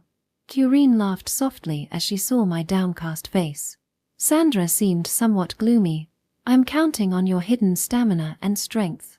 If you're as good as you look, you'll experience quite a bit of pain. I'll do my best. Section. The marching training began. The infantry students marched in formation carrying heavy rifles, wearing stylish uniforms and long hats. As for us artillery students, we moved the wheeled cannons in groups of 3. Since they were hammer-down cannons from the military, they came in all shapes and sizes. Some cannons even had extra weight added with sandbags to balance them out. That was where the need for attention to detail came in, even though it was wholly unnecessary. The seniors from the 19th period usually got the better equipment, while we, from the 20th period, got the hammer-downs, which were even more worn out. With so many scratches, polishing them would be futile. And the reason for only 2 periods represented was because our program was only established last year. The history of the artillery department was still quite short. Heave-ho, heave-ho. We chanted as we breathed together. I heard from somewhere that exclaiming out loud helps to exert more force. It's not as hard as I thought. It's actually quite easy. Chibi, you're surprisingly strong. To be honest, it was unexpected. Mitsuba, you're doing well. Haha. Thank you. Curine was on my right and Sandra on my left. I was at the center, with the least burden. Basically, as long as the wheels on the left and right moved, it was all well and good. But if the balance was off, the cannon would veer off in the wrong direction. To the rhythm of the drums, the artillery marched behind the infantry. At first, we had to just circle the huge schoolyard. Eventually, the instructor, acting as the commander, would give us a signal. But why are they playing music? It's more fun that way. Boom, boom, boom. Your body starts moving on its own, right? Mine certainly didn't, but maybe I could naturally match the rhythm. It's totally different. We're trained to march without drums. But civilians conscripted to the battlefield can't do that. So, the drums signal them to march together. And when they need to march quickly or charge, the drums follow suit. I see. I was satisfied. Sandra was smart, so she could teach me a lot. Actually, when I assisted from drinking during my suspension, I used to attend lectures before bed. There was a lot to learn about this world. I thought I might be suited for teaching. But it's not entirely untrue that it's fun. They say the battlefield is filled with screams. So, let's keep things light to distract ourselves. That's not entirely unfounded, but your opinion is too extreme. Haha, imagine dying while listening to a lovely performance. Curine laughed heartily. Well, maybe it was better than dying in agony whilst hearing screams. It could serve as a requiem. As long as you enjoyed that, you might not die in vain. If you want to experience it, You should volunteer for the front lines. Die for your country. I don't need you to tell me that. I'll fight and die for myself. Well, let's get along, us few female comrades. She smiled politely, but I wasn't sure if it was genuine. Plus, neither of them were even looking at me. That's impossible. Our ideologies are fatally incompatible. In other words, it's impossible. Chibi, that's like telling me to die. Why would that happen? We received a signal amidst our pointless chattering. The staff members were indicating with flags the direction we should march towards. Curine carried a cleaning rod for the cannon's interior and a bag containing shells, while Sandra maneuvered the cannon with a pole for loading shells strapped to her back. I held a fuse stick with enchanted paper wrapped around it, ready to ignite when firing. Firing the cannon required various tasks, even for just one shot. So typically, 3 to 4 people were responsible for one cannon. In actual combat, several soldiers were assigned to one artillery officer. Learning how to command and organize them was an important duty of the artillery corps. This was second-hand information from Instructor Galdo. Despite appearances, I studied diligently too. Firing the cannon seemed enjoyable. I wanted to blast away. Oh, the instructor's signal for the charge should be coming soon, so let's prepare. The lowest ranking group will do push-ups to catch up. It's a matter of life and death since it cuts into our lunch break. How do you know? There was no particular change in Instructor Galdo's movements. Did they infer it from his expression? Come to think of it, Curine mentioned something about my expression too. It seemed like she was also observing the instructor's demeanor while chatting. Just a hunch. Well, that guy's pretty predictable. I don't get it. Because you don't try to understand people. You're all about theories. I just don't want to focus on unnecessary things.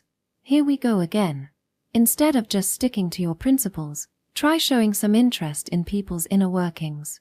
That's meddling. Understanding humans completely would take an eternity. Sure. Just don't turn out like this chibi here. Amidst the bickering and disciplined march, the blare of the charge bugle sounded, accompanied by the instructor's loud shout as a signal. The infantry columns hurriedly fixed bayonets onto their rifles and began the charge with loud shouts. We, who were prepared in advance, rushed ahead. I pushed the cannon forward with all my might while running. The wheels creaked terribly, but if they broke from this, they wouldn't be of any use on the battlefield. It felt like I could just break it already and be done with it. Pushing with vigor, I cheerfully surpassed the cannons of my classmates, closing in on the running infantry just ahead. Hey, slow down. And you, Mitsuba, you're pushing too hard. I am not pushing. Wait, Mitsuba. Heave ho. Pushing with momentum like rolling a big ball, we made our way forward cheerfully. The infantry ahead looked back at us in alarm. The battle formation started to break. It felt like we were parting waves as we pushed through. Amidst the shouts of the charge and the cries from our team, we reached the destination under the flag. Though it was impossible to take the lead ahead of the infantry, we managed to surpass about 30% of them. Within the artillery corps, we were proudly in first place. It wasn't a competition, but it felt quite satisfying. Well done, everyone. You've worked hard. But there's no lunch for incompetent ones. Especially you, idiotic infantry who got overtaken by the junior female artillery unit. You'll go without lunch. Do some push-ups here for a while. Groans of dismay rose from all around me, along with sharp glares. Soon, that was followed by sighs and averted eyes, all thanks to the rumors about me. It was unpleasant. And to you, the excellent yet overly enthusiastic female artillery unit. It's good to have spirit, but synchronize with your surroundings during a charge. What's the point if the cannons rush ahead to the front line? You'll be crushed first. But I'll overlook it this time due to your enthusiasm. No push-ups for you. Scolded by Instructor Galdo, but no punishment. That was a relief. Leaving behind the 30% of infantry students to do their push-ups, the rest of us headed towards the mess hall. It felt like I could hear whispers around us. Oh, not just feared, but now you're becoming resented too. Is that just your nature, Chibi? Everywhere you go, you've got 1,000 enemies. Must be lively and fun, huh? Why are you smiling like that? And having 1,000 enemies isn't something to be happy about. Nah, it's a good thing. This time, it's not just baseless rumors, you've actually proven your worth. Those who got left behind are watching how we're being influenced by Chibi's power. By proving yourself with more than just rumors, you can turn a bad reputation into awe. How about that? Pretty good, right? Well, maybe, but it still doesn't sit right with me. In the end, nothing changed about being feared. At this rate, I won't make any friends other than Kureen and Sandra. Well, let's just chalk it up to being fun in the end. Yeah. It's a riot. Yeah, I guess. That was Kureen's personality. It has only been a short time, but I had kind of figured it out. Small yet strong. Seems quiet, but has a wild streak. Quite the enigmatic creature to understand. Sandra sighed and poked my head. I just laughed it off. Once we entered the mess hall, for some reason, an unfamiliar waiter had prepared our lunch. When I asked if it wasn't self-service, they replied with a pale face, "You're special." I didn't quite understand, so I just asked for a refill of soup. It was tastier than the gloopy soup I had last time. Section. In the bustling streets of the royal capital, Belle. It was my second holiday here since transferring to the officer school. The first holiday was spent in confinement due to false accusations, so this was the first proper break. Even during confinement, I was either daydreaming or reading books, being absolutely lazy. But here at the heart of the capital, the foot traffic was incredible. Soldiers, merchants, civilians, each with their own purpose, bustling about. The variety of expressions were interesting. Some were smiling, some were glaring, whereas some looked dull and lifeless. Kureen waved to passing people occasionally. Students, soldiers, flashy women, even slightly intimidating men. Her network seemed really wide. I wish I could learn from her. After all, my circle of friends wasn't expanding at all. I wondered what the reason could be. Come to think of it, isn't this your first time in the capital? Yes, I guess you could say I'm a country bumpkin. Me, looking around nervously, and Kureen, standing tall. It was obvious which one of us was the country bumpkin. Haha, compared to here, most places would be considered countryside. So, how do you like the City of Flowers on your first visit? I was bewildered when I first came here. It's so vast and crowded. Indeed, it seems easy to get lost. I'll stick close to you, so don't leave me behind. Haha, be careful not to get lost. After all, if you happen to wander into the alleys at night, you'll find all sorts of unsavory characters like slave traders and thieves roaming around. Ah, in your case, they'd probably run away after seeing that scary face of yours at night. In that case, if I get lost, I'll just pretend to be a ghost. That's a good idea. Tomorrow, the rumors will be overflowing with wandering spirit of the capital. Well, it's best not to get lost, though. Here, take this. Ah, thank you. I accepted the bottle of juice from Kureen that was bought from a street vendor. It was nice of her to treat me so well. By the way, it seemed like my living expenses were provided by the Blue Rose family, and I also received pocket money from the office staff. I was told to submit a request if I needed anything, but when I immediately applied for my own rifle, it was rejected. Same deal with the cannon. Well, let's see. First we went to the art museum, then mocked the unnecessarily large Belize Palace, dropped by a tavern to buy some good booze. Actually, our stock is running low. Even though there was so much. Was it because I drank too much? I used to chug it down at night. Since I didn't get drunk, there was no harm in it. But since there was nothing else to drink, I guzzled it down like juice. It was bitter, but it served as a substitute for juice. That's right. Come on, it's not water. Kureen pouted. Despite being tall, she made surprisingly cute gestures. But the saber at her waist suited her too well. She seemed mature, like she could become a soldier at any moment. Then, let me treat you next. How old are you again? I am 11. I'm 17. If I let Chibi treat me, it would shatter my pride. Feel free to drink as much as you want. Then, I'll take care of the snacks. All right then. People passing by cast glances our way. The officer school uniform must have stood out quite a bit. After all, kids wearing quasi-military uniforms did. I thought wearing regular clothes would have been better, but apparently, this way, we could avoid trouble.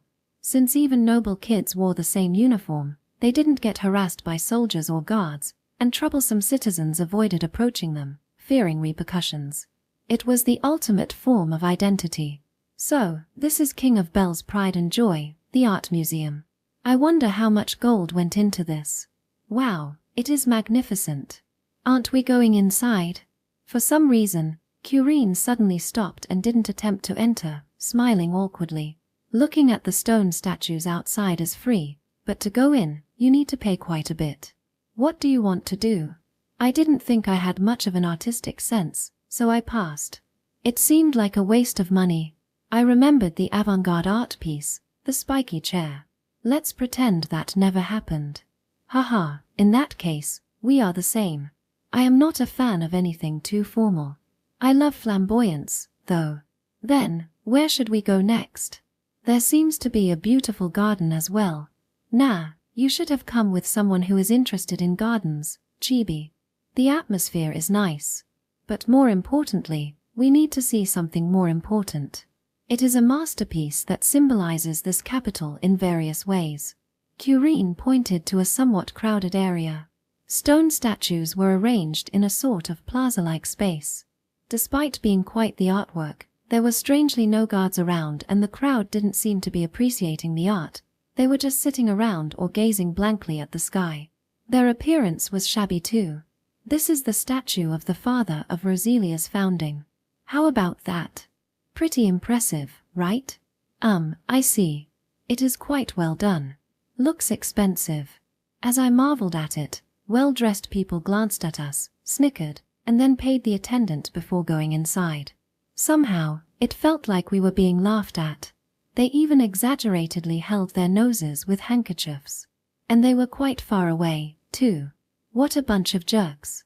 Guards were stationed around the entrance and corridors, making it feel like we were being isolated. In this place, everyone seemed weary. Rather than admiring statues or monuments, they appeared to be idling away their time.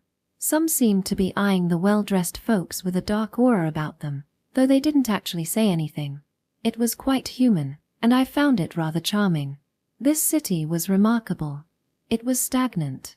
Yeah, I understand why they're mesmerizing. They're quite well made. Unfortunately, they're just replicas. Oh, really? At first, I thought they were genuine, too. But there's no way they'd leave such valuable items out here. They'd be stolen. Upon closer inspection, while the craftsmanship was quite intricate, they were not well maintained. There were no barriers to prevent people from touching them, nor were there any guards to reprimand anyone for doing so. You could even touch the statues of these stern-looking gentlemen without getting scolded. The real ones are inside the palace. They're adorned with real gemstones. Everything outside is fake. It was the noble Queen Marianne's idea to allow the less fortunate to experience art. It was probably meant to improve their reputation, but it backfired spectacularly. The nobles and wealthy folks ridicule the poor, while the less fortunate harbor even more resentment. There have even been riots. Oh dear. Nearby, a group of men whispered about the king and queen, careful not to attract the attention of passing guards. Their caution was understandable, as being caught could mean trouble. Surprisingly, our cadet uniforms seemed to render us inconspicuous, hinting at a perception of us as belonging to a lower class. The queen probably wanted to do something about it too, but having lived such a luxurious life, she probably couldn't understand our perspective. You have to experience it firsthand, rather than just looking down from above. According to Curine, Queen Marianne was initially hated by the people. The reason was simple. Marianne was from the Duchy of Casablanca. Casablanca and Belle were enemies, but to improve relations, Marianne, who was the crown princess at that time, married Leroy. While it seemed like a political marriage, their relationship was reportedly genuine. But the people's reception was extremely poor, as she was considered a foreigner from a former enemy nation. It's quite complicated. I'd rather have lower taxes than these art pieces. These statues here have been broken several times. Arms, heads. When you're hungry, you can't appreciate art. Why doesn't someone just educate them? The earnest ones who tried to educate them got fired. You don't question the great king's decisions. Some actually got fired, which is terrifying. Curine was also trying to reach for the crown on the statue. I couldn't reach it no matter how hard I tried. Anyway, this is a popular date spot in the royal capital Belle. Even just a stroll through the gardens sets the mood. But it's better to avoid this fake statue square if you just want to complain. Curine chuckled wryly. Indeed, only Sandra would be delighted to be brought to this stagnant spot.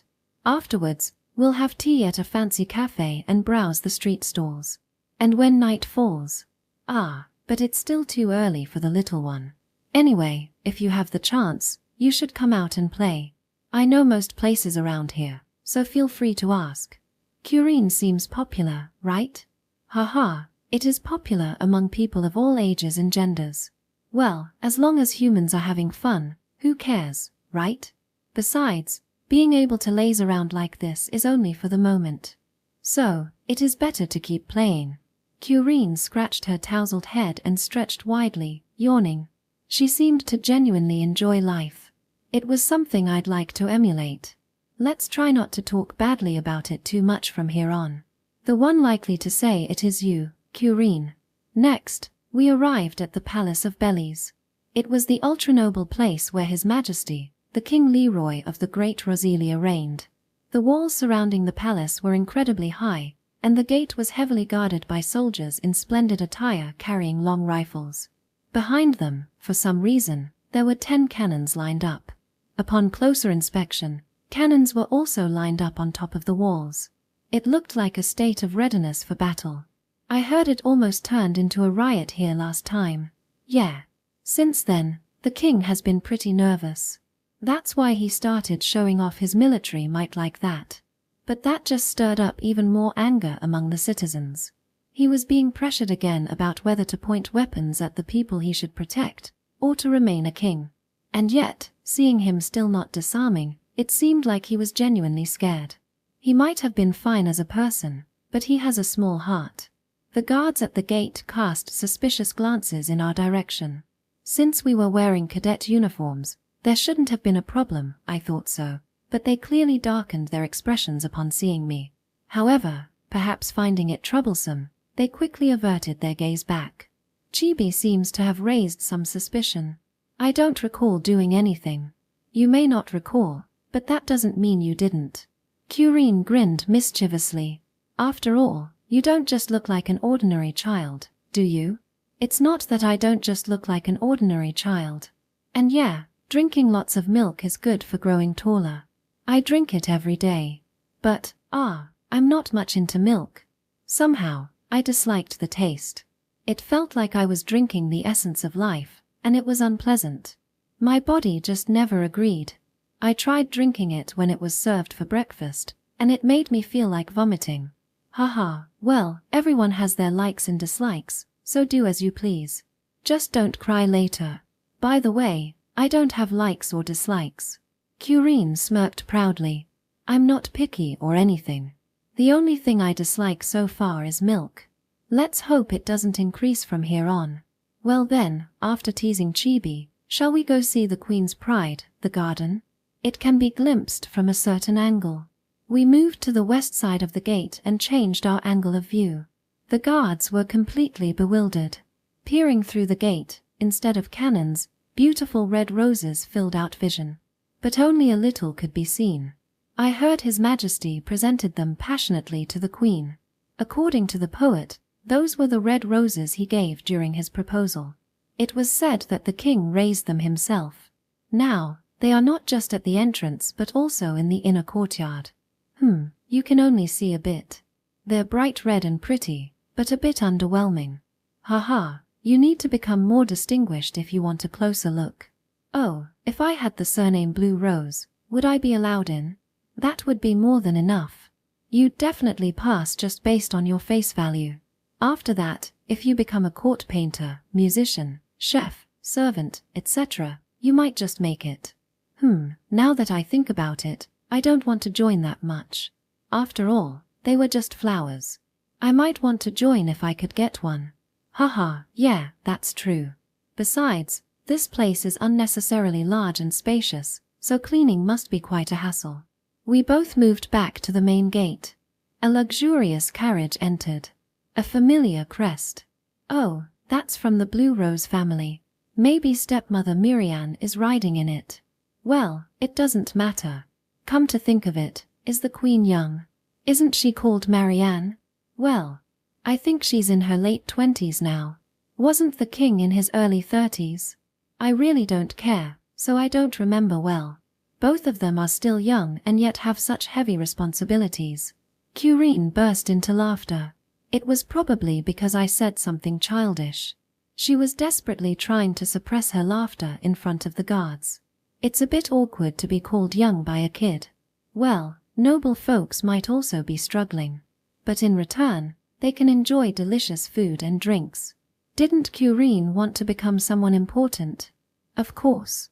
I want to become great and live in luxury, surrounded by many people in a big castle, throwing grand banquets. It sounds fun, doesn't it? Curine spoke of her dreams with a daring smile. Her ambitions sparkled, and she seemed full of energy. Her dreams might seem childish, but she seemed ready to sprint towards them with all her might, involving everyone around her, or perhaps knocking them aside. Well then, let's raise a toast to our future prosperity. Let's start with a small outdoor feast. Haha, that sounds good. Cheers to hedonism. Sandra will scold us. I don't care. We clinked our almost empty juice bottles together, laughing. We gulped down the rest, then tucked the empty bottles into our backpack. I think it's about time for a snack. I'm getting hungry. Shall we go around the stalls then? Let's also grab lunch while we're at it. That scary old man seems like he's about to get angry, so we should leave soon. Since the guard's temple was throbbing, we decided to make an excuse and leave after a salute. Curine seemed somewhat perfect, while I clearly looked like I was playing soldier. I felt embarrassed about it, but when Curine burst into laughter, I kicked my sulk away. This was not working at all, or rather I felt like I was not cut out for physical fights. Episode 8. Wonderful Weapons. Life at the military academy had finally passed 1 month of time, and today was the long-awaited cannon drill. I couldn't participate the first time because of suspension, and for some reason, I wasn't allowed to participate the second time, so I was left alone to study. Concerned about my future as an artillerywoman, I appealed directly to Instructor Galdo, and after some back and forth, I was finally allowed to participate. Thank goodness. Oh, you seem unusually cheerful, Chibi. Is that so? I look the same to myself as always. Hee, I can tell. Look, your eyes have a different vibe. She still looks the same to me. I know I'm thinking about something unimportant, but my, even Lady Sandra lacks observation.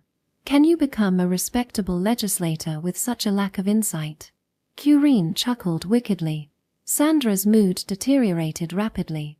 You have no right to say that. Besides, you seem quite pale.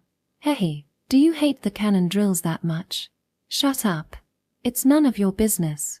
Curine and I chatted as we changed clothes. The cannon drills were held outside the capital, at the artillery training grounds. Since this place was also used by the military, we could only use it once a week. And I heard that cannons were expensive, but their ammunition was also costly. If we kept firing them recklessly, military expenses would only increase. I see. I always feel gloomy about this. Instead of moving the cannons around pointlessly every time, wouldn't it be better to just leave them there all the time? What weak talk is that? The advantage of cannons is to move them to where they're needed and blast away. That's only in actual combat. Do we really need to do that during training? Page. Anyone who complains during training is sure to run away during real combat. That's what training is for, to toughen you up. Speaking like you know everything. You don't even have any combat experience. Ah, there we go again. Their exchanges could be quite lengthy at times. Well, that may be true. But I've had experience blowing people's heads off. It's pretty much the same thing. Some ominous words slipped out. It looked like Curine had experience killing people. As for me, did I? Who knows? It didn't matter. I didn't care how many strangers died. Boasting about killing experience is just plain foolish. I can't understand it at all.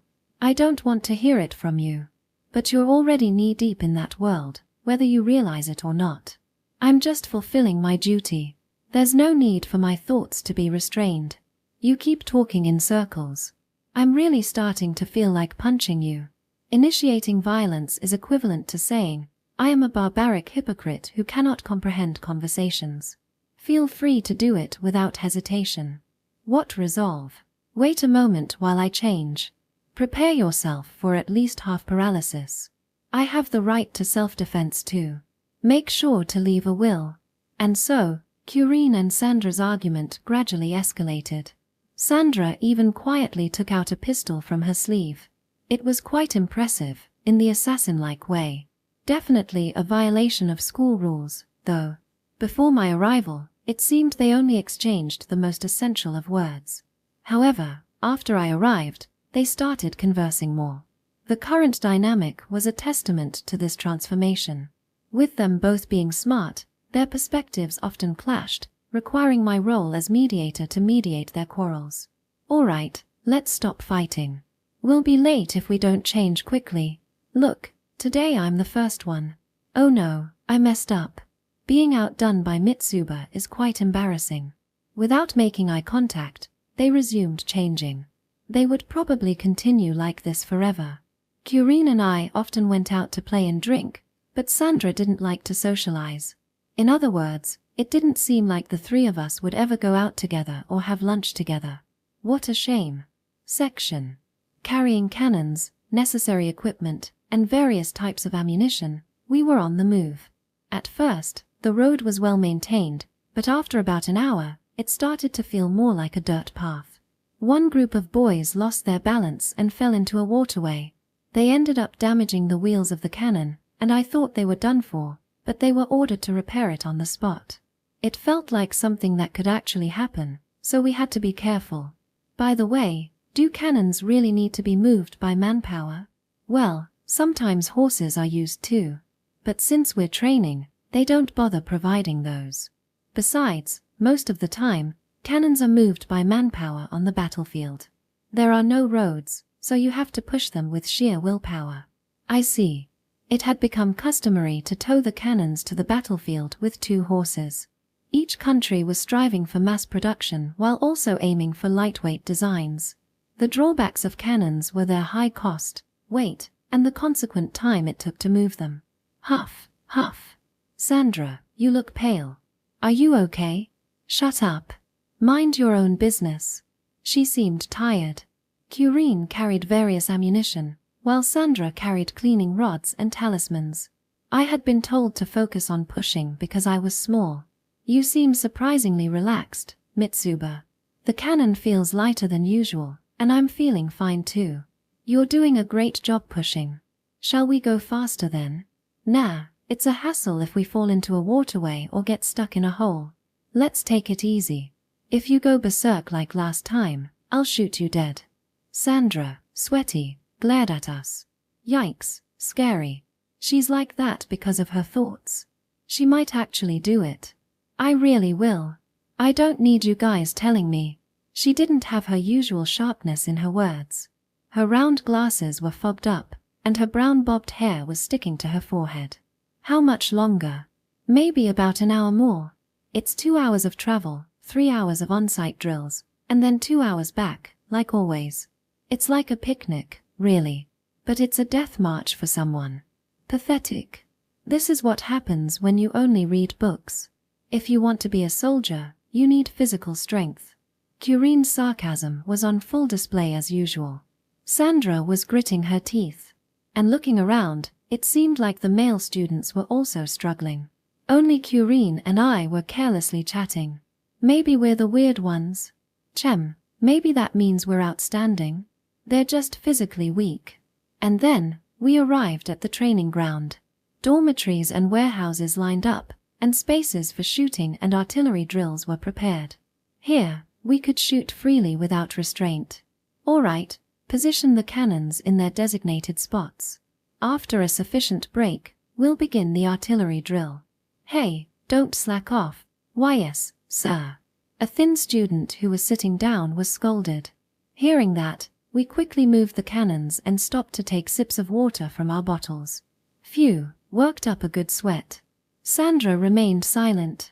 Then I suddenly realized. By the way, where do we have lunch today? Is that building the cafeteria? Ah. Ha. I completely forgot to tell you.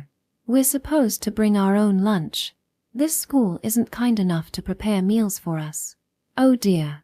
Well, that's a problem. Alright, let's just snatch something from someone. If it's a practical exercise, no one will complain, right? Survival of the fittest. If they complain, we'll just take care of them. Dead men tell no tales. Words spilled out of my mouth on their own. But upon further thought, it wasn't entirely wrong. It was what you call local conscription. Borrow from the useless bunch and use it meaningfully. There shouldn't be any issues. I licked my lips as I eyed the options. I spotted a slightly chubby student. Our eyes met, but he seemed drenched in sweat. He might starve if I took from him. Then I noticed the thin student who was scolded earlier. He gave a start as I approached. Alright, let's go with him, the light eater. As I was about to step forward, a hand rested on my shoulder. You looked serious even though it was a joke. Don't worry, I'll share mine with you. But I can't guarantee a good taste. Cake urine. Feeling embarrassed for hastily deciding to snatch it, I found myself feeling a bit sheepish. My face felt like it was about to turn red, although it probably hadn't. Chem. Thank you. I'll treat you next time. Haha. No need to worry about it. Sandra will probably share hers too. Don't decide things on your own. You're always leaving some behind. It's not good to be picky. I'm not leaving any behind. I'm just splitting it into 2 servings. Oh well, I will give it to you just for today. Sandra is also kind, isn't she? She's just twisted to the core. Well, it's my fault to begin with. I forgot to tell you. Oh, really? I was going to tell you this morning, but someone made a fuss, so I forgot. Sandra looked unusually embarrassed. She adjusted her glasses absent-mindedly. Yeah, that's right. It's all her fault that the economy's bad, taxes are high, and public safety is poor. She's the root of all evil. We need to purge her. Don't blame everything on me. The root of all evil is usually the most prominent. Sandra jokingly retorted with a serious face. Life was probably very tough for her. She seemed to take everything seriously. That's why, despite being young, she worried about the country, politics, and aimed to become a legislator. But she didn't have money to study, so she took a detour and ended up at the military academy. She must have tried various things, but this was probably the only path available to her. Yeah, it looked like her life was going to be full of grey hair. As we chatted away, the break time drew to a close. Sandra appeared unable to find respite, looking completely exhausted. Poor thing. What we're going to do next is the usual artillery drill. As I always say, be careful with the first shot because it uses live ammunition. Losing limbs during training is a waste. I nag you a lot because losing something big like that would be regrettable. Got it? Yes, sir. I also chimed in with the chorus. The phrase yes, instructor served as the universal signal of acknowledgement. However, I refrained from saying it, mindful of the consequences. After all, a wrong word could result in a punch. I once received a scolding for saluting too early. Alright, since Mitsuba is here today, she'll explain from the beginning. It's the second time, so the rest of you can treat it as a review. The principle of the cannon is the same as that of a long gun. You explode magic inside the barrel to propel the bullet. The difference is in the size and type of bullet. He took out 3 differently shaped bullets from his bag. These are shells, grenades, and shrapnel. Shells are simply lead bullets. You use them to kill enemies or destroy facilities. This will probably be what you guys use most often. He tapped the shells and dropped them on the ground. The shells struck the ground with a thud. They weigh this much. If they hit you, they'll take you down. It is useless against fortifications. Even if enemy gunfire could be mitigated, it is like a scrap of paper there. One hit from cavalry is enough. Well, if it hits. Galdo picked up the shells with a smirk, wiped them with a cloth, and put them away. Certainly, it would hurt or even kill if it hit, but there weren't that many cannons. Quick successive shots would be impossible. I understood now why there was a cavalry division. Next is the grenade. It is made of a special material and stores magic inside. It explodes in enemy territory, killing them with the shock of magic and fragments of the shell. And of course, it is useless against magical barriers and spell formations. Sounds very convenient. The instructor, Galdo, who overheard my muttering, nodded deeply. But his eyes seemed wary for some reason. Ah, but it's costly. Making one shot costs the same as 10 regular bullets. It requires special ammunition, and there's the hassle of having the manufacturing mage fill it with magic. It's best to use it at crucial moments. Well, except during chaotic battles, follow the orders of your superiors. Are there any empty shells?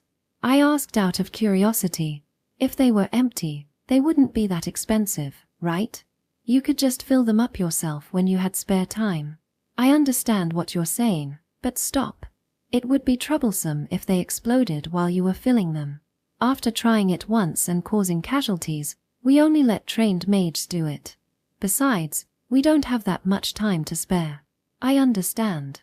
A grenade filled with my own magic power sounded interesting. Like fireworks. I'll try to get my hands on an empty one and shoot it sometime. It'll be fun. And finally, there's the shrapnel. It contains smaller bullets inside. When fired, the outer shell shatters, and the smaller bullets spread out. It looks flashy and is useful for hitting multiple enemies at once, but its range is surprisingly short. Instructor Galdo cracked open the shell and showed us the smaller bullets inside. If that hit you, your body would be riddled with holes. When it's time for this, it means the enemy is extremely close. Coordinate the firing intervals with the surrounding cannons. If you keep firing alternately, you can buy some time. Pray for support from your allies during that time. Be careful not to let anyone escape. Actually, you're the ones doing that. Instructor Galdo's lively explanation of the shells came to an end. I couldn't wait to shoot them. Shooting the shrapnel at the end, killing many people would be amazing. It would definitely be lively. It felt so exciting. Also, if they ran out of smaller bullets, they could use rusty nails or similar items. As long as it fit into the cannon and could be fired, it would work. Section. Finally, it was time for the artillery drill. The targets were stacked rocks and the flag of the neighboring country, Plumeria. The simulated enemy was the powerful eastern nation, the Plumerian Empire. In the navy, they would target the flag of the western island nation, the Kingdom of Lilia. Alright, first, clean the barrel. There might be remnants of magic powder from the last shot. It can cause an internal explosion, so make sure to clean it before firing. It also helps the barrel last longer. If there's an enemy in front of you, just keep firing without worrying about it. It's better than being captured. Yes, sir. Sandra used a cleaning rod to scrub the inside of the barrel. It wasn't dirty because we hadn't fired it, of course. The cannon maintenance was perfect because it was polished every day. Despite all that, it was old and hence had a lot of scratches.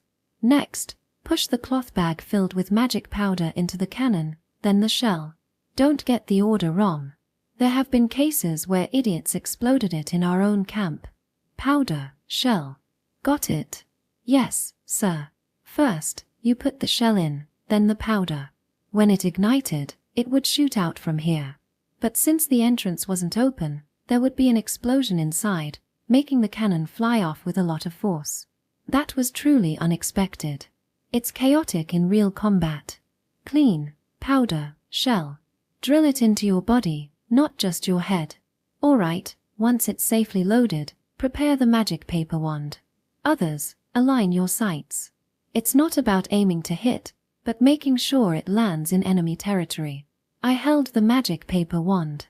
By touching it to the ignition point on top of the cannon, the spell would activate, causing the magic powder to explode. My hand holding the wand started to sweat. Feeling nervous, Chibi? How did you know? Your cheek twitched for a moment. I see. As I nodded, Kureen slapped my shoulder. It sparked an inspiration within me. She had the makings of a fine commander, perhaps even a future marshal in the army. She mentioned making me her retainer, which means I would get to operate a massive cannon. Imagining the prospect of demolishing towering buildings filled me with thrill. It would be very lively and enjoyable. We're ready to fire at any time. Just wait for the signal from the artillery commander. Don't fire without orders. The basic procedure is prepare to fire. And then fire. When the command fire at will is given, keep firing as long as the ammunition lasts. Yes. All right. Then fire at the plumeria formation. The instructor drew his saber and swung it down. Every artillery crew began ignition, and the cannons were fired. They were loaded with regular shells, and all that was heard was the lively sound of boom, boom, boom that filled the sky. Don't forget the shout, Chibi. Shout fire loudly. It also lets us know. I understand. Please, don't ignite while I'm preparing. I got it. Can I go now? Fire. Kureen and Sandra covered their ears. I touched the fuse to the ignition point. It flashed for a moment, and with a whoosh, the fuse paper burned. Then the cannon fired. Unfortunately, the shell missed slightly to the right of the stacked rocks. It was a near miss. Close. Hitting the target is rare. Is that so? Yeah. Even skilled artillerymen rarely hit the mark. Shortening the firing interval is considered a sign of skill improvement. I see. I nodded in understanding and gazed at the impact site. Then, I raised my hand with a question. Guard Instructor Galdo looked at me with visible caution. What is it, Mitsuba? Don't cannons have functions like a NIC-SAN type long rifle? What do you mean? A mana storage device. No, they don't. Because they need a lot of mana to shoot big shells. Many people pass out from one shot. Didn't you see the mana powder? The amount in that cloth bag is equivalent to the mana of several ordinary Roselia people. Apparently, using catalysts to materialize was less mana consuming. It seemed that only primitive methods consumed a lot of mana. It was complicated. I didn't really understand what mana was anyway. But physical strength wasn't visible either, so maybe it was something like that. Not to mention mental strength. Adding unnecessary functions just increases the cost. Right now, mass production and lightweight construction are the top priorities. It's all up to Director Nicarinas. Can I try charging it with mana? Hey, were you not listening? There's no storage device. So, just for a try. Basically, the shell just needs to fly forward, right? It meant detonating the mana inside the cannon. I was not sure how to do it, but I wanted to try something. Just as I was about to place my hand on the cannon, Guard Instructor Galdo rushed over, grabbing my wrist. Stop it. I have a very bad feeling about this. We can't blow up someone's mansion. So, stop it. That kind of thing should be done in actual combat, not when I'm not around. Yes. Disappointed. But I shall try it someday. From now on, there'll be blank shells. No shells, no mana powder. Each person should use a blank shell pouch. Everyone, commence firing. Sandra was already cleaning up. Kureen took something else out of her bag. It was a brown package that looked like it was made hastily. This is pretty lame, isn't it? The sound and construction are both lame. Plus, it's heavy, and it smells burnt after firing. Is this for blank rounds? Yeah, it only produces sound and light. Makes you feel like you fired something. Using live rounds in training is just a waste. Hey, hurry up and load. The instructor is counting the number of shots. I know. He's such a nag. Kureen grumbled as she stuffed the brown package. Normally, it would be filled with shells, but since it was a blank round, there was nothing inside. Oh, Chibi. You have to replace that fuse paper. It's a one-time use. I understand. Come to think of it, I was given a lot of paper. I quickly removed the charred fuse paper and tied on a new one. All right, ready to fire. Fire. With a faint pop and a burst of light from the muzzle, it discharged. It looked sparkly but cheap. Indeed, it was a fake. It wasn't very exciting. Real shells were better, after all. Commence cleaning of the barrel. Sandra pulled out the tattered blank shell pouch and cleaned it with a cleaning rod. Curine loaded a new one, ready to keep firing. The routine work gradually made me sleepy. After about 5 repetitions. Hey, Chibi. Don't fall asleep. Wake up. What? I opened my eyes wide and looked around. I had been careless. But I did the ignition properly. Even though it's a blank, I've never seen anyone nod off during artillery practice before. Whether it's bold or just plain stupid, I think she's the latter. No, I was concentrating. Lies. You weren't drooling, but your eyes were definitely closed. Nothing but dozing off. After a wry smile, I waited for the firing position. Fire. Puff. Even if you shout loudly, the fact that you were napping doesn't disappear. I might end up sleeping with my eyes open. Stop that. It's scary. Your reputation will spread again. With a look of exasperation, Sandra muttered, and then guard instructor Galdo blew the whistle. I guess the artillery practice was over. That's it. The group that couldn't fire 20 times will have half of their break time. Do push-ups before meals. The rest can take a break. Yes. Morning classes had concluded, marking the onset of lunchtime. It was likely that we would resume after artillery practice in the afternoon. I followed Curine, who yawned widely, and Sandra, who wiped her sweat, back to the dormitory, where lunch awaited. After scavenging some leftovers from the two and taking a brief nap, I drifted off once more, only to be teased by them after waking. Indeed, blank practice lacked excitement. I wished they were all live rounds, though I knew it was my wishful thinking. Even if the Blue Rose family could provide, I dismissed the idea as it was utterly impossible. The economy was bad and so there was nothing to be done. Episode 9, Refreshing Fire. Each day passed busily, and before I knew it, 3 months had passed. It was autumn now. By the way, there was no such thing as a summer vacation, so we spent sweaty days, toiling away, every day. There was swimming training, so it was bearable overall. I thought my skin color would change somewhat if I got a tan, but that remained impossible. It didn't swell or turn red, it remained pale white. I even thought I might really be a corpse, but Curine laughed and said that corpses with such a hearty appetite didn't exist. I'm bored. Sigh. Today was a holiday. Exams were over, so there was nothing to study anymore. It seemed Curine was on a date, enjoying her youth away. I was envious. She said she'd introduce me to someone, so I went to a cafe to try it out, but there was a tough-looking senior officer candidate. Yet, he got intimidated by my face, and the conversation didn't go well. We just had coffee and some cheap sweets and then decided to call it a day. Thanks to the accumulating bad reputation, it seems I wasn't attracting any guys. Too bad. But did I really look like a ghost? Regarding the accumulating bad reputation, there was an unidentified male corpse found in the schoolyard, and another unidentified male, for some reason, who was hit by a bullet I fired during an exercise. Even though it was his fault for being near the target at the artillery range. I didn't know about the former, and the latter was unavoidable.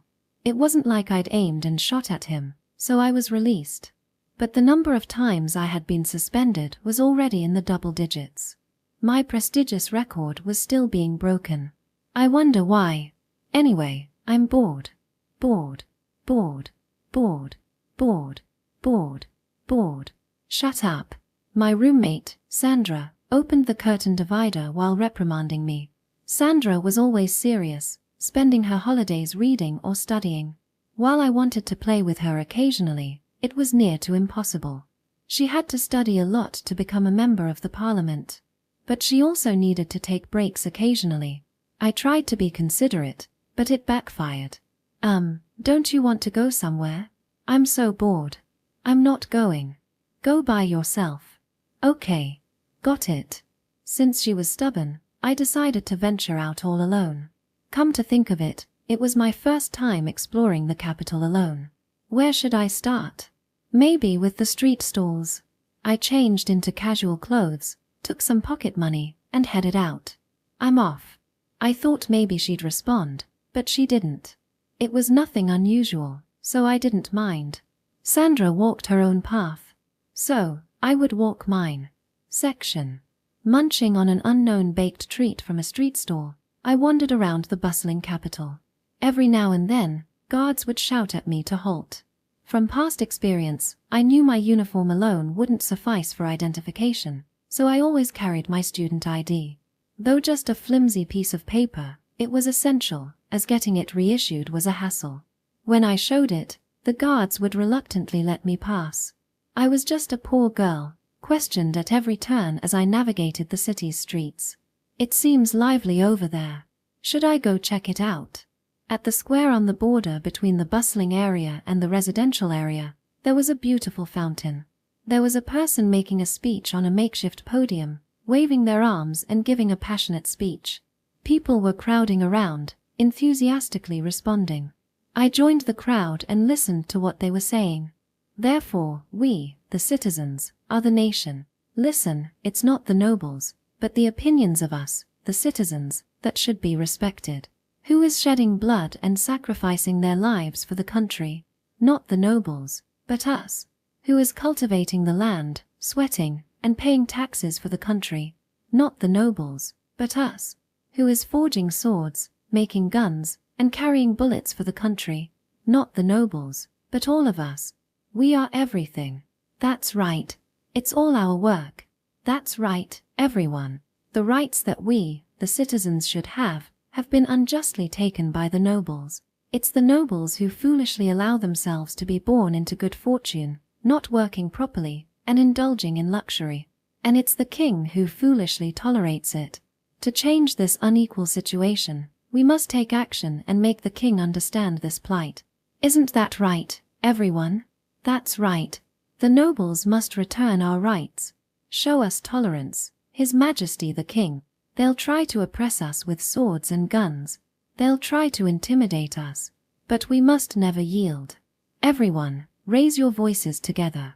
Even if one voice is small, when it joins collectively, it cannot be drowned out. Oppressing the desire for freedom with force is absolutely unacceptable. That's right, that's right. We won't give in. It was amazing. I applauded along with everyone, but I couldn't quite keep up with their enthusiasm, so I decided to leave. Maybe Sandra would give speeches like this someday. If I had the right to vote, I'd cast my vote for her. But apparently, you needed to pay a certain amount of tax. The trash from the Republican Party, unauthorized speeches are prohibited. How many times do I have to tell you? Get lost. Do you want to get arrested? Here come the lapdogs of the nobles. Don't be intimidated. Drive them away. And then, a group of guards rushed in. Some of the crowd, fueled by anger, began throwing things, and the guards drew their swords in response. It turned into a chaotic mess. Blood sprayed. But the numbers were different. The guards were overwhelmed, disarmed, and beaten before fleeing. See that, everyone. They can't oppress us with force. Whoa. It felt like a revolution was about to break out, but pamphlets were handed out, and the meeting ended early. Perhaps the agitators made a calm judgment that they couldn't endure if the main force came. But still, the crowd was prone to easily get stirred up and resiliently calm down. Sustaining intense anger was difficult. But as we went on like this, dissatisfaction accumulated like mud. If the audience spread this story to the people, the dissatisfaction would only grow. Maybe the speaker intended that. And yet, the nobles hadn't fully committed. If they were serious about suppressing it, they would have fired guns. Were they underestimating them by not thinking at all or just being arrogant? Maybe it was all of the above. Well, if they tried to suppress it with maximum force, it might ignite all at once. It felt like fuel was scattered everywhere. Not that it mattered. Anyway, being lively was the best. Let's see. But, what a good title. I looked at the pamphlet I was given. Freedom in your hands. I'll give it to Sandra as a gift when I get back. Hey you, student, wait a moment, what do you have there? As I was strolling through the streets, fluttering the pamphlet, I was detained by the guards again. This time, I was accused of agitation. Truly, I was a girl who got questioned just by walking. It was nothing to boast about. Someone help. Help me, Curine. You're a prestigious student of the Army Officer Academy, so why do you have a Republican Party pamphlet? It's not mine. It was forced on me. It's true. I'm just a kid aspiring to be a fine soldier. But since I didn't throw it away, I guess it was no surprise if I was found guilty. And I even complimented the title. Don't lie. Would a mere child have such eyes? And you, planning to engage in agitation activities at the academy, you suspicious fellow. Despite my protests, they wouldn't release me. It was getting more and more troublesome. If it's really not yours, then can you throw it away? Try stomping on it with all your might. If you can't, yes. Without any particular emotion, I tore it apart and stepped on it. Perhaps because of my indifferent demeanor, the security guard uncle seemed momentarily stunned. Then, as if to cover it up, he coughed and finally let go of my shoulder. His eyes still seemed suspicious, though. As a student, you should be cautious not to behave in a way that might be misunderstood. Your eyes, they're definitely not ordinary.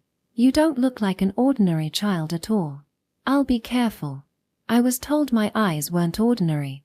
Well, holding an anti-establishment pamphlet and walking around like an emotionless being was indeed suspicious. And to boot it up, I was a student at the Officer Academy. Doubly suspicious. It was only natural to be questioned. But I was fortunate to have an understanding guard. After doing the stepping, I was somehow forgiven.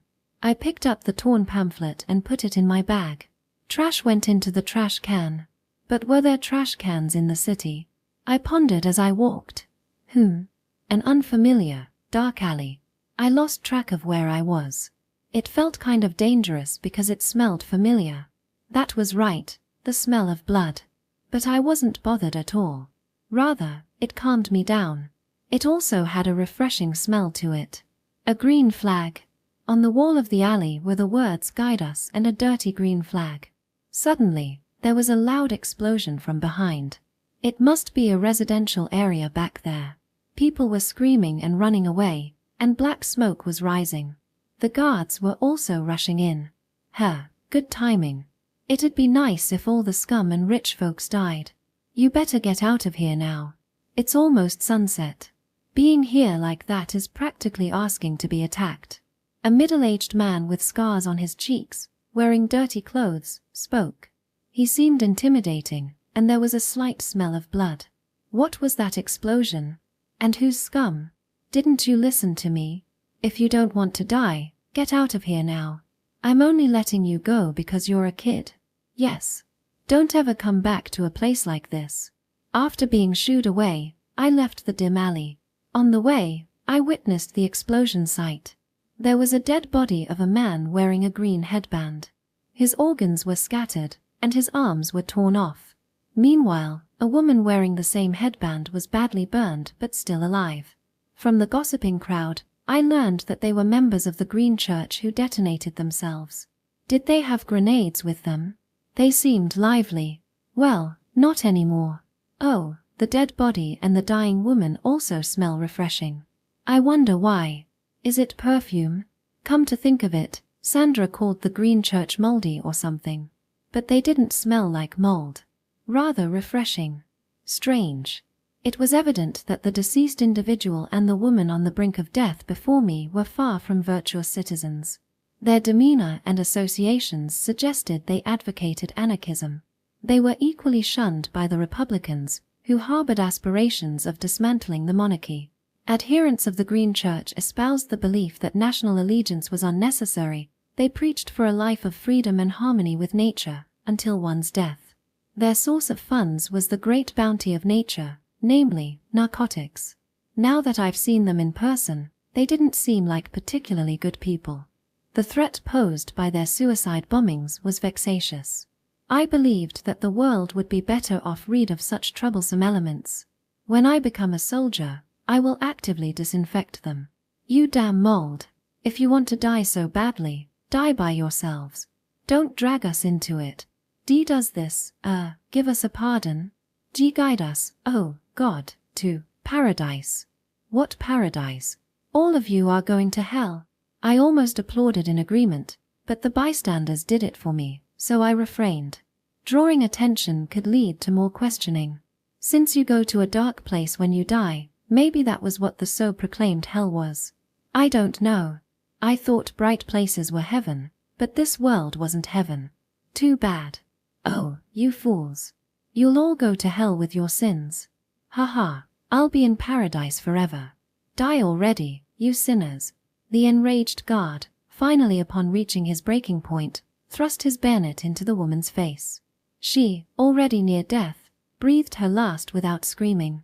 She probably didn't feel any pain because she was a habitual drug user. In a way, she was a fortunate person. The onlookers gazed at her like she was something dirty. The owner of the restaurant, currently ablaze, looked as if it were the end of the world. My shop. My dreams. My life is going up in flames. Everything's disappearing. Men don't cry. And it's lucky it's just injuries. Right, miss. You're lucky you didn't die. But you'll just have to try again. If you're alive, good things will come eventually. Come on, get moving. The shop owner was being patted on the back by his wife. The one who was crying wiped his eyes and started fighting the fire. As far as I could see, women were emotionally stronger in this world. For better or for worse. Living is tough. I nodded thoughtfully, but no one agreed. The guards were suspiciously looking our way, so I decided to leave.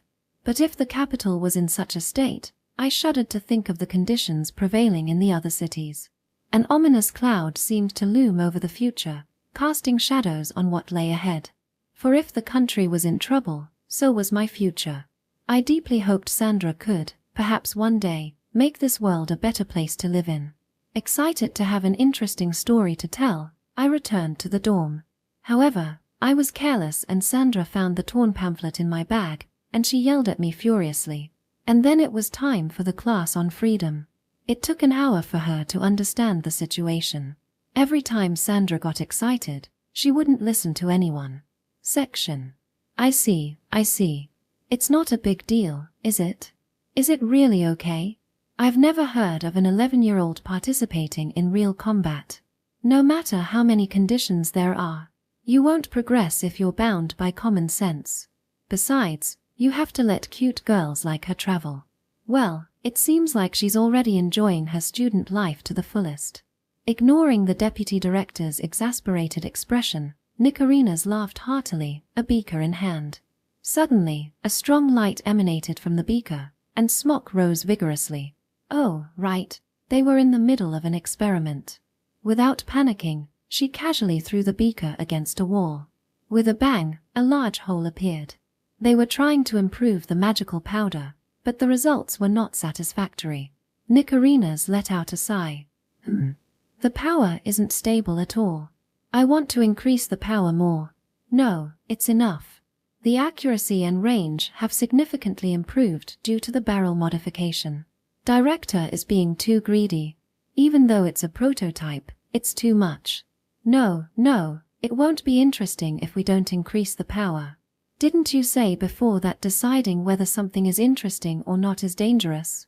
That the key is making uninteresting things interesting. Did I say that?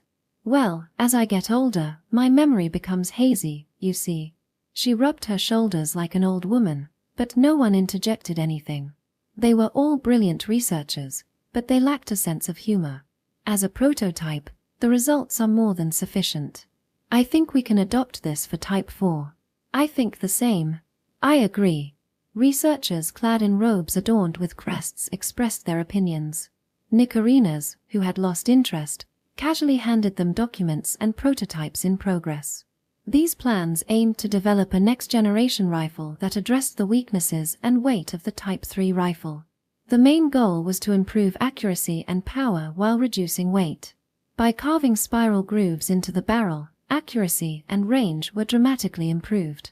Though costs increased significantly, the weight remained unchanged. Mass production, however, would lead to skyrocketing casualties on both sides. Ideally, the bullets would be automatically loaded, but the technology hadn't caught up yet. Oh, right. Then I'll leave the rest to you. I'm just too busy to focus on this alone. Well, it's almost complete. There's no one as quick as director when it comes to work. Well, work is like a hobby to me. Ahaha, you guys shouldn't try to imitate me. Focusing too much on work will ruin your life. Take care of your family, alright? With the deputy director in tow, Nicarinas quickly returned to the director's office. After nodding her head a few times, she sat down in the chair. The deputy director immediately poured her coffee. Truly excellent. It was a pity she lacked talent in inventing things. Nicarinas thought it would hurt her feelings if she said it directly, so she said it in a roundabout way, and the deputy director ended up taking a week off. Lesson learned, she wouldn't say it again. Ah, a break after work is so satisfying. Now, what was it? Taking a sip of her delicious coffee, Nicarinas asked again after catching her breath. It's about Mitsuba. President Parak is desperate to get rid of her. If you want me to give him a warning, I'll do it. I don't think that's really necessary, but it seems like he's already obtained permission from the Army Headquarters, the Royal Capital Security Bureau, and the Public Security Maintenance Bureau. If we don't take action here, it will be a real. I'm telling you it's not necessary. Don't get involved. This is an order. Changing her expression, Nicarinas emphasized her words with a strong tone of warning. Mastering the use of masks was the key to controlling people's hearts. The downside was that using them too much makes it hard to know your true self. Understood. Fufu, you look very dissatisfied. I'm well aware of the passion and determination director has for her. But if by some chance she gets hit by a stray bullet and dies in vain, oh, it'll be fine.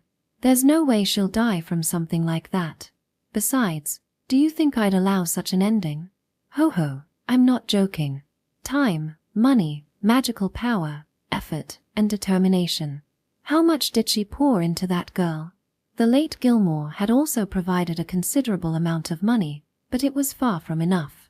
Using the money he had saved up and the connections he had cultivated, he brought her back to this world. Why did he go to such lengths? Because there was something he absolutely wanted to leave behind in this world. So he put his whole being into it, and kept trying and trying and trying. And he succeeded. And now, Nicarinas wanted to continue to gazing upon those achievements. That was her dream, her ambition. She was deeply grateful to Gilmore for providing the base material, but unfortunately, he was no longer of any use to her. It was actually a relief when he died so quickly. A life bound to that man was not suitable for her. Besides, Gilmore must have been satisfied to taste happiness before his death. She just wanted Mitsuba to live freely in this world, however she pleased. That was her wish. That's how it should be. Director. What's the matter?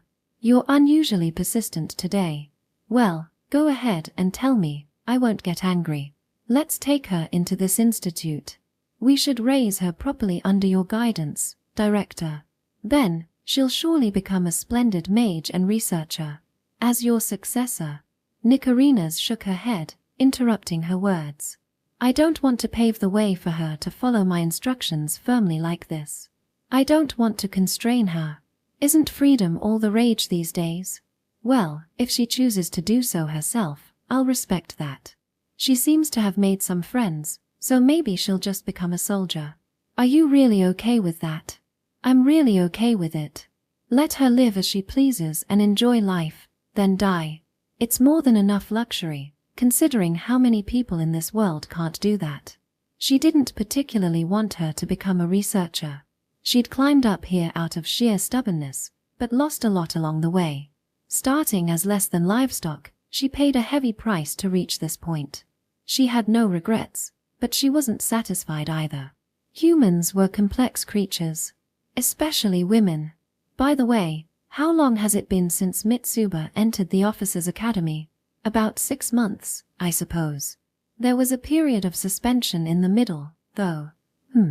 I thought she'd cause at least half the place to collapse. Surprisingly mature, isn't she?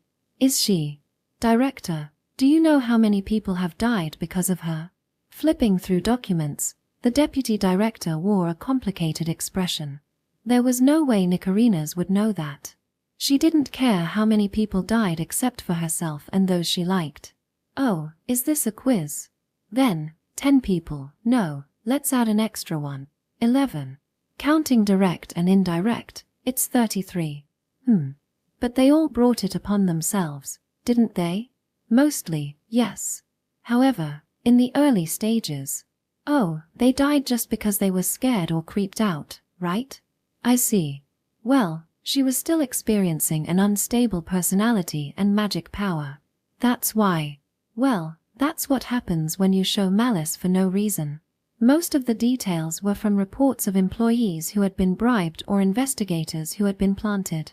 It wasn't just the nobles who kept spies.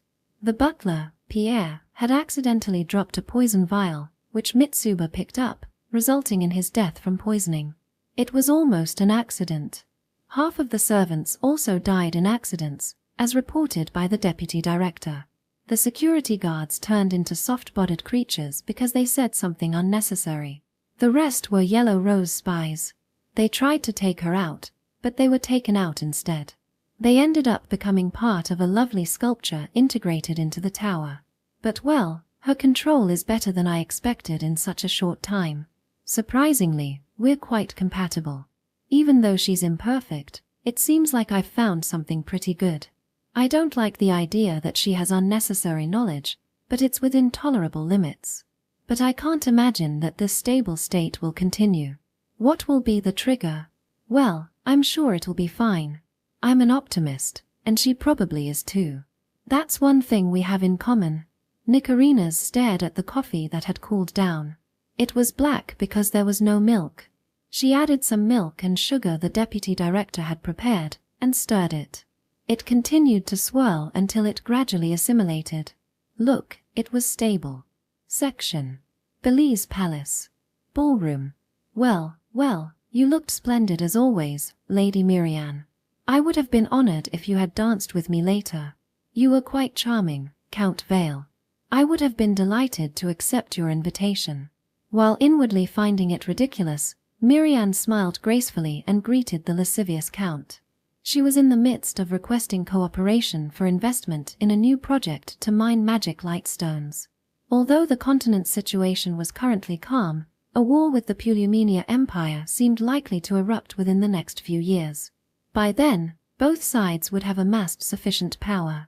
In battles involving guns, magic lightstones were consumed in large quantities, which would inevitably drive their prices up. The finances of the Blue Rose family were currently tight. However, by withdrawing a large sum from elsewhere and using it to double the profit, a comeback was possible. With the right leader and the trust of the Septim family, even a financially strained family could regain its footing. By the way, regarding our previous discussion, I would be delighted to invest. However, in return, yes, about inviting me to dine with you. Of course, I would gladly accept. Oh, indeed. Just being able to dine with such a beautiful lady like you is quite. The Count grinned lewdly. Rumor had it he particularly liked to target widows. He might have been trash, but he had money. He rented out his vast lands to farmers and extracted rent from them. Taking advantage of the farmers' lack of knowledge, he amassed a fortune through fraudulent contracts. What started off well for him gradually became burdensome for the farmers. He was the epitome of the parasitic noble that the Republican agitators decried. However, as a business partner, he would have been perfectly fine. Miriam wanted to handle him smoothly and secure the investment on advantageous terms. He couldn't have taken forceful measures either, as he was careful not to make mistakes against fellow nobles. Besides, he was the acting head of the Septim family. It was nauseating to even be associated with him, but she would have borne it as a necessary handling fee. Well then, see you later. After some small talk, she nodded to the Count and left. As she took a break and chatted with the surrounding ladies, a familiar face caught her eye. It was her brother, Hylard, the current head of the Yellow Rose family. After Miriam took over the Blue Rose, their father had died suddenly, almost as if he had seen everything he needed to. Hylard took over hastily. Like their father, he had a ruthless personality that stopped at nothing. Miriam was the same. It must have been in their blood. Approaching her brother with a forced smile, she noticed his blatant displeasure. He looked as if he had just bitten into a bitter bug. "Greetings, dear brother. Although, you seem to be in a rather bad mood. I had a quarrel with Remus. He called me a useless parent who couldn't even deal with a brat. It's true, but still." Hyled sighed. Despite not caring how many people he killed, he was soft on his own family.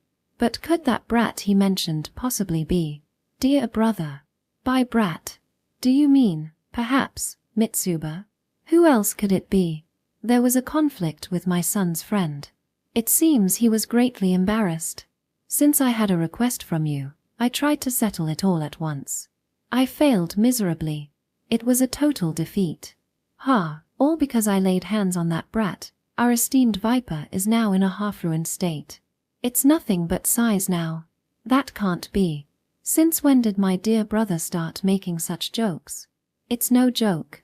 Many have been killed, but there are also many who have become irreparably damaged by fear alone. After all, their leader was turned into a broken doll. In the physical sense. You know the man I'm talking about. Could it be? And to make matters worse, he lived like that for a while. I saw it with my own eyes, and it was horrific. Truly terrifying. It's the work of a demon, no doubt. Hyled's face paled, and he sweated profusely. Miriam had never seen her brother look so pathetic. What happened? This isn't like you, dear brother. Why aren't you seeking revenge? Revenge? You knew the danger of that thing, didn't you? Why didn't you say anything to me?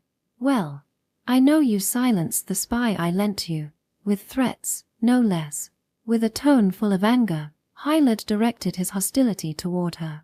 Feeling the gaze of those around them, he suddenly realized his mistake and fell silent.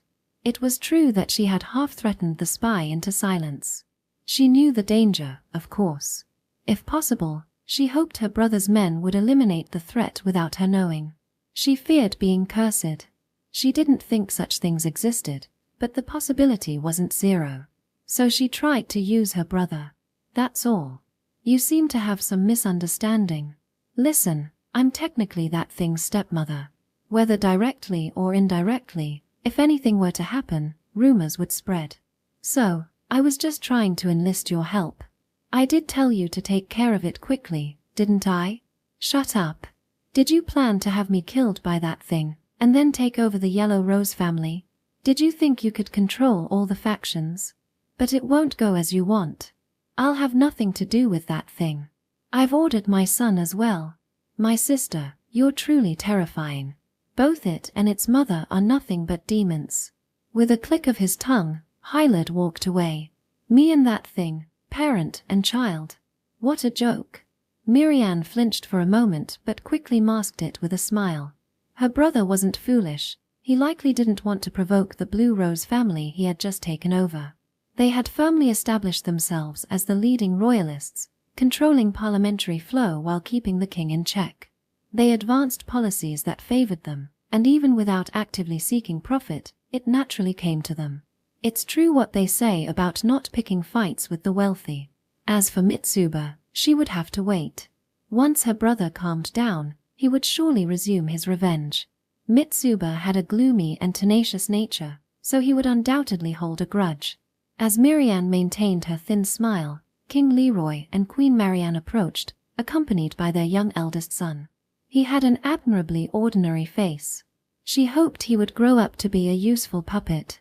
She certainly didn't want him to become like Leroy, simple-minded but kind-hearted. Greetings, Miriam.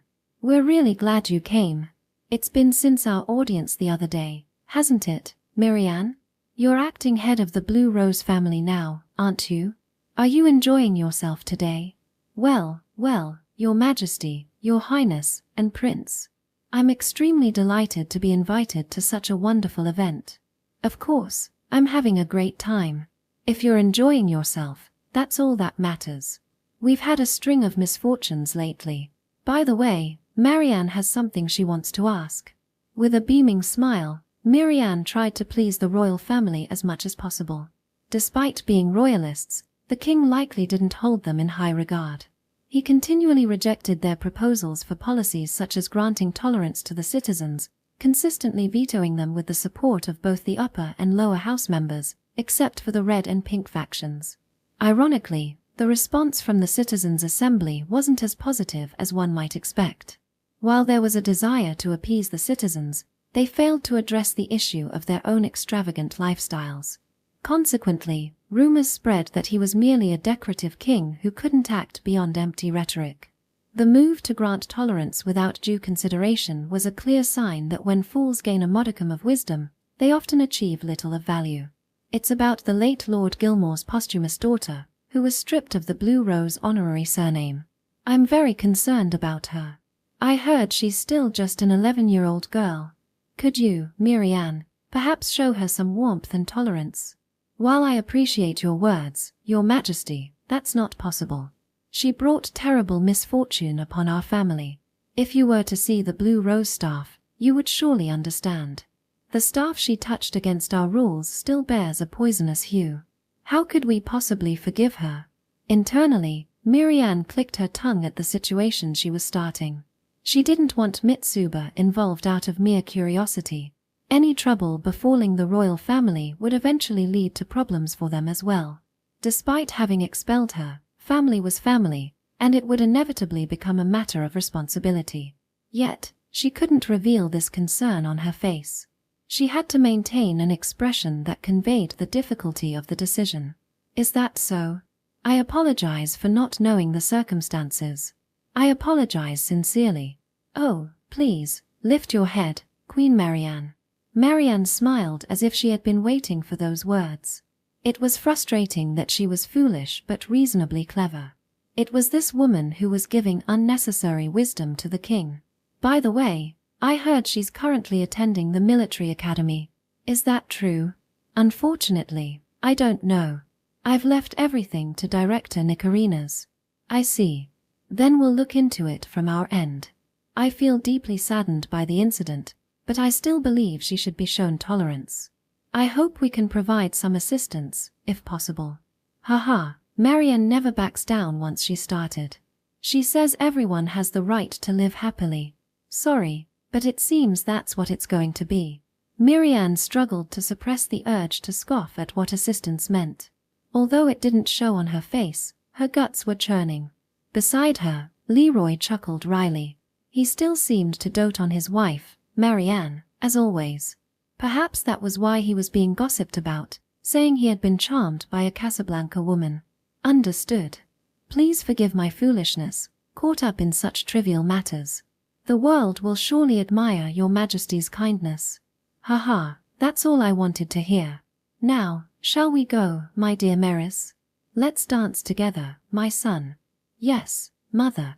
Good to see him so lively. Well then, Marianne. Please give my regards to Griel and Miguel. I've been worried since we haven't seen each other lately. Especially Griel, who will likely be the next head of the Blue Roses. Let him know that I have high expectations of him. Yes, absolutely. I believe my children would also be delighted. Griel would surely be able to assist Your Majesty. Indeed, indeed. That's reassuring. The royal family left in high spirits. Marianne was likely serious in her intentions. Despite being the daughter of the Duke of Casablanca, she exhibited an unusual sympathy for the citizens. This influence extended to Leroy, who began advocating for tolerance. Marianne had even rebranded the red and pink factions, traditionally royalist, as champions of tolerance. While her aim might have been to gain popularity, it had proven remarkably misguided. From the aristocrats' perspective, Marianne was the true source of their frustrations, rather than the king. They would have preferred to see foreign women removed swiftly. Apart from the king and his son, Marianne had been an outsider, unloved by anyone. Perhaps there was something akin to cursed dolls about this situation. In that case, it might have been better if they had all gone to hell together, hand in hand. In fact, the entire royal family's demise wouldn't have been catastrophic. The Red Rose family could easily have replaced the king with a ward from one of the other 7 Rod families, while the now obsolete Pink Rose family could have been dissolved. Anyone could have served as a figurehead. After all, royal power was heavily constrained, and they had been unable to act freely. They had never been permitted such freedom. Whatever happened, our era would have continued. We, the chosen aristocrats, were the ones who shaped this country. The king was merely a figurehead, and the parliament was a tool for crafting a world that suited us. The citizens were nothing more than servants. That was why they didn't need freedom. They should have simply worked until they died, building vast lands, wealth, and honor, and passing them on to one's own blood. That seemed to be the duty and mission imposed on those born as nobles. This cycle had only made our blood more precious. Those who turned away from this fate should either have abandoned their noble status to become commoners or met a swift end. Just like that foolish Gilmore. Episode 10, Uninvited Trainee. At the military academy, on the school grounds. After concluding what they referred to as classroom studies, essentially, courses in general knowledge, we were sent out to run a long-distance course. By that time, 6 months into our training, any disruption in our class schedule went unnoticed. Though we hadn't exerted ourselves particularly hard, the experience had been vastly different from that of a regular school. The academy's primary objective was to produce soldiers, so physical conditioning, weapon handling, and artillery training took precedence. Among all the exercises, endurance running, both practical and cost-effective, was the instructor's favored method for building our resilience. I'm getting tired of running around this schoolyard. How about we run through the capital once in a while? Don't be silly. Considering how tense the situation is already, running around like that would only cause unnecessary chaos. Sandra retorted to Curine. I looked up at the sky and ran casually. I hadn't been tired at all, so I had plenty of room. It seemed my stamina had improved. My muscles hadn't grown, and I hadn't gotten taller, though. But it has been so peaceful, hasn't it? Hey, why are you so relaxed? Huff, huff. Well, it is because you are short and chubby, so you get more tired easily. How many laps behind are you now? Shut up. Huff, huff. The chubby male student, who had been a few laps behind, scowled. He had been the one who had started the conversation. What had been his name again? Oh right. Wasn't it Hot Cake? Sounds sweet. Wrong. My name is Port Cook. How many times did you have to get it wrong? I see. Well, Portugal, you might want to lose a bit of weight. Your name sounds like someone from a country where the sun never sets. Gasp. I can't keep up anymore. It's because of that annoying shorty. And talking. Gasp. So much nonsense. Portugal Cake Kuhn was dropping out. It hadn't even been an hour since we started running. As he knelt down, the instructor started yelling at him and delivering merciless kicks. It was pitiful, but he had brought it upon himself. I waved goodbye. After about 6 months, it seemed like people were getting used to my presence. Or maybe it was because Curine and Sandra were chatting casually. I could somewhat talk to those classmates who were trembling at first, but there was still quite a distance between us. Unfortunately, it didn't seem like I would be making any friends. So, did Chibi make another rival drop out? Does she have a talent for persuasion? I think she just has a sharp tongue. Anyway, aside from running outside, I think it wouldn't hurt to be more vigilant in the city. Even for us apprentices. What do you mean by that? I mean those filthy molds. The other day, they blew themselves up at my favorite bakery. It's closed for a while now. How cruel. Curine looked sad. Sandra snorted and spat. They spout nonsense like they accumulate virtue. They'll go to paradise after they die. It's one thing if it's just them, but they're taking innocent citizens with them. They're no different from pests. We should just exterminate them all. That's extreme again. But even if we wanted to do that, it's hard to distinguish them. At first glance, they're indistinguishable from regular people. It's true that interrogation would be troublesome, but I'm confident I could handle it better. Sandra adjusted her glasses. Maybe she was going to do some brutal interrogation. Not maybe, definitely. Oh, I understand quite well. Those people have a really refreshing smell. Are you a dog? I mean, what's refreshing about them? You big idiot. Ha ha ha. Because the drug-addicted greenies are living in misery. It's true they stink, but I wouldn't call it refreshing. I didn't bother to explain, but this time, it was different. They had a distinctly refreshing scent, almost as if they'd intensified the smell of mint. It was so strong that it became annoyingly overpowering. In my experience, people who carried that scent were often greenies. Not that you could ever be completely sure. I'd witnessed self-exploding corpses more than once, and I'd seen unconscious greenies lynched by mobs. I'd even seen them beheaded with an axe. They all shared that same unmistakable smell, one that regular people simply didn't have. I couldn't explain it, but somehow I'd developed a sense for it, like a drug-sniffing dog. It became quite useful over time. All I had to do was steer clear of anyone who smelled like that, and I wouldn't have to worry about suicide bombings. Of course, there was always the option of shooting them first. But without proof, that would just make me a murderer. Well, from my perspective, the Republicans are pretty much the same. Their activities are becoming more extreme. They might blow themselves up for their ideals eventually. Hey, revoke what you just said immediately. We're not anarchists like them, and we haven't carried out indiscriminate killings. For now, right? But if that's the case, I'll take back what I said earlier. Spare us from arbitrary purges. Curine squinted at Sandra, mocking her. Sandra returned the stare without backing down. If I weren't here, it would probably turn into a fight. Scary, scary.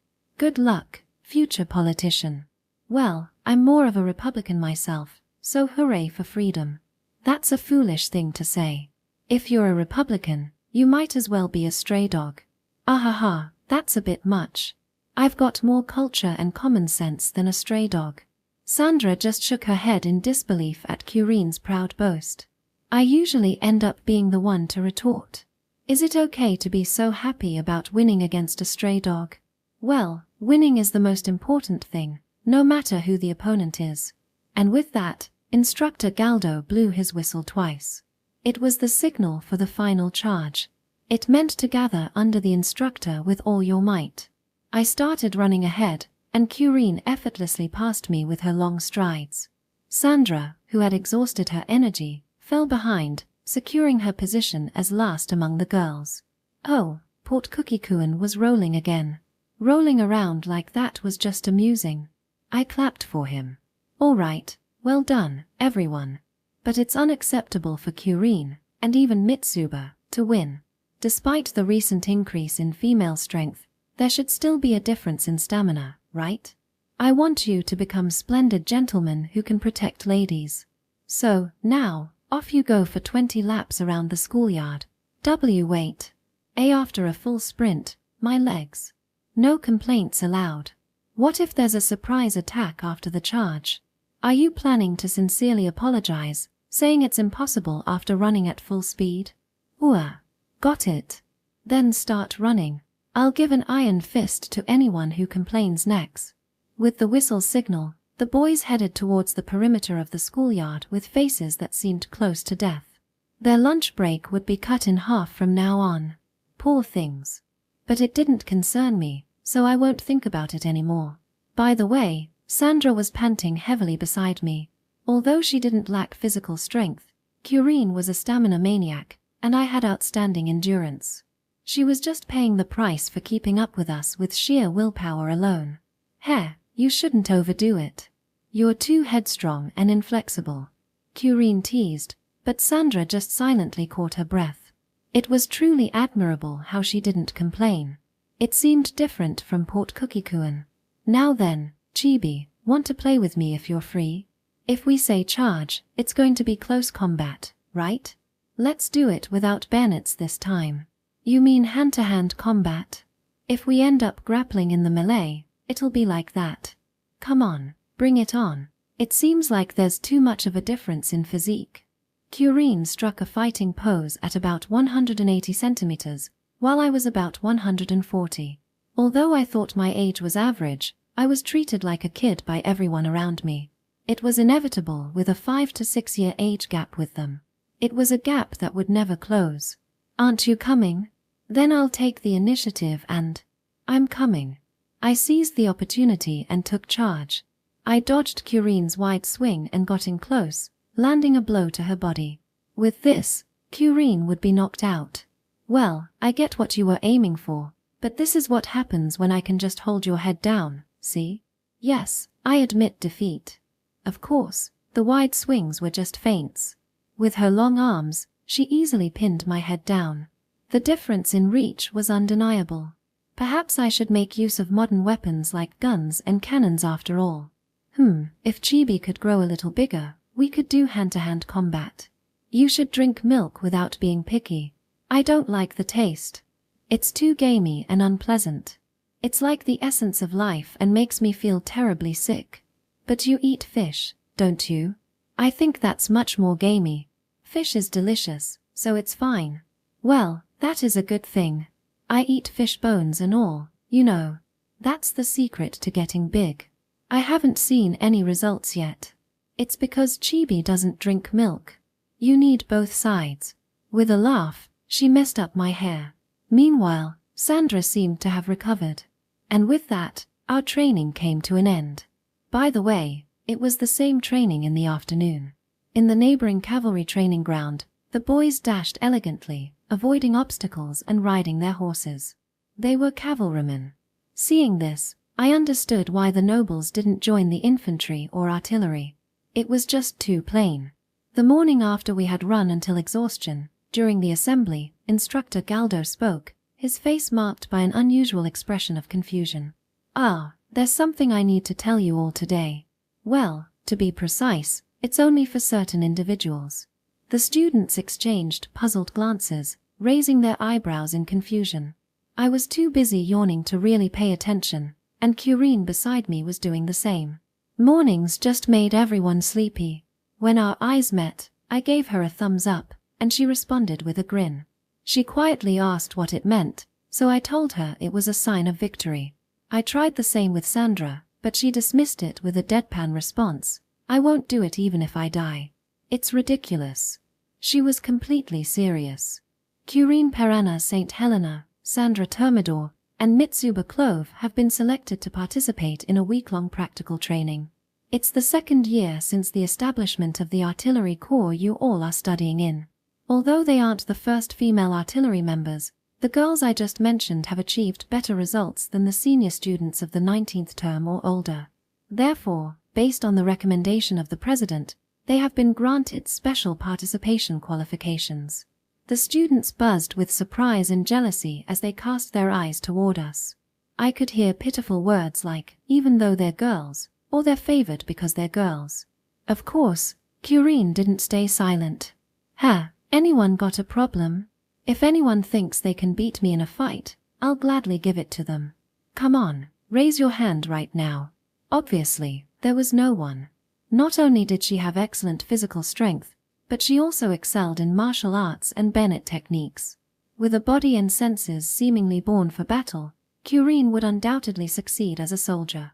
I gave her my stamp of approval. Oh, then I'll step aside too. Unconditionally. If anyone wants to go, raise both hands, please. When I told them that I wanted to at least see a surrender pose, they all averted their gazes at once. Despite thinking we'd gotten closer, we still hadn't dispelled the bad reputation and rumors. I'm sorry, but I respectfully decline to participate. What's your reason? It's personal.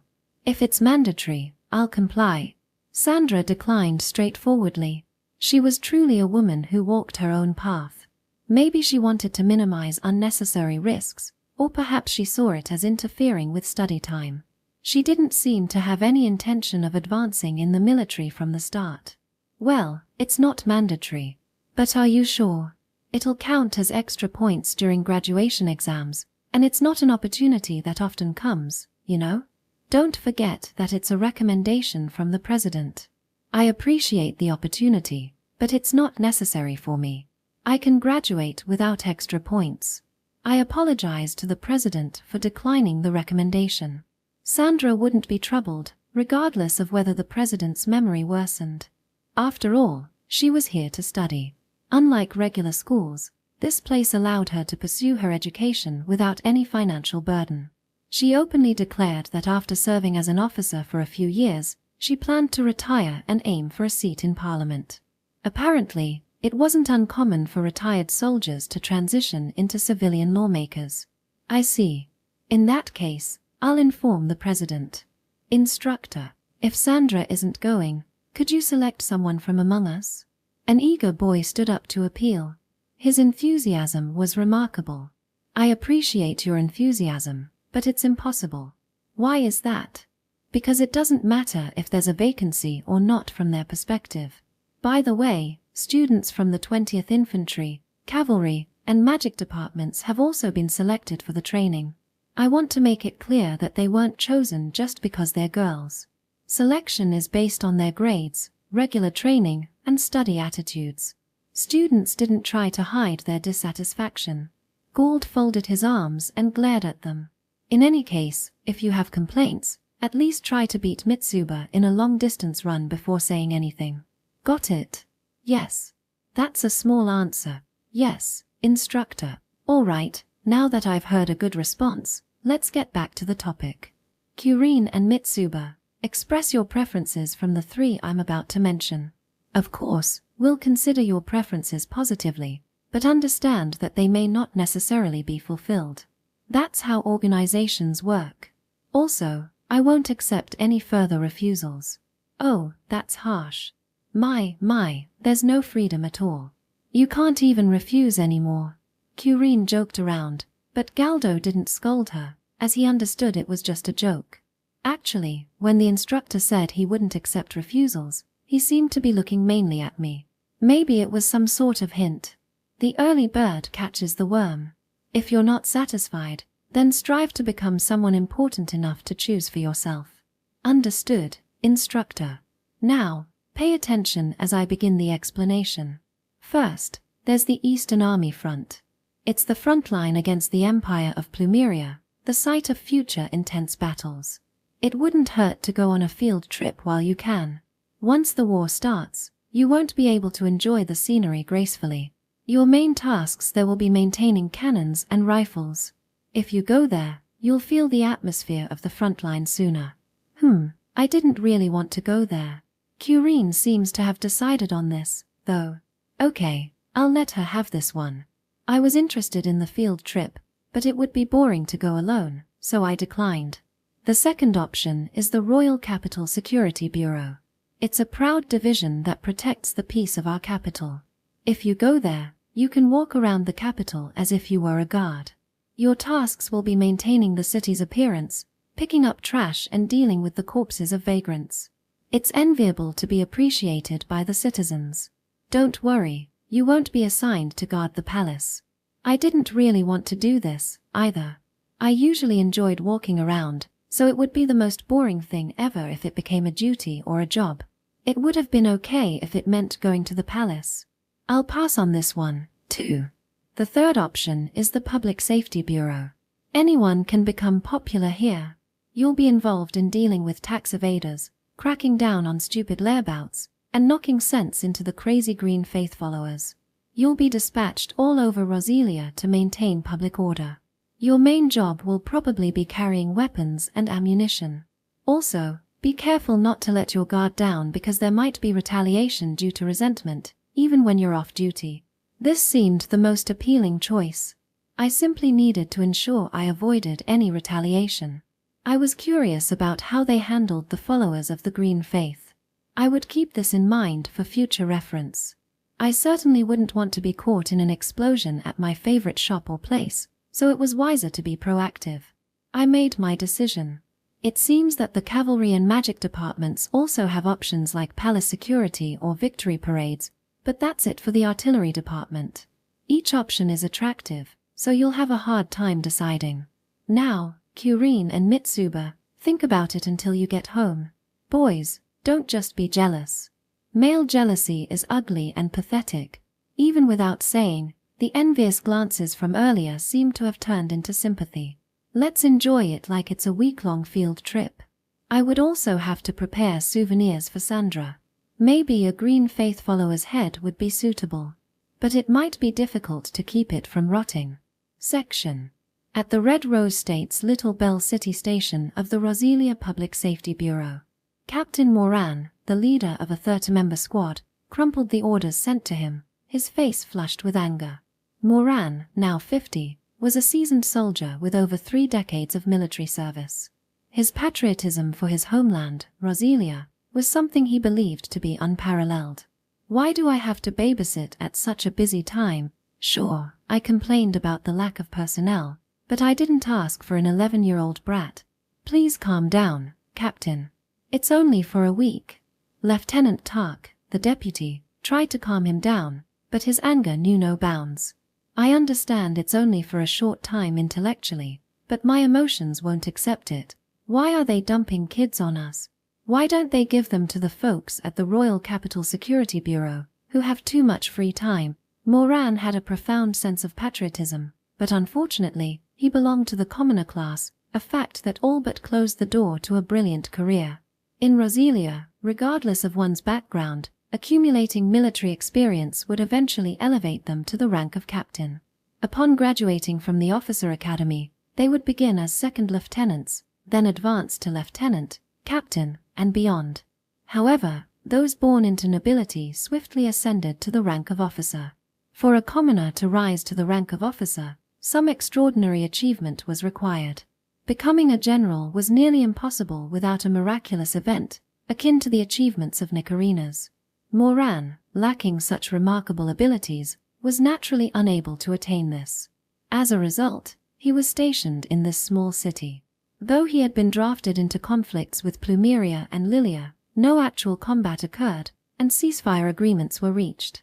According to the plan, he would spend a few more years in Little Bell City before retiring. "Look, I have a duty to protect this city. I've put my heart and soul into it. In this climate, you never know when something unforeseen might happen." "Yes, I am well aware of that. You see it as just a practical training exercise? Do the higher-ups even understand the current precarious situation? Suicide-loving Cabites, disobedient Republicans, and destitute vagrants are overflowing everywhere. Just stepping outside is nothing but a headache. They flock to the royal capital in search of work, but only a handful are able to get the jobs they want. Citizens' lives are only getting worse. The number of greenies is increasing in proportion to this. Republicans are unabashedly making speeches in broad daylight. Peasants fleeing from noble lands often gather in the capital city of Bell in search of work.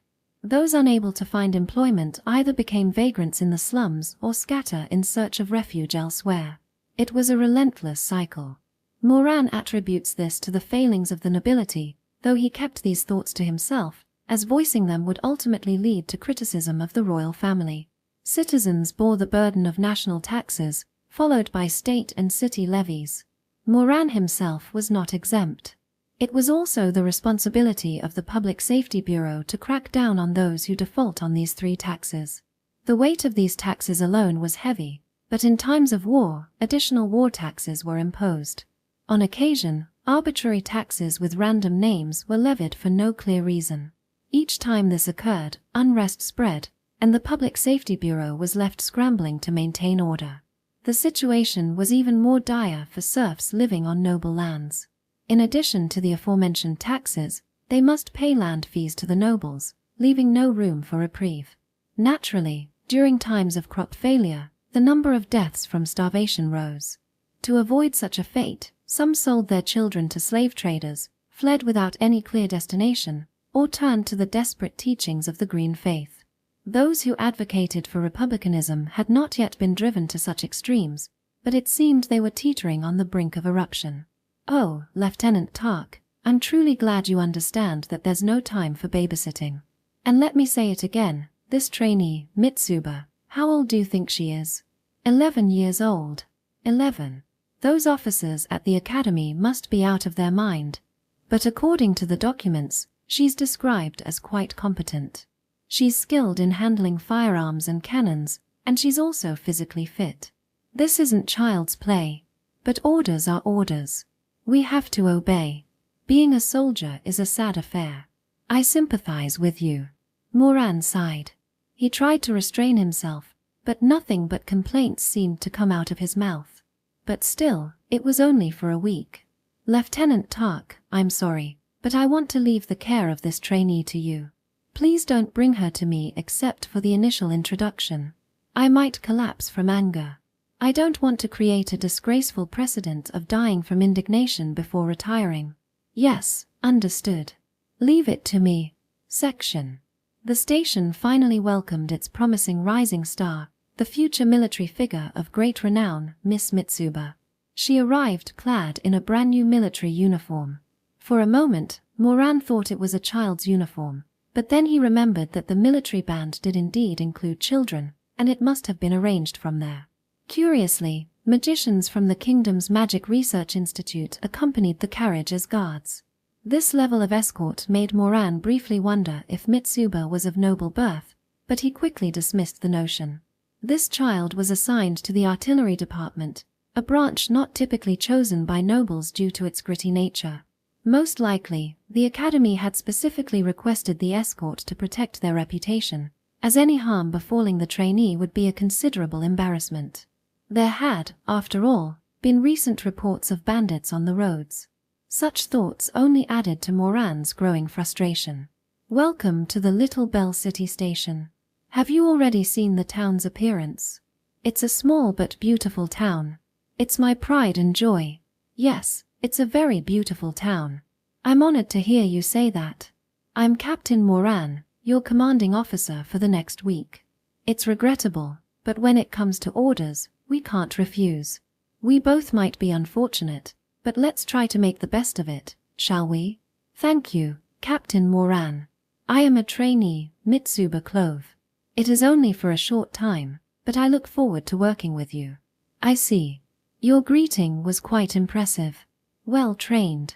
Mitsuba, standing at attention, saluted. She must have practiced. She was better than the average soldier. Lieutenant Tak had mentioned various rumors, but Moran had no interest and didn't pay attention. Moran's first impression of her was that of a creepy kid. Her silver hair cascaded down to her waist, with bothersome bangs that nearly obscured her eyes.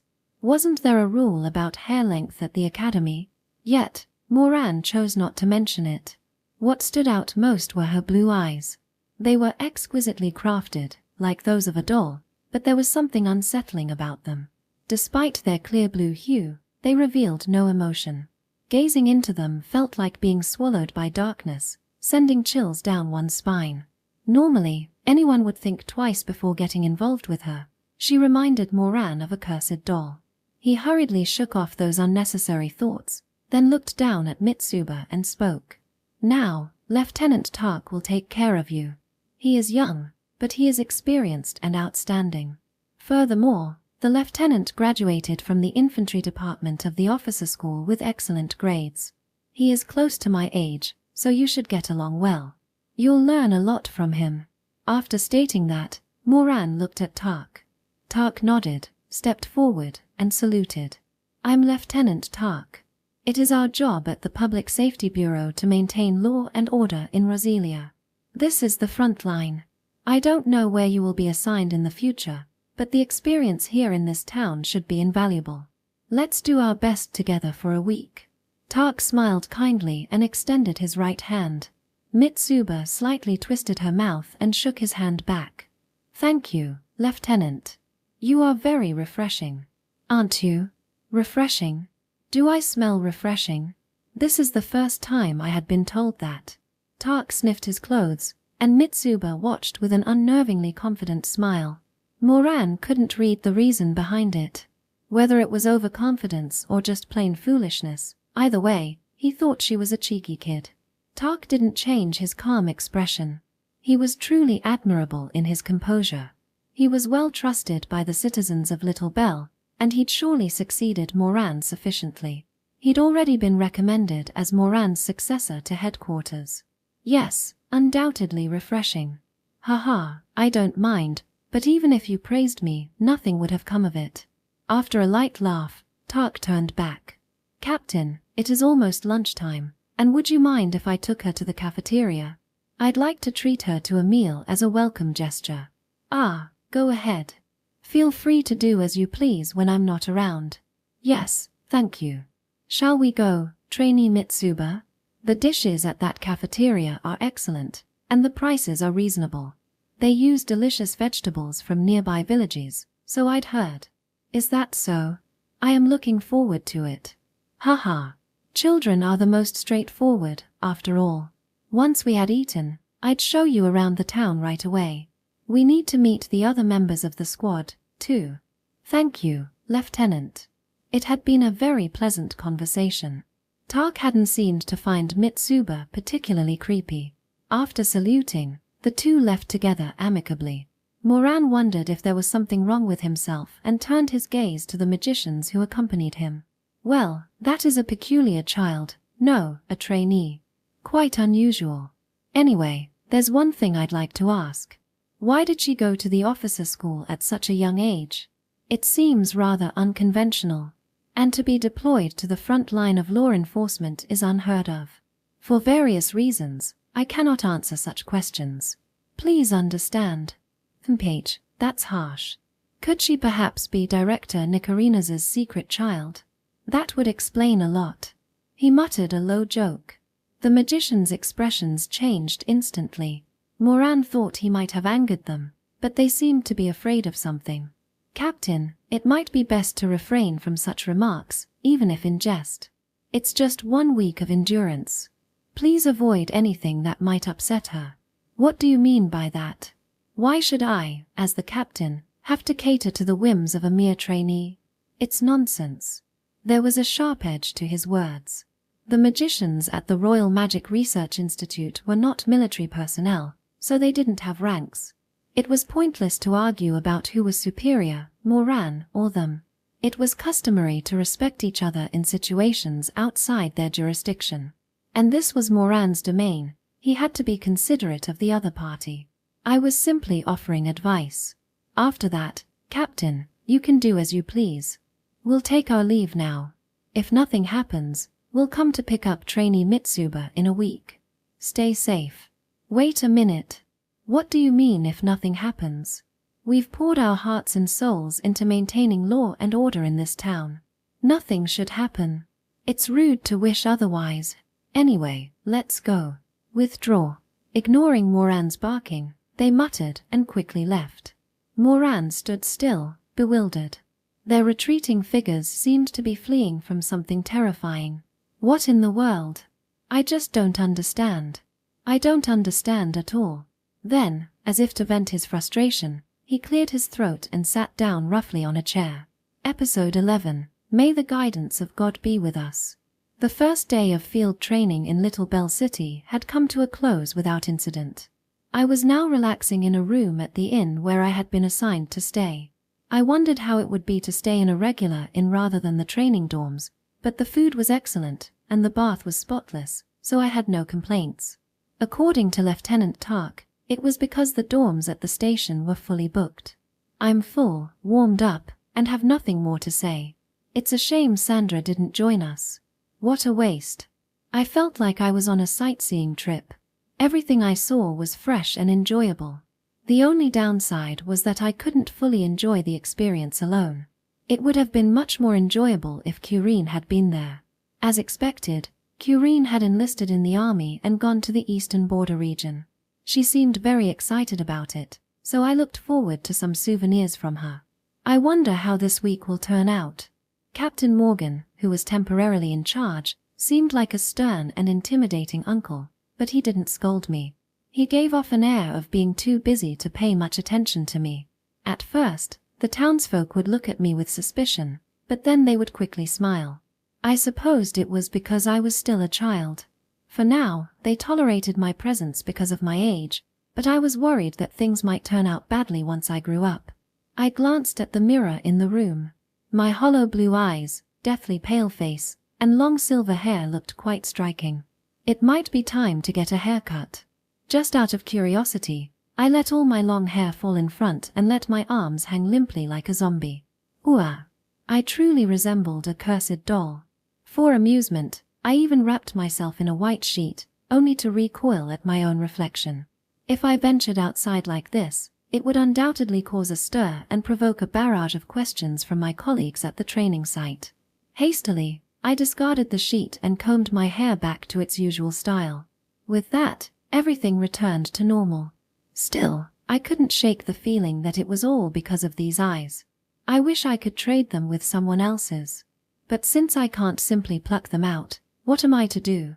Even when I try and smile, people seem to think I'm sneering, all because of these eyes.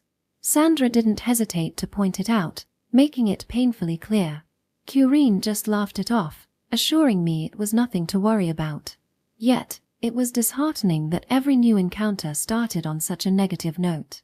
With the world so full of life, it would be nice to enjoy meeting new people. Well then, I need to write up my training report. It'll be troublesome if I forget my homework. After our 1-week training, the instructor told us to submit a report. We were supposed to write about when and where we were, what we did, what we learned, and what we felt. Essentially, today, I just needed to write about patrolling the town of Little Bell, observing the everyday lives of its people, and sensing how peaceful it was. Besides that, I only did a few minor tasks, like cleaning weapons, nothing significant. I interacted with the other team members a bit, exchanged greetings, and that was it. Yep, it was short. That's it for today. I guess this is what the first day is like. Let's get some sleep early since we have to wake up early tomorrow. Dinner and bath were already done, so all that was left was to sleep. The other team members had night patrols, but as a trainee, I'm exempt. Even though I was selected, spending such an indulgent day like this made me feel like I won't be able to face the instructor. I'll push myself a bit harder starting tomorrow. By the way, Lieutenant Tark smelled very refreshing to be around, so I felt like I should deal with it before leaving. After all, I was here for training at the Law Enforcement Bureau, so I had to fulfill my duties. But even if I say I'll do something about it. He was a promising military officer and apparently the deputy chief of this substation, so I'm not quite sure where to begin. It doesn't seem like something that can be easily resolved in one go. While these thoughts weighed on my mind, I wrapped myself in warm blankets and drifted off to sleep. Section. The next day, the station was bustling from early in the morning. The commotion was caused by an earl named Harugio, who stormed into the station. He paused for a moment when he noticed me, but quickly dismissed my presence and resumed shouting at Captain Morgan. He perfectly embodied the image of a dubious gentleman, with his unkempt stubble adding to the impression. Captain Morgan, were you really working diligently? We received reports that there are green cultists lurking in my village. Please calm down, Earl. Things haven't been clear from the beginning. Could you explain what's going on? Foolish. How can you remain calm at a time like this? Lead your troops out immediately and capture those green cultists. It would be a disaster if mold spread on my land. Asking to send out troops all of a sudden. Haven't I been asking for more details since earlier? Captain Morgan attempted to calm the agitated Earl Harugio and make sense of the situation. His face was strained with determination, yet he managed to keep his composure. Enduring unfairness was part of being an adult, and Captain Morgan exemplified that. I suppose I should learn from his patience. Of course, I was only saying I should learn, not that I would actually follow through. It'll be too late once my property is damaged. You'll be held responsible for compensation then. So please explain. Do something about it now. The green cultists might commit suicide bombings. This was getting nowhere. So, what happened? Just west of Little Bell lied land owned by Earl Harugio. On that land was a village of serfs, aptly named Harugio Village, because, of course, the mischievous Earl named it after himself.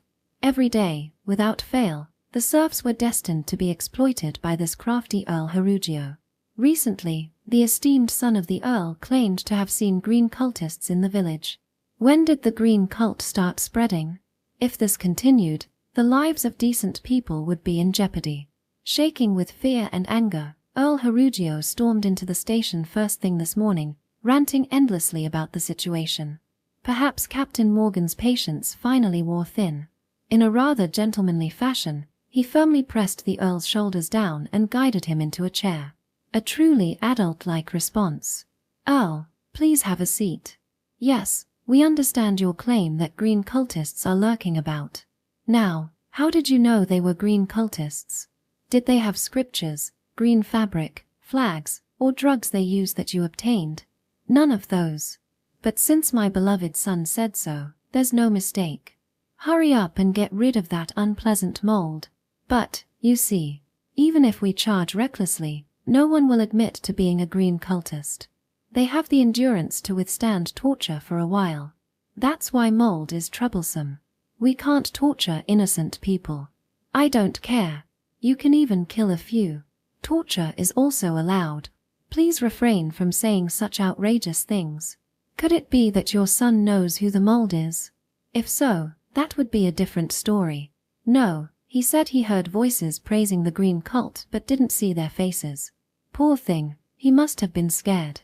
Listen, you have an obligation to do something about this. Anyway, if you have time to argue, send out the troops now. I pay huge taxes to my beloved country. Therefore, I have the right to be protected. If you abandon that, I'll march straight into the Law Enforcement Bureau headquarters and raise hell. You know what will happen then. Earl Harugio began fuming again, as though steam might burst from his head. Captain Morgan, clearly resigned, glanced at Lieutenant Tark. With a wry smile and a nod, he conveyed that he would handle it well. Understood. Our mission is to maintain security in the entire Little Bell City area. Let's send troops immediately. The formation will consist of 10 troops and 1 cannon. It may be considered somewhat excessive firepower, but since the Earl has come this far, I have no intention of holding back. Ah, as expected of the captain. You truly understand the situation. And to bring out the precious cannon as well, I'm grateful for your offer. Oh, it's just that we have some trainees fresh from the academy. I want to show them the execution of green cultists using the cannon. There's no training like real combat, you know. Haha, that's quite impressive indeed. When the time comes, my son and I will join you. The Earl left in high spirits, a stark contrast to his arrival. He seemed almost as if he might take flight with his newfound energy. If nothing untoward happens, he might well live a long life. However, given the current circumstances, I couldn't help but wonder if I would be leaving as well. Lieutenant Tark. Select 10 troops and take trainee Mitsuba to the Harugio village settlement. As discussed earlier, take the cannon with you. You probably won't find any green cultists. At that time, just fire the cannon randomly to please the Earl. Understood. We'll depart as soon as we're ready. But, are we really going to use expensive ammunition for this? We have no choice. If I receive complaints directly to headquarters after the Earl's outburst, it will affect not only me but also your evaluations. So, I won't hesitate to use a shot or 2 of ammunition. Since we hardly ever use it in this town anyway. Each station apparently had 1 cannon deployed, but for regular patrol duties, they only carried long rifles. It was too heavy, and the firepower was excessive. Lieutenant Tark explained this to me yesterday, and it made sense. It was meaningless to patrol with a cannon. The problem was, who would carry it? The road to the settlement is not well maintained. But it shouldn't be a big deal for you, being from the artillery corps. This will be good training for you. Please do your best to push it. Yes, understood. The captain grinned with a hint of malice. As anticipated, it seemed I would be the one handling the situation. Or rather, would I be expected to carry all the ammunition, equipment, and even the cannon by myself? That would be quite a task. It seemed more practical to sort things out here for now. However, stating it outright might create friction, so I decided to approach the issue indirectly. Captain, may I ask one thing? What is it, trainee Mitsuba? Feel free to speak up. So, the mission this time is to find and execute green cultists, right? That's correct. Although, their existence is dubious. There's no evidence whatsoever. Then, why not ask Lieutenant Tark? Why would you ask the lieutenant? What's the matter? Lieutenant Tark, do you know where the green cultists are? You do, right? As I looked up, Lieutenant Tark seemed slightly flustered. But then he quickly put on a smile and waved his hand, denying it. Ha ha ha. Why would I know? We're going to investigate it from now on. What nonsense are you talking about now? Come on, hurry up before the Earl gets angry. Get ready quickly, yes. Prompted by Lieutenant Tark, I was quickly ushered out of the room and left alone to prepare the cannon, heading to the warehouse. It felt as though they were signaling me to keep any complaints to myself. With everyone else already engaged in their preparations, I reluctantly began the task of readying the cannon. Organizing its components took about an hour, and since I was unfamiliar with the storage area, it was quite a struggle. Why wasn't anyone coming to help? It seemed that I alone was expected to handle the preparation and transport of the cannon. Where should I direct this frustration? It seemed best to focus it on those who left me in this predicament. A majority vote settled that for me. With a resigned sigh, I shouldered my long rifle, strapped on the bag of tools and ammunition, and pushed the cannon from behind. As expected, it was exhausting. "Hey, can you push it alone? What kind of strength do you have?" "Well, since no one is helping, I have no choice." "Please don't mind." "No, I do mind. I was planning to help once the preparations were done. Can artillery soldiers push it alone?" "Well, I wonder." I shot Lieutenant Tak a sharp look as I continued to push the cannon. The clatter of the wheels echoed around me. I'll remember this later, but for now, I'll just endure and keep loading. Endurance is key. The troops ahead seemed uneasy, but none offered assistance. I followed silently behind. It was heavy but manageable, though still tiresome. "You're small but strong." No, now's not the time to be impressed." "Hey, one more. I'll need you on the wheel side." "Yes, understood, Lieutenant. It's a little late, but thank you for your help." No, it's too much to do alone from the start." "Sorry for getting lost in admiration." "Exactly. Hey, you're small but amazing. I have a newfound respect for you." Lieutenant Tak and one other person eventually helped out. I thought my anger would subside a little, but it didn't. Despite appearances, I could be surprisingly persistent. After all, I was the one who did all the preparations. The fact that they were so cheerful only multiplied my anger 100-fold. And so, after pushing the cannon for about an hour, we arrived near Harugio village. I could clearly see the village gate and the settlement, so there was no mistaking our location. There were vineyards nearby, probably for wine. Given that it was autumn, it seemed like it was harvest time. The vines were heavy with grapes that looked quite tempting. I wondered, though, if wine grapes were edible. I'm not sure. Now, I'll go ahead and explain the situation. You all wait here. If we suddenly show up fully armed and even display the cannon, the villagers might get alarmed." "Understood, Lieutenant." Lieutenant Tak went into the village. After watching him leave, the troops took a leisurely break. One of the soldiers explained that Lieutenant Tak usually handled the troublesome negotiations. Hearing this, I sat down, pondering what to do next. However, no matter what I said, nothing would change. As a trainee and an outsider, I lacked persuasive power and credibility. Essentially, I had to resign myself to whatever happened next. Suddenly, people wearing green headbands began to emerge from the vineyards on both sides, and green flags were quietly raised. They were the green cultists. I tried to signal the troops, but they were too absorbed in their break, smoking and sipping water, to notice. Perhaps they were too relaxed due to the break, or they were complacent, assuming nothing would happen. Meanwhile, the cultists had positioned themselves around the village gate, crouching and aiming their long rifles. This situation was dire. We were completely cornered. Fire. With Lieutenant Tak's command, numerous gunshots echoed. Screams and splatters of blood filled the air as the troops fell one by one. Eventually, I fell too. Whether it was luck or misfortune, the surviving troops hastily aimed their guns, but it was already too late. The farming tools of the rushing villagers struck us down, plowing through our bodies. It seems I was unlucky after all. Kill them all. Ensure no one survives. Offer them as sacrifices to the green god.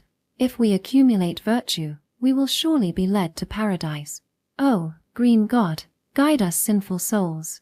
Oh, green god, lead us to paradise. Oh, green god, judge the sinners who do not seek mercy. The villagers gathered around our bodies, chanting unpleasant prayers one after another. The smell was, oddly, both refreshing and irritating. Despite my frustration, my eyes were growing heavy, so I decided to take a brief nap. For now, good night.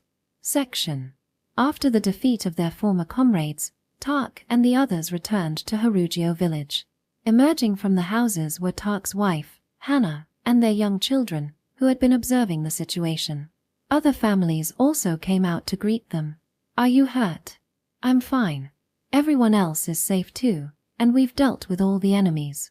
And we've taken the cannon as well. Oh, this must be the guidance of the gods. Congratulations. Dad, congratulations. Does this mean we can go to paradise now?" "Yes, that's right." Hannah and the children smiled. A few years ago, Tak sheltered Hannah, a fleeing green cultist, and settled her in this village under a false identity. He had requested Captain Morgan's assistance, saying, "A distant relative is in trouble and needs some work. Could you please find her a job?" Harugio, seeing the advantage of additional labor, agreed to their combined request. Although they were essentially serfs, they managed to survive. Initially, Tak's motivation was compassion. However, as he became more involved, he was deeply impressed by the Green Cult's teachings and eventually joined them himself. Despite his hard work for the country, Tak grew disillusioned with the arrogant nobles who only indulged themselves while the poor remained oppressed. He felt a growing discomfort with the occasional enforcement of harsh measures against such people. The teachings of the Green God soon spread throughout the village. Through Hannah, the villagers were given the mercy of God, which alleviated their suffering. Not a single person betrayed them. The royal family and nobles, however, prohibited the use of what they called narcotics, viewing it as blasphemy. Although they relieved the poor from pain and despair, they were displeased with the resulting reduction in labor. Moreover, they secretly used the mercy of God seized from the cultists for their own pleasure, which was particularly egregious. Such indulgence was never acceptable. But we must not become arrogant. It's important to pray humbly and sincerely to the Green God. Isn't that right, Hannah? Yes, dear. God is always watching over us. Tak embraced Hannah. After hiding in the village for some time, Tak naturally formed a bond with Hannah and eventually fathered children. He typically spent his time at the Little Bell outpost, visiting Harugio village occasionally under the pretense of routine patrols. Despite their own struggles, the villagers cared for Tak and his family. None of his colleagues, including Morgan, were aware of this arrangement. Additionally, green cultists had infiltrated the town's cafeteria, serving as liaisons to the headquarters. Through the exchange of food supplies, they passed on the mercy of God and the priest's directives to the village. "All right, we killed those soldiers ourselves. Haha, it's all thanks to the guidance of the gods." Cheers erupted from the villagers. The green cultists believed that, by serving the green god and accumulating virtue, they were assured a blissful existence in paradise after death. To achieve this, they must obtain indulgences from the priest, even posthumously. If granted by the priest, these indulgences would guide even wandering souls to paradise. To secure these indulgences, green cultists engaged in various covert activities aimed to counterattack impious and exploitative individuals. Phew, it was really tough. But we did it. We can do it too. We are all equal under God, not subject to anyone's rule, exploitation, or oppression. Just remember to believe in the green God and live each day as it comes. Virtue accumulates naturally, and after death, indulgences from the priest are granted, leading to paradise. This is the basic teaching of the green cult.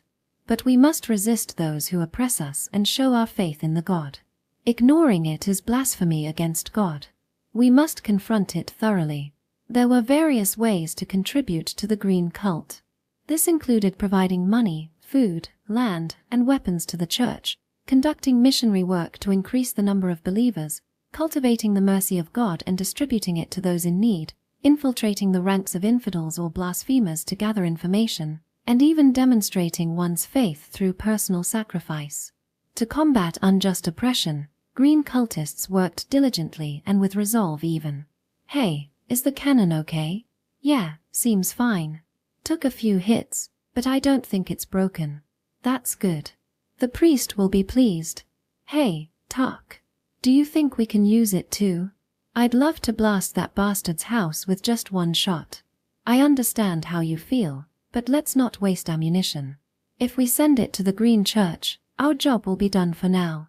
Then we can collect supplies from the Harugio mansion and burn it down in style. Tark had some knowledge of how to use the cannon, but he wasn't skilled enough to teach others. As an infantryman, he had only fired it a few times and had never used it in combat. While proficient with rifles, he focused on teaching the villagers here the techniques for handling them. The key was not precision aiming but firing in numbers. Well, burning it down serves the same purpose. Alright, got it. Then I'll contact the priest right away. Whatever we decide to do next, we need to do it quickly. Later, could you also deliver a letter to the outpost for me? Right, the issue has been resolved safely, but we have been kindly received by Count Harugio, and it seems we won't be able to return for a while. That should buy us a few days. We should be able to buy valuable time. You're sharp, Tark. Got it, I'll deliver it. Tomorrow, they would have to abandon this place and either join forces with comrades in other lands or expand their influence from here. They weren't entirely sure of their next steps, as they simply followed the priest's instructions. Challenges were certain. The suddenness of the situation meant there was no pre-established plan. However, they had agreed on a signal for emergencies, which allowed them to manage the situation smoothly. After the Earl's initial intrusion, they dispatched green cultists hidden in Little Bell to this village and prepared for gunfire. With Tark's signal, they took care of the rest. This marked the end of Tark's military career, as he could no longer relay information from the Security Maintenance Bureau to the green cultists. Although Tark wished for a peaceful resolution, many villagers here were deeply devout. For them, denying green cultism was seen as blasphemy, which could necessitate personal executions. Weighing his military career, the lives of his squad members, and his shared ideals, Tark reached a swift decision. He had no attachment to the kingdom or the military. While he felt regret for the squad members who became involved, he recognized it was unavoidable. They were not green cultists. What should we do with their bodies? Let's burn them all to eliminate the evidence. It seems burning the bodies is unforgivable for these heathens. Let's retaliate while we can. The villagers brought in the bodies of the deceased soldiers, kicking them as they went. They were all covered in blood from the gunshots. It was certain that they were all dead. There were no rules for how green cultists handled bodies after death. As long as there was faith in God, it was fine. But for heathens, followers of the Darren Church, it was different. They were said to return to Mother Earth as they were and await the next reincarnation over time. It was ridiculous and incredibly foolish. Bodies eventually rot and become food for insects. What was the difference between that and burning them to ash? Their souls would never be saved anyways. Alright, bring the oil. Hey, hold on a sec, everyone. Can't we show some mercy to this child? The child? Ah, this one. A villager roughly flipped over Mitsuba's body. She lay completely lifeless, unmoving. Even in death, her face remained beautiful. Her eyes were wide open, her expression unchanged from when she was alive, staring blankly into the void. Gunshot wounds marred her head and abdomen. Perhaps she had died instantly, without feeling any pain. That was the only comfort. Tark didn't bear any personal grudge against her, but the situation was unavoidable. Even though she's a heathen, I think she deserves a chance to be saved. She never had the opportunity to know the true teachings of God. I think that's very pitiful. Well, I do sympathize. It's too cruel to be thrown into the army at such a young age. Honestly, this damn country is just awful. I hope it collapses soon. Let the king and nobles all die. A villager smoked tobacco infused with God's mercy, which instantly lifted their spirits and removed all fear. It brought a sense of liberation, erasing even pain. This was regarded as a manifestation of God's mercy. This man, who had suffered from the after-effects of wounds sustained during military service, now enjoyed happy days thanks to the effects of God's mercy. Although the country banned it as a taboo plant, one might question what was wrong with relying on divine aid. If they truly had the power to save, they should focus on that instead of arrogantly claiming divine rights to govern the country. It was laughable. But hey, what are we gonna do? It's unlikely we can get an indulgence now. This one hasn't accumulated any virtue. Let's just bury her as she is. Maybe, after many years, God will show her mercy. It felt like her gaze was on them. Guilt welled up within him. Tark gently closed her clear blue eyes with one hand. Even if we do that, it'll just rot away. All the Darren church teachings are a bunch of lies. It's easier to just burn it. I get it. But it's just too heartless. Please, I'm begging you, bury her there. But I won't force you. But please. Ah, all right, I get it. If you say so, I can't argue. I'll bury this one separately. The rest, let's burn them to ashes. Tark handed the ammunition bag he had been carrying to the villagers. They quickly gathered the tools, completing the collection. With this equipment, they could fire at any time, which would please the priest. Meanwhile, other villagers dug holes and hastily buried the soldiers' bodies, sprinkling oil on top in preparation for incineration. Tark then carried Mitsuba's body. It was lighter than he had expected. Accompanied by Hannah, he made his way to the cemetery on the village's outskirts, where the remains of villagers who had passed away before embracing the teachings of the green cult were interred. Every day, the villagers prayed for their souls, hoping for the mercy of God. In a corner of the cemetery, Tark dug a hole for Mitsuba.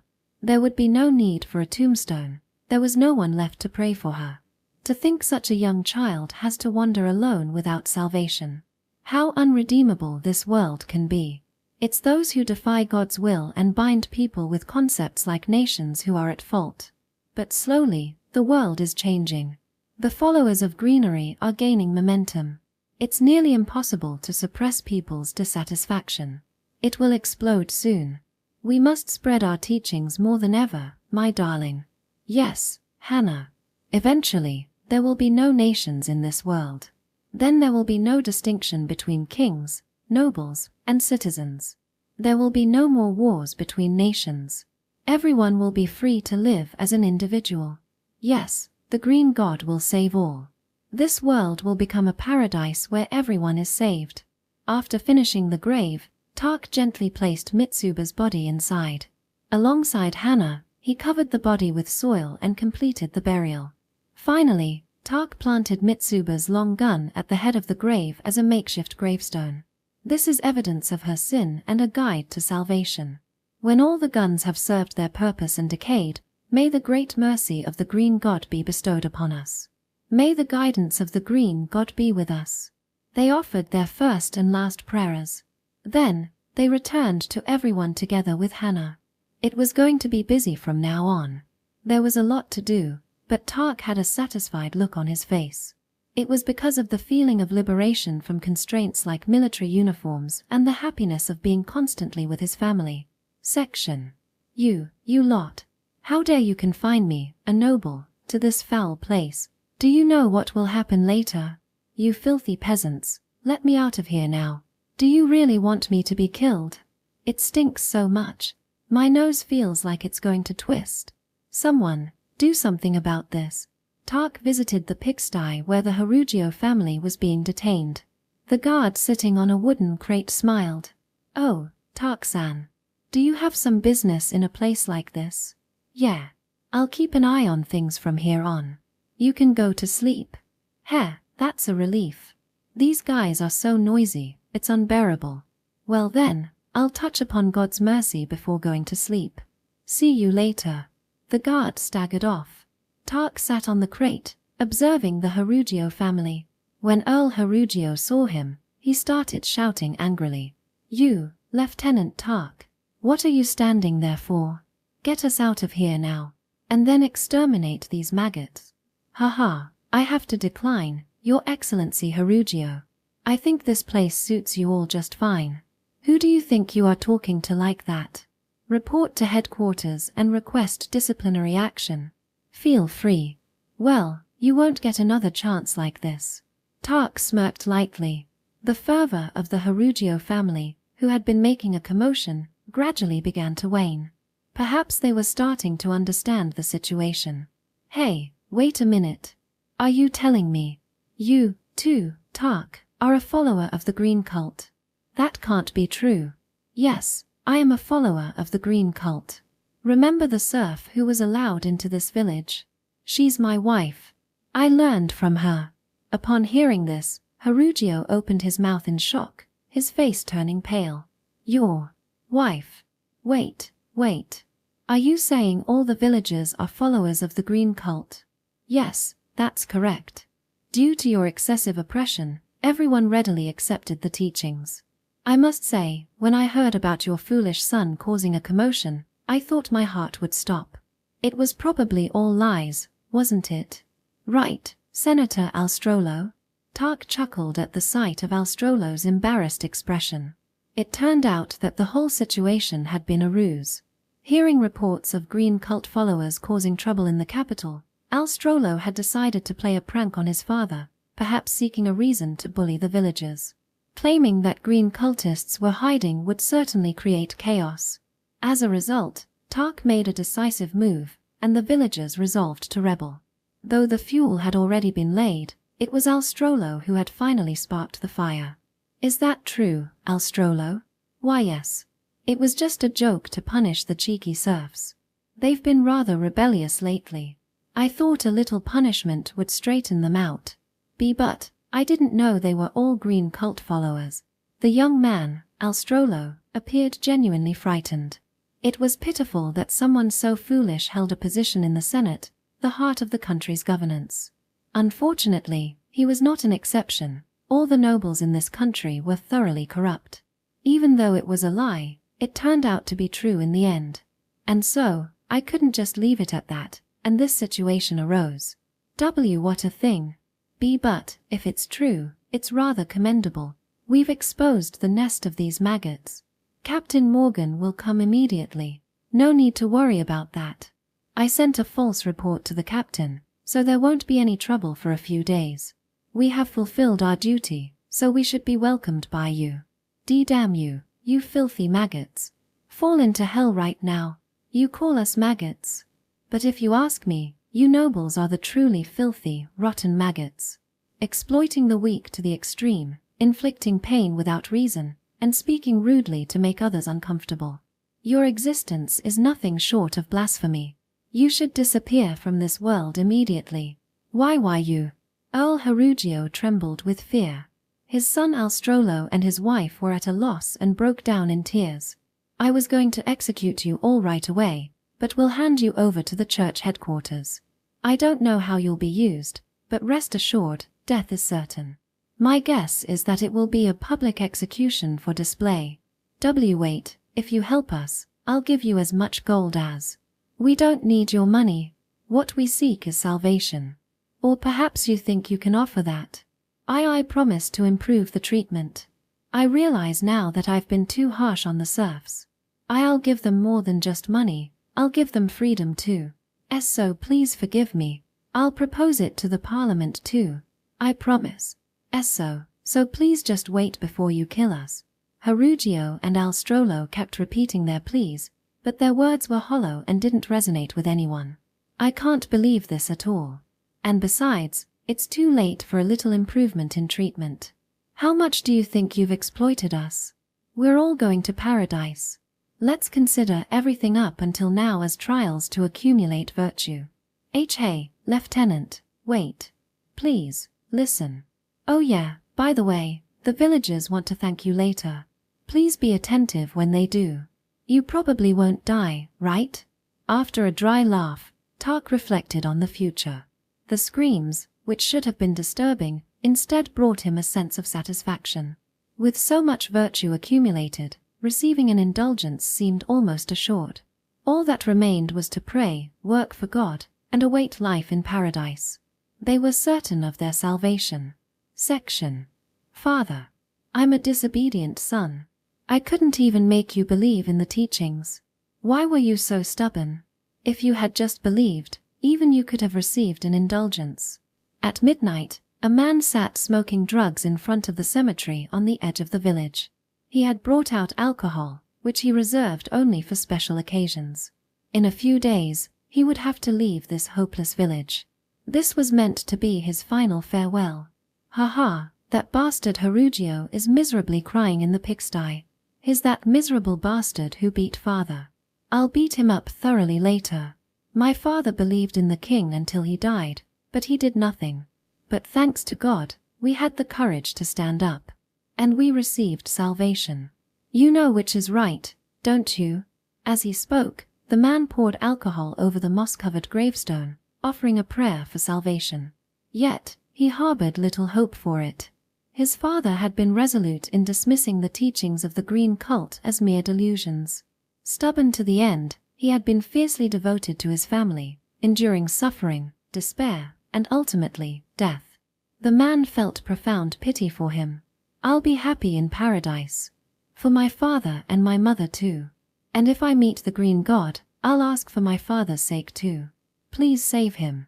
Please forgive his disobedience." A feeling of euphoria enveloped him. It was a sensation of God's mercy enveloping his brain. The world was swaying pleasantly. Ha! He suddenly heard a peculiar noise, dry and crunchy, not the usual hum of insects.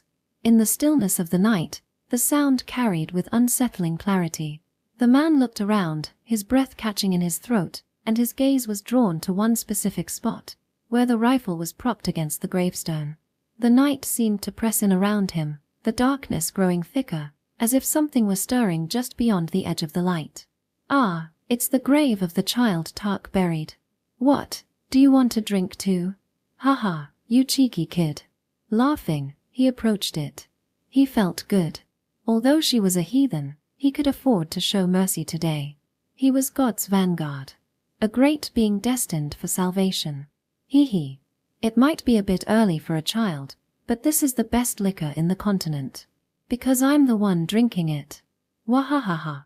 Kneeling down, he poured alcohol over the rifle, letting the liquid dribble slowly down its cold metal.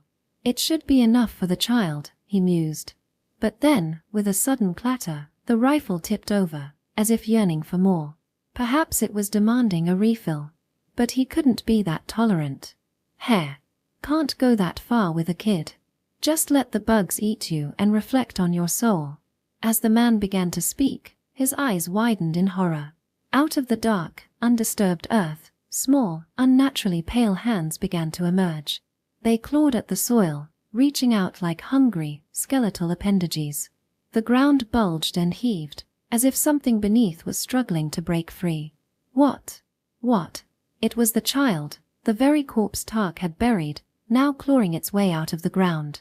The upper body emerged slowly, coated in dark, clinging soil. The decaying face, showing its teeth, twisted into a grotesque sneer. The once blue eyes were now hollow voids of blackness. The corpse's movements were erratic, like a puppet, and truly terrifying. This was no longer human, it was something far more sinister. And no way. This must be just an illusion, right? What the hell is this? Touched by God's mercy, he was enveloped in a soothing illusion, convinced he was on the brink of experiencing paradise. He hoped the same effect might be at work here. Yet, despite shaking his head and rubbing his eyes, the scene before him remained unchanged. In fact, the girl continued to claw her way out of the earth. And no. Don't come. Paralyzed by terror, the man attempted to flee, but his legs felt as though they were encased in ice, refusing to move. Desperate, he crawled on the ground with his hands, trying to drag himself away. He needed to call for Tark. He could handle this. The cannon. He would pulverize this thing with a cannon. He should have burned this heathen's body after all. They were enemies of God, and enemies of God were demons. This thing was a demon. It had become like this all because they had buried a demon. Ah! A chilling sensation on his ankle. Something was grabbing his right foot. He screamed as he desperately tried to shake it off, but it wouldn't let go. He knew he shouldn't look, but he couldn't help it. Despite the ominous feeling, he involuntarily looked back. Ah! His eyes locked with the creature's, which were completely blackened and clouded. Blackened liquid dripped from its gaping mouth. A chilling sensation began to creep up from his right foot, spreading malevolently from his lower body to his waist. He couldn't identify what it was, but it felt like something was corroding him from within. It was poison, a creeping, insidious poison. The horror of it seemed to gnaw at his very soul, tearing him apart piece by piece. What's happening? And my body, it stinks. He felt himself rotting away. Whether his vitality was being drained or the corpse was infusing toxins, he didn't know. But his right foot no longer resembled its original form. Gradually, the sensation in his lower body faded away. Then, it spread to his upper body. Help. Me. I want to live. As someone. Save me. Desperately seeking salvation, he found that he could no longer move his face. Struggling, he rolled over and extended his hand towards the sky, silently pleading for mercy from God. His trembling, pitiful hand was gently grasped by another. The moon is beautiful, isn't it? Did you have a good dream? It was the grinning girl's hands that reached out to him. Decay spread rapidly from her fingers, seeping into his own flesh. Realizing the horror of his situation, he let out a silent scream as he died in excruciating agony, purple foam spilling from his mouth. His face bore no hint of salvation. After watching him for a while, the girl picked up the dirt-covered rifle. She then crushed the man's decayed head beneath her foot and began to walk slowly towards the houses lit in the distance. Episode 12. Mitsuba's Mark. I found myself swaying gently in a place shrouded in a purple haze. There was something strangely familiar about it, as if I had been here before. Yes, this was the place where everything began. It felt as though I was suspended high above, as if I was overlooking the world from some great height. Yet, there was nothing beneath me. Then, I noticed two familiar faces. Together with me, we made 3. So, I decided to greet them. Good evening, I guess. This is the first time we've talked face to face, right? We're always together, so yeah. It's really weird and interesting. Even if we're facing each other, we're still me, so it doesn't matter. Our thoughts eventually mix anyway. What is this place? Who knows? I have no idea. Isn't it hell? My mom used to say there's no heaven, but there is hell. So, this must be hell. We're born and die in hell. I said meaningless things. In a world so dark, I just wanted to bring a little light. That aside, I died again. Sorry about that. Yeah, it hurts with all these holes. Why did this happen? It's so awful. It's because we're always so carefree. Always reacting after the fact. We have to strike first. Or else we'll die. The other Ms. complained. I was hit in a sore spot, so I decided to change the subject. Well, don't be so angry. Dying was painful for me too, you know. By the way, do you think there's a God in this world? I wonder. I've never cared enough to think about it. There isn't one. There never was. If there had been, we could have killed it. Too bad. That's why I despise those green guys. Believing in something that doesn't exist. How revolting. Ahaha, because it's so disgusting, I'll just kill them all. We were all Mitsuba and not Mitsuba. Unfortunately, my soul was duplicated. Bound by obsession, I couldn't fade away. I was broken, scattered, never permitted to be born. We were all me, but our minds and beliefs couldn't be more different. This me was moderate, that me was a hedonist who thought it was fine as long as I was having fun in the moment, and the me over there was the extremist with all the loose screws. A trinity with me, the moderate one, as the main. Great. But still, we were all me, so in the end, it was all the same. Too bad. So why am I alive? I feel like I've been killed multiple times. I don't know. But since we're alive, does it really matter? Thinking about complicated things makes me sleepy. If we can exist, it doesn't matter. We haven't done anything in this world yet. There's still so much ahead of us. It's unthinkable to disappear without doing anything. I definitely don't want that. To the philosophical me who questioned life and death, the other Ms. answered with, it doesn't matter. I wonder. If I can't die, maybe I have God's blessing? Or is it something demonic? I mean, I can use weird magic-like abilities. That must be it, right? Oh, I'm so dumb, aren't I? But I think it's fine. Life is more fun when you're dumb. I get it, I get it. We're neither gods nor demons.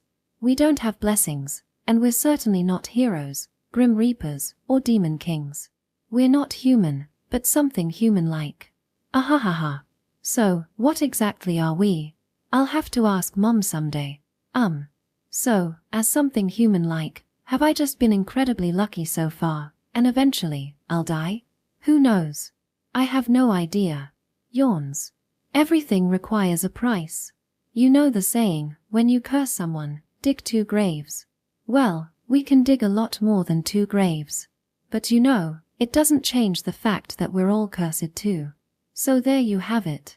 We better control ourselves soon, or else we'll shoot it all up. But can we even control ourselves in this rotten world? Ahahaha. But there's so much malice swirling around, we can replenish it as much as we want. So we're not disappearing anytime soon, and we can't be erased. The extremist me happily made gun gestures. It seemed the hedonist among us had laid down and fallen asleep. She seemed bored with this conversation. You know, I want to live in peace. But that's impossible. We won't allow it because it's boring. Long live democracy. Just one more thing. What exactly do you want me to do in the end? Well, you see, many people in this world created me. They spent a long time preparing everything, from blood to flesh to soul. That's why I don't want to disappear without doing anything. Isn't that true for you too? So, from now on, I'll try harder to stay awake. Let's engrave lots of things in this world together. To engrave in the world, what exactly? The response was a lovely smile from me. Then, my vision abruptly cut off, and I woke up. Section. Ha! Tark, who was keeping watch, sensed something was wrong. Despite it being night, it was too bright. It was definitely a full moon tonight, but this brightness wasn't normal. It was more red and ominous. Fire. Deegan's house is on fire. Hurry, fetch some water. The men will work on putting out the fire. Women tend to the injured. The adults who were resting in the village hastily grabbed buckets of water and headed towards Deegan's house. Tark wanted to help, but he was stopped. I'll help too. No, you watch over Harugio. These scum don't seem to have given up yet. But if they manage to escape, it'll be a big problem. You're the most suitable for this kind of task. I understand. But please be careful, everyone. We know. But I hope everyone has evacuated safely. Honestly, what a joyous day this turned out to be. After seeing them off, Tark sat back down. He gazed at the Harugio family, who were being held in what used to be a pigsty. Used to be because it no longer existed after they consumed the livestock. The village's current livelihood revolved around growing grapes, vegetables, and secretly distilling God's mercy. Hey, could it be the kingdom's army? Are they here to help us? Ha ha ha. Unfortunately, it's just a small fire. Just a minor mishap due to overjoy. We got a bit careless, it seems. What? Damn it. Harugio, with bruises all over his face, squatted in frustration. His son lay groaning in pain, his right leg crushed beyond hope of proper healing. Walking normally again would be nearly impossible. His wife, her dignity shattered, lay beside him, her hair cut off and her body smeared with mud. Tark kept his silent watch, his eyes drifting toward the distant figures battling the flames. Ha! I hear voices. He thought he heard a whispering voice nearby. It sounded like a little girl's voice. Immediately after, there was a loud bang. And then, the Deegan house exploded. The adults engaged in firefighting all collapsed to the ground simultaneously, screaming in agony. Some had wood or metal shards embedded in their faces, while others had limbs torn apart. It hurts. Why is my arm? Ah, and my face is burning. Help me. Oh good. Have mercy. More explosions followed. Those who had been lightly injured and were desperately trying to help others were thrown back once again. Tark stood frozen, watching in disbelief, powerless to intervene. Then, a doubt crept into his mind. Evie, everyone. Teach, that was artillery just now.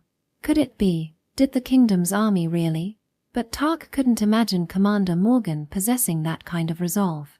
Even this time, he had merely suggested putting on a show of artillery fire. His only concern was preserving the status quo. He had never shown any real effort in tracking down members of the Green Faith. It was obvious he wanted to avoid unnecessary conflict, fearing retaliation. Because of this, Tark, leveraging his position as vice captain, had discreetly assisted members of the cult.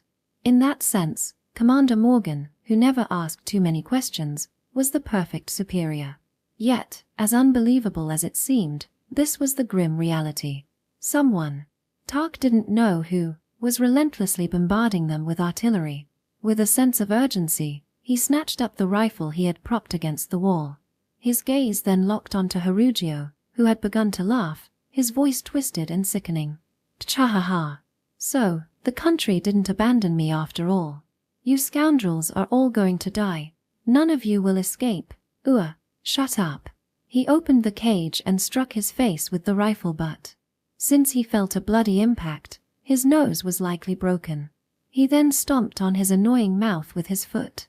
In the process, he kicked his son's broken leg as well. Of course, he kicked the leg that was already broken. Gya. My leg Estu, stop it. Hhes my son. You parasites. If any of you dare to speak out of turn again, I'll blow your brains out. Parasites, an insult reserved for the aristocracy. There couldn't have been a more fitting name. All Tark wanted was to shoot them dead. But right now, survival was his only priority. As pitiful as the fallen were, he didn't have the luxury to help them. His only option was to take as many enemies down with him as possible. That, he thought, would be his true offering to the Green God. Ha! For a moment, Tark couldn't believe his eyes. From the burning Deegan house, a cannon appeared from an unexpected angle. Clutching a cursed paper wand in one hand was the girl who should have been dead, Apprentice Mitsuba. She steadied the cannon and twisted her mouth, igniting the fuse with the cursed paper. Then, with a deafening explosion, a barrage of shrapnel erupted. The bodies of those struggling to rise with their last strength were instantly reduced to a bloody mess, a gruesome beehive of carnage. Not even a dying scream escaped their lips. That's absurd. That girl was, without a doubt, dead. Why is she alive? Tark was bewildered. It was impossible. She was definitely dead, and he had buried her. He had even offered prayers. So, there was no way she could be alive. And look, her military uniform was covered in dirt, and there were bullet marks on it. It was strange for her to be alive. Impossible. Why? Why is this happening? What on earth is going on? Gee God. Fortunately, Mitsuba seemed unaware of him. Then, as if she had discovered something important, she abandoned the cannon and ran off. When she returned, she was leading two familiar figures, bound and gagged. They were unmistakably known to him. Lieutenant Tark, if you can hear me, please surrender immediately. Otherwise, I'll kill these people. They're your precious family, right? If you don't come out in the next 10 seconds, I'll start with this child. What? Now, let's begin the countdown. 10, 9, 8. With his wife, Hannah, and beloved son forced to kneel, Mitsuba pointed the bayonet at their heads. Then, she merrily began the countdown. Tark hastily aimed at Mitsuba. At this distance, hitting her wouldn't pose a challenge for his skill level. It didn't even have to be a headshot. Any shot would create an opening.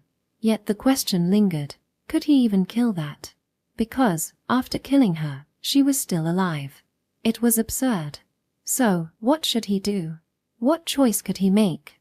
I'll hit her. I have to hit her. If I do, I can kill her. The Green God wouldn't abandon us. This is a trial given by God. Oh God, guide us. The trembling in his hand subsided. He put more force on the trigger. And just as he was about to pull it, his eyes met Mitsuba's completely. Not blue eyes. Instead, they were deep and empty black eyes. Those eyes captured Tark. Oh, there you are. Finally found you. Mitsuba smirked, showing her white teeth, and aimed the rifle with one hand, pulling the trigger. Section. The Tarks had been defeated by Mitsuba alone, before they even knew what was going on. Then everyone, whether conscious or unconscious, were all gathered in the village square. like garbage that had been dumped there. The Harugio family appeared to have been rescued, sitting on nearby chairs, their shoulders heaving as they gasped for breath. We survived. This will be a big favor to the country. I'll definitely repay it. Earl, it's not over yet, you know? What? What do you mean? The rebellion has been successfully suppressed. It's the execution of the Green Faith members. You can't just bring them back, and it's troublesome if they commit suicide. If we don't eliminate risks early in their short lives. Hey, don't do anything on your own, support me. Ignoring the shaken Harugio, Mitsuba approached the nearest man. Are you a Green Faith member? You're smart to keep quiet. But you have a fresh smell, so you're sentenced to death. With one smooth motion, she swiftly stabbed the man's head with the bayonet. Blood splattered, and the man fell. Harugio was bewildered by the situation. What are you doing? Tak couldn't help but cry out. With his right arm shot and both legs bound, he couldn't even move. All he could do was pull Hannah and his son closer to his side. Don't worry, Lieutenant Tak. I can sniff out Green Faith members. Remember what I said earlier? You have a fresh scent. I don't know if it's the drugs or the belief in the green god that causes it. But even if it's just a drug addict, it's fine. They're annoying if they get confused and blow themselves up. I don't want to be caught up in it, and it's better for the world if they're dead. Laughing, she crushed the flower of God's mercy in her hand, then stomped on it. Anger at the blasphemy against God made Tak grit his teeth, but there was nothing he could do. He didn't understand why he was being treated like this just because of one child. He didn't understand why she was alive. With so many things he didn't understand, Tak felt like his head was about to explode. So, let's keep going. Are you a Green Faith member? That's right, but please, don't kill me. I still have a pardon. Yes, the death sentence. Another familiar face fell. Then it was his wife and child. Mitsuba thrust her bayonet into anyone, indifferent to their truth or lies, young or old, man or woman. Those too injured to respond were easily crushed like grapes. Aside from the baby Mitsuba held, only 4 remained. This baby doesn't smell. So, I'll spare it. These residents are under your management, right? Here, take it. She handed the crying baby to Harugio. He hurriedly took it, but immediately looked like he wanted to throw it to the ground. Mitsuba grabbed his arm to stop him. Why would you kill it? HMPH. Why? Because there's no use keeping the children of rebel serfs alive. I won't forgive you if you kill the baby. It's innocent. It hasn't done anything. Don't you dare kill it. If you do, I'll kill you. Hi. Mitsuba changed her tone and pressed closer. Harugio collapsed, frothing at the mouth while holding the baby. Alstrolo and his wife kneeled, praying desperately to Mitsuba. Finally, she turned her pitying gaze towards Tak. Now, it's Lieutenant Tak's turn. If you have any messages, I'll pass them on to Commander Morgan. You won't have another chance to speak. Why? Yes, what is it? Why are you alive? You were supposed to be dead. How could the dead come back to life? Who knows? If there is a God, maybe they decided it wasn't my time yet. Not like there is one, though. Don't mock me. There's no way God would have mercy on a demon like you, you monster. Even though I killed your comrades, that's a harsh thing to say. And don't spit on me. That scent of yours is really disgusting. It's too cloying, it's even giving me a headache. Mitsuba looked down on him with genuine disgust. There was no way he could perceive the scent. He'd never smelled anything like it. All he could smell here was dirt, sweat, and now blood. If you're going to kill us, go ahead. We'll be guided by God and spend our time in paradise. We've accumulated enough virtue. We'll definitely be saved. We'll be saved. I'll give you a special service. There's no heaven. Of course, paradise is a lie. Shut up. Even if you shout and deny it, the truth won't change. You've just been used and exploited by the Green Faith elites. Has your rational thinking been wiped out by drugs? And you know, saying you'll be saved after death is something no one can refute. Dead men tell no tales, haha. Shut up. There is a paradise. God definitely exists. Because I've seen it with my own eyes. Tark had indeed seen God's mercy. He had seen it. God was real. The fragment of doubt remaining in his heart was a manifestation of his own weakness. That must be it. Otherwise, he wouldn't feel so relieved. Maybe you did too many drugs and fried your brain. Oh, that's right. That's why you used drugs on your own children. Ha ha ha. Congratulations. Lieutenant, you're going straight to hell. Despite being held back, Tark lunged at Mitsuba in a desperate attempt, but a hard blow to the head knocked him out. As he slipped into unconsciousness, the cries of Hannah and his dear son as they died echoed in his mind. Mixed with their screams was the sound of Mitsuba's cheerful laughter. Confused and overwhelmed, Tark convinced himself it must all be a terrible dream. There's no heaven, but there is hell.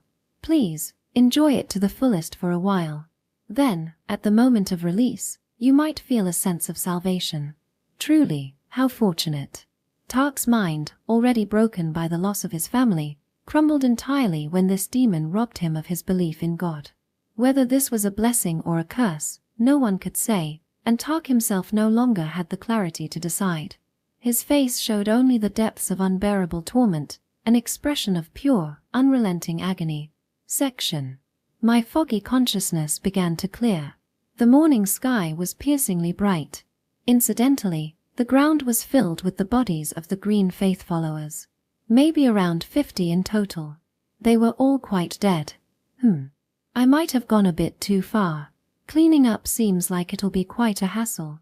I scratched my head in a moment of regret. Even monkeys knew the sting of regret. Dried, reddish-brown blood clung to my hands. Patting it made it come off in flakes. Nearby, Lieutenant Tark sat muttering incoherently, drool slipping from his mouth. It seemed his mind had been shattered by the death of his wife and child. I was the one who did that. The memory was still vivid. Well, I guess it was divine punishment for killing an associate. So, what do you think we should do, Earl?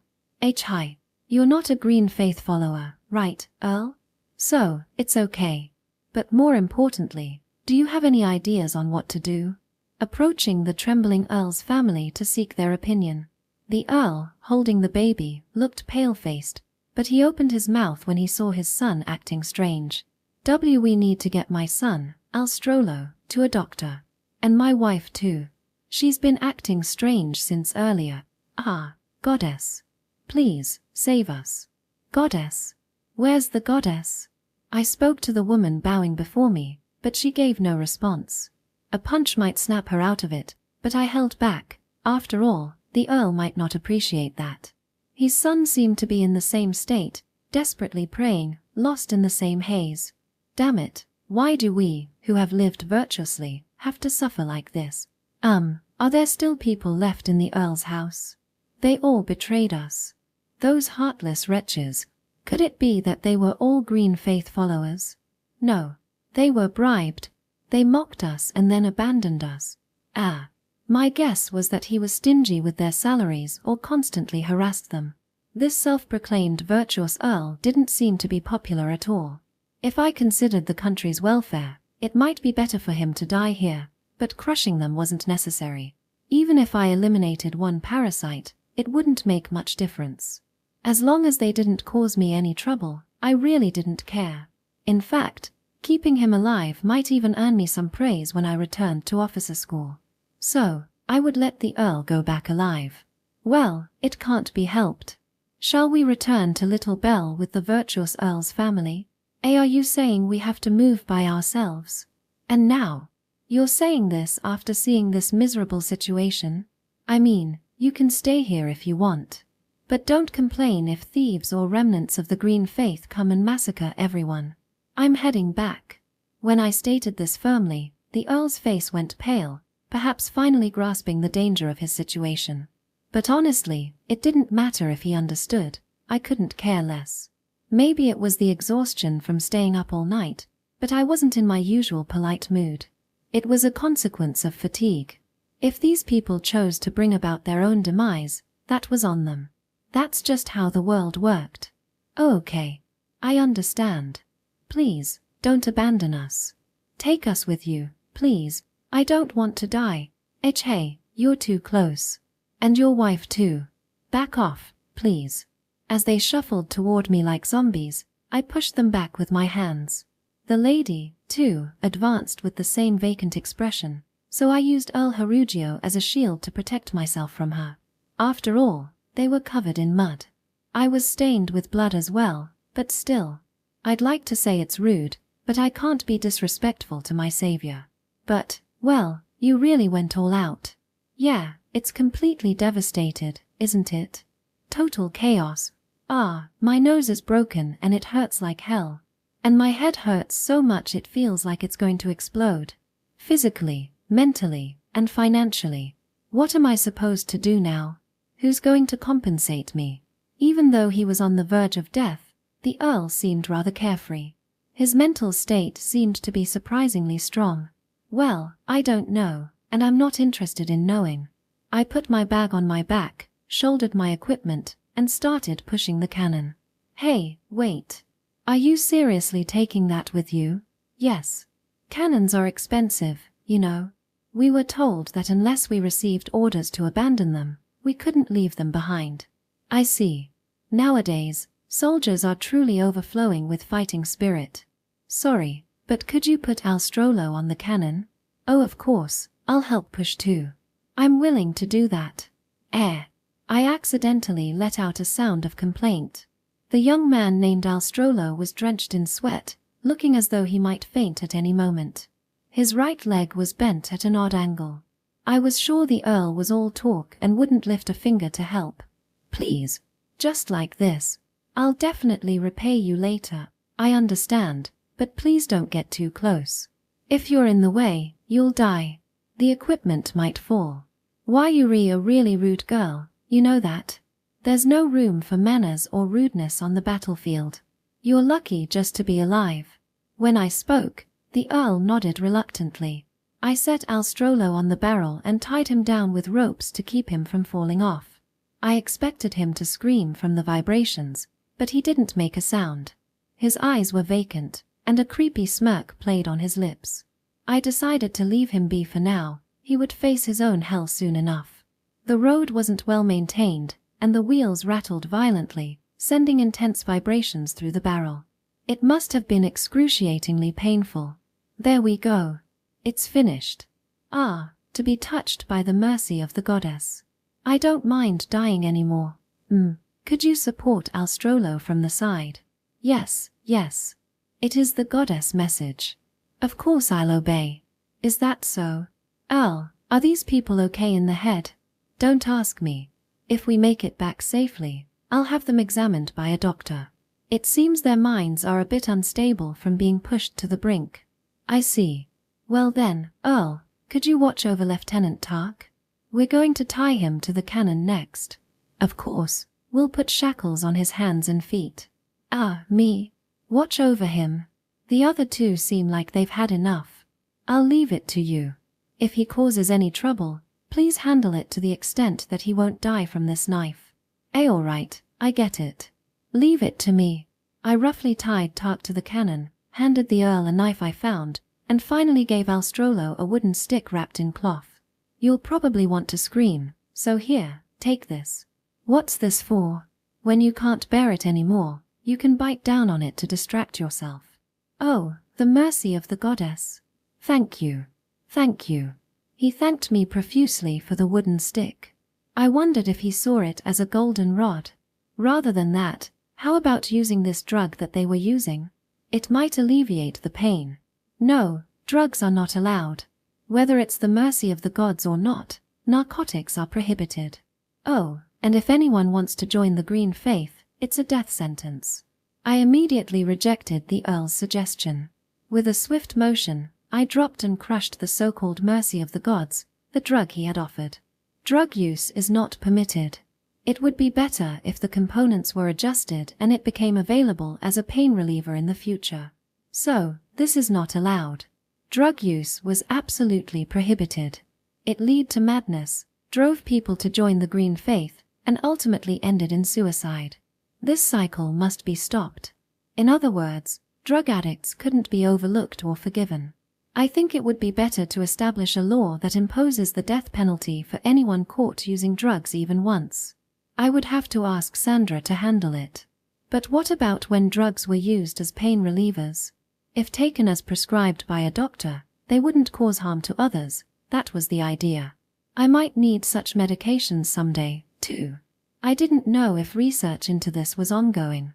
It was akin to the distinction between morphine and heroin. Morphine was conditionally permitted, while heroin was absolutely banned. The line was clear. Pain was undesirable, but I refused to let fear deceive me. Well then, shall we go? But it feels like it's been a terrible day. I completely agree. It was really a terrible day. As we began to push the cannon, only Lieutenant Tark's groans and the cries of the baby echoed around us. Alstrolo and the lady started singing some kind of hymn. It was unsettling enough that chose not to dwell on it any longer. The Earl struggled to carry the baby on his back, wheezing as he watched Lieutenant Tark, while I continued to push the cannon relentlessly. None of it made any sense, but perhaps in its own twisted way, it represented a kind of equal society.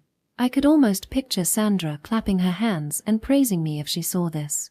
With those thoughts in mind, I wiped the sweat from my brow and kept pushing. Section. Upon returning to Little Bell, chaos ensued. Earl Harugio, clutching the baby, confronted Commander Morgan with a barrage of insults, while the lady and Alstrolo resumed their hymn singing and the baby wailed loudly in the background, which was funny. Shortly after, the entire family was escorted straight to the doctor, probably someone specialized in psychiatry. As for the traitorous Lieutenant Tark, he was immediately taken to prison. It was oddly amusing to see him foaming at the mouth. Then, I received a personal summons from the commander for questioning. Trainee Mitsuba. Is what the Earl said true? That Lieutenant Tark was a traitor, and not only that, but he was also a member of the Green Faith? Yes, absolutely. It's true. I can't believe it. But it's true. Just as the Earl said. And there's no reason for the Earl to lie. Commander Morgan fell silent. Indeed, it was the right decision to keep the Earl alive. Having a living witness was important. All the members of our squad were ambushed and killed. I happened to survive, so I managed to snatch the cannon and launch a successful counterattack when I saw the opportunity. I did my best. Oh, my gods. I tried to emphasize my efforts, but Commander Morgan sat with his head cradled in his hands. It was a pitiful sight, though it was likely a matter of responsibility. Having a member of the Green Faith as his deputy and losing 10 squad members was a disaster. The Security Bureau headquarters would probably receive a scathing complaint from the Earl. It was tragic to be a middle manager. However, I couldn't muster much sympathy for him. It wasn't my concern. The real victims were those who had been shot dead. I wanted to place blame on someone, but who? Maybe the king? Just then, a soldier approached. He had been fortunate enough not to go on the expedition, and I couldn't help but think he was a lucky guy. I wished he would share some of that luck with me. Commander, preparations are complete. Lamenting won't change anything. Anyway, investigate the situation and report to headquarters immediately. If the story is true, don't leave the bodies of your subordinates. Yes, sir. I remembered something important, so I decided to speak up. Right. There are Green Faith members among the staff at the town's diner. They serve as messengers to headquarters or something like that. With all the commotion earlier, they might be preparing to flee. Dispatch troops to the diner immediately. Depart for the village at once. Arrest anyone suspicious, and if they resist, shoot them dead. Kill them before they kill you. Why yes, sir. The soldier rushed off. Commander Morgan's complexion fluctuated between pale and red, looking quite busy. I have one question. Were all the villagers members of the Green Faith? Are there no other survivors besides the baby? There are no others besides the baby. They were all executed, so there are no other survivors. All executed? What on earth happened? Yes. I asked all the villagers if they were members of the Green Faith, and if they admitted it, I killed them. Even if they didn't admit it, I killed them. Because, except for the baby, they were all members of the Green Faith. But I kept Lieutenant Tak alive as a witness. He might be a bit too broken for that now, though. Haha. I reported matter-of-factly. I couldn't exactly say, happy to have sanitized the mold. All I did was brush off the sparks that had landed on me. And my pacifist consciousness had felt rather dim at the time, so the situation seemed completely like someone else's business. What the hell? It turned out just like those sorcerers said. Or rather, should I say we were saved? What do you mean? Anyway, I acknowledge your report. I'm sorry, but go back to the inn today and rest. I'll contact you later once I confirm the situation. Yes, understood. Since it seemed like I could leave, I decided to take my leave quickly, but then, wait. Yes. Thank you for resolving the village rebellion and saving the Earl's family. I sincerely appreciate it. Commander Morgan, who had worn a pained expression for quite some time, finally stood up quietly and saluted me. I quickly turned around and returned the salute. It felt kind of cool, like I was becoming a soldier. I might have looked like a child playing soldier because of my height, but that couldn't be helped. While I had his attention, I decided I might as well make a request. Since he had sincerely thanked me, perhaps he would be willing to listen. I have one request. What is it? I've grown a bit attached to that long rifle I borrowed. Would you mind if I keep it? I'm a bit reluctant to part with it, I asked. Do as you wish. Our squad is now short on members. I'll make arrangements for you to take it home after the training is over, Commander Morgan replied. Thank you very much. I gave him a final salute. I somehow felt a surprising affection for that rifle. It was quite rare for a rifle to serve as a grave marker. There were similar ones in the warehouse, but this particular one held a special significance for me. I actually also wanted the cannon too, but I'll hold back. After all, cannons were expensive. Well then, if you'll excuse me, I said. Commander Morgan sat heavily, looking up at me, exhaustion etched across his face. After a brief glance, I left the office. It was already evening. Perhaps I should go grab some delicious stew, but weren't the soldiers crowding the diner right now? What was I supposed to do for dinner? As I pondered this while wandering outside, I noticed the townspeople staring at me with frozen expressions. Then, without a word, they fled in the opposite direction. Oh, I had forgotten something quite important, my current appearance. My military uniform was stained with blood and dirt, and it had even developed holes. With my pale expression, I must have looked like a moving corpse, a girl with a rifle resembling a zombie. It would have been amusing to return to the inn like this, but pushing Commander Morgan any further might send him over the edge. I quietly went back to the office and requested a change of uniform from Commander Morgan. This should settle the sincere gratitude debt. It didn't make much sense to me, but that was just how the world worked. Episode 13, Sweet Victory. After a week of rigorous training, I returned to the officers' academy. There were no special welcomes, just a routine submission of my report to Instructor Galdo. That should have been the end of it. But instead of being dismissed, I was promptly directed to the briefing room. Why only me? Upon entering, I found Principal Parrock, his ever-expressionless secretary, and the stern-faced Instructor Galdo waiting. Well, I know it's a bit soon after your return, but there are a few things to discuss. First, about your training.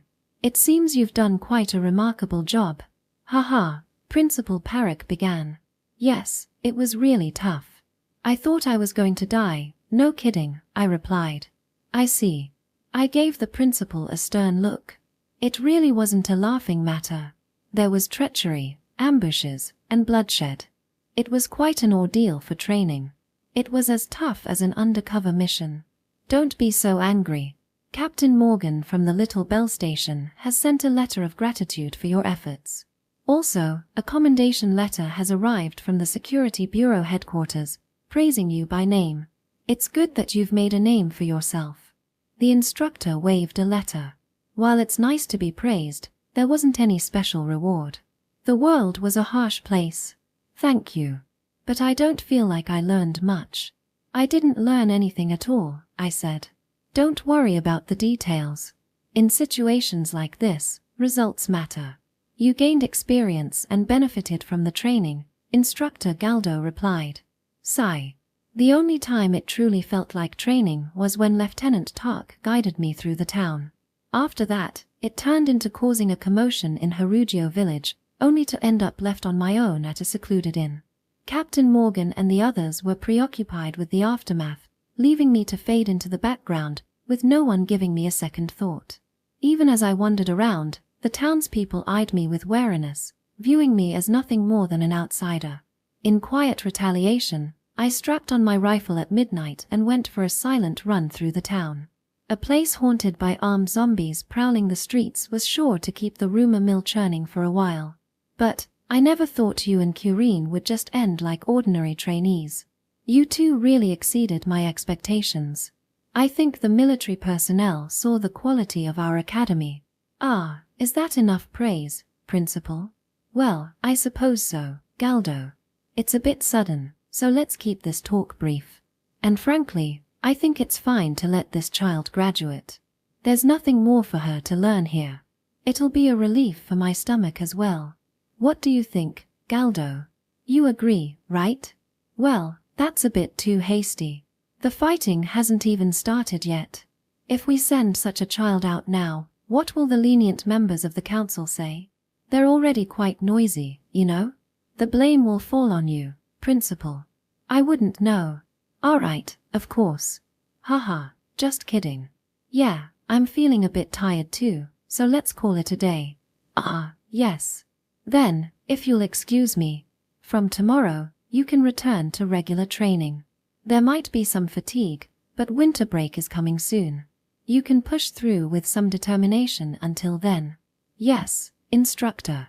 The principal seemed rather indifferent, but I was relieved to be let go. This was the first I'd heard of a winter break. It was probably like New Year's break, I suppose. Either way, I decided to head back to my room and tidy things up. Captain Morgan mentioned he'd send me the rifle later. I can't just leave it lying around in my room as a trainee, so I'll store it properly in the academy's warehouse. Once I graduate, I would be sure to retrieve it. With that plan in mind, I entered my room, moving at a relaxed pace, only to find Curine there, greeting me as if she'd been waiting. Haha, welcome back, Chibi. Oh, I've been waiting with bated breath. It couldn't have been any more bated. I'm back. Did you just come back today, Curine? Yeah, I left pretty early. Anyway, forget that. Did you also cause a scene too? Oh, we both had it tough, didn't we? You too? Yeah. While I was on border patrol training, I ran into Plumeria's scout unit. It's a tricky area, so sporadic fights are common. The commander, who was so confident that no bullets would hit him here, took a bullet between the eyes and died in combat. That was hilarious. I thought I'd explode from laughing. Curine mimicked poking her forehead. Such things happen occasionally.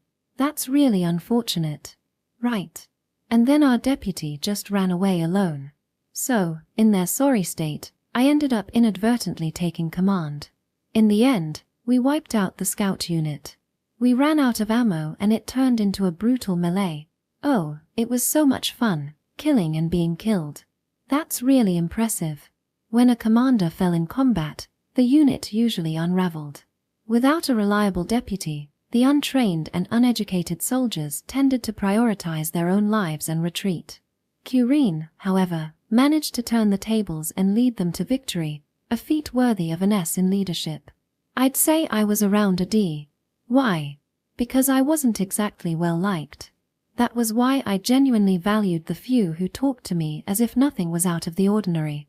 Oh yeah, I got some sort of appreciation letter from the Kingdom Army too. It's the same as yours, Chibi. I just happened to get mine. It was just luck. Saying that vaguely, I tried to dodge the topic, but Curine slapped my back vigorously. I noticed a wine bottle rolling around. She seemed to have been drinking wine alone to cheer herself up. She was already almost plastered. No need for modesty. You rescued the idiotic noble family, captured the informant, and wiped out all those greening cultists, right? That's quite a feat once you graduate. I'm sure the security bureau will come knocking for you. They should come right away, if you ask me. Is that so? It is. So, how did you figure out they were green cultists? Did you just happen to find some green cloth? No. I recognized them by the smell. It was refreshing at first, but it got annoying after a while. It just irritates me when they're nearby. I thought it might be due to the drug known as God's mercy, but it didn't carry that strong, distinctive scent from the plant. Instead, it was fresh and fragrant. Maybe my nose had a built-in radar for detecting green cultists, something instinctual or even physiological. Perhaps it had to do with how I was raised. Or maybe not. Who knows? Perhaps I was killed by those anarchist followers in a past life. I don't think that's it. I see. So, it's intuition, right? Something like that. I can't really explain it, but I just somehow understand. Well, that's not really helpful, is it? Well, maybe I'll pick it up too someday. Saying that, Curine finished her wine. I suddenly felt thirsty too. By the way, mind if I join you? Oh, of course. By the way, it's not important, but Sandra forgot to greet you and is studying in the library. What an indifferent person. Haha, that's so like Sandra. Curine poured wine into my glass. Just a little indulgence from the supplies she'd picked up in the capital. Technically, drinking alcohol at the academy was strictly forbidden. We called it grape juice, but I doubt we were fooling anyone. The real reason Sandra hadn't reported it to the instructors was likely because she was hiding a stash of risky books and pamphlets on republicanism herself. In the end, we were all in the same boat. All right, that's settled.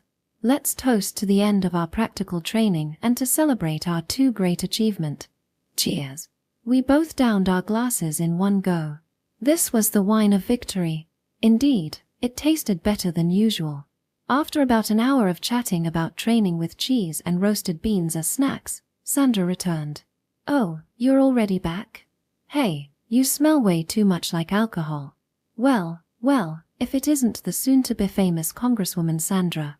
Come on, the heroines of Roselia are back, so hurry up and give us your sly blessings. You're such a noisy and troublesome person. But, it's commendable to have vanquished the external enemies threatening Roselia's border. You've done well for a trainee. I'll give you that much praise. Well done. That was really annoying. I don't understand why you can be so high and mighty. Where do you practice to become like that? Sorry, I'm not good at excessively humble behavior, Sandra replied.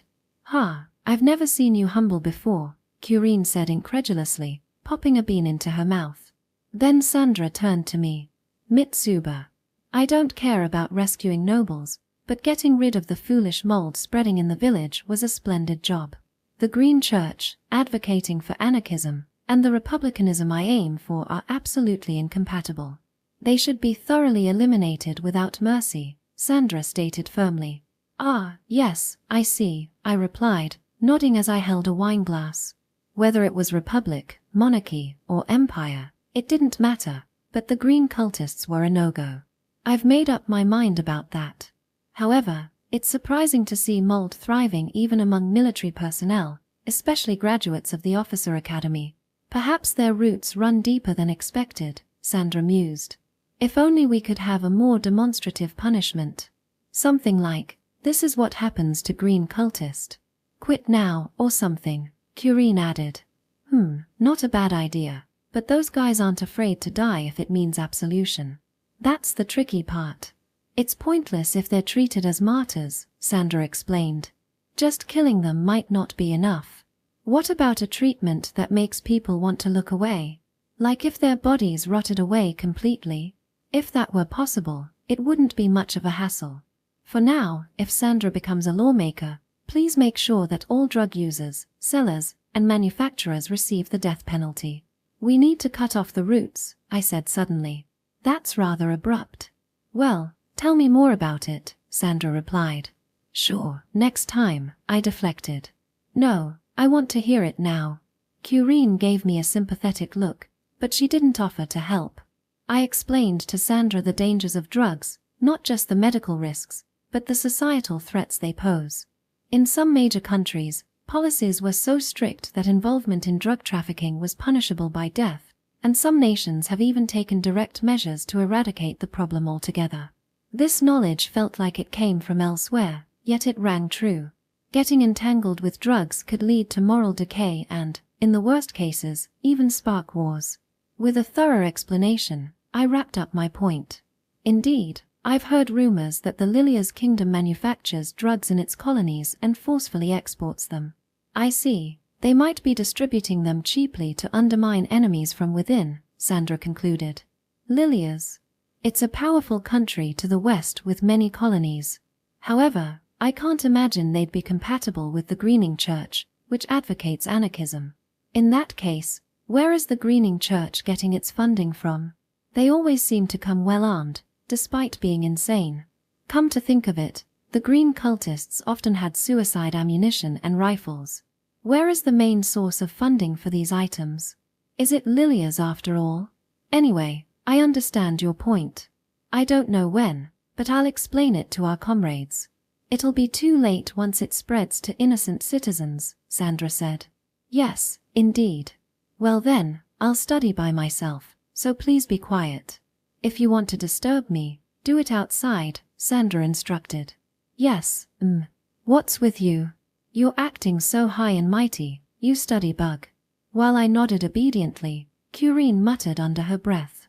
It felt like we had settled back into our usual routine. I couldn't wait for winter break, but, truth be told, I didn't really have anywhere to go back to, nor were there many people to spend it with. It was a bit of a shame. Section. The Kingdom Magic Research Institute. Nikarina's, with her usual cup of coffee, was receiving an update on Mitsuba's latest situation. The information came through an understanding secretary working under Principal Parrock.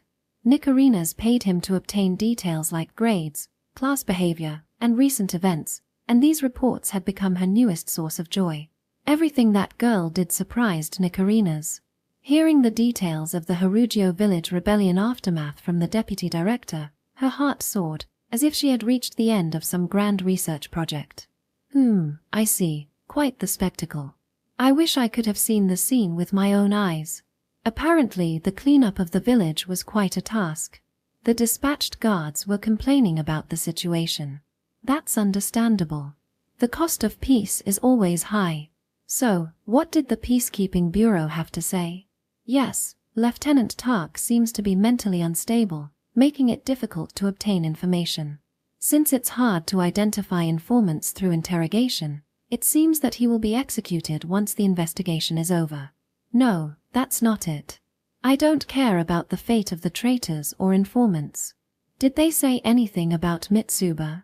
They seem to be suspicious of a single student wiping out the green cultists on her own, but most people are praising her and want to employ her in the Peacekeeping Bureau in the future. However, some suspect that she might have disposed of some green cultists who were no longer useful to gain trust. Upon hearing that, Nikarina's couldn't help but burst out laughing. It was absurd beyond belief. Those green cultists would be furious if they heard. She would love to crack open the heads of those few individuals and see what was inside. Haha. That's quite an amusing idea, but it's definitely impossible.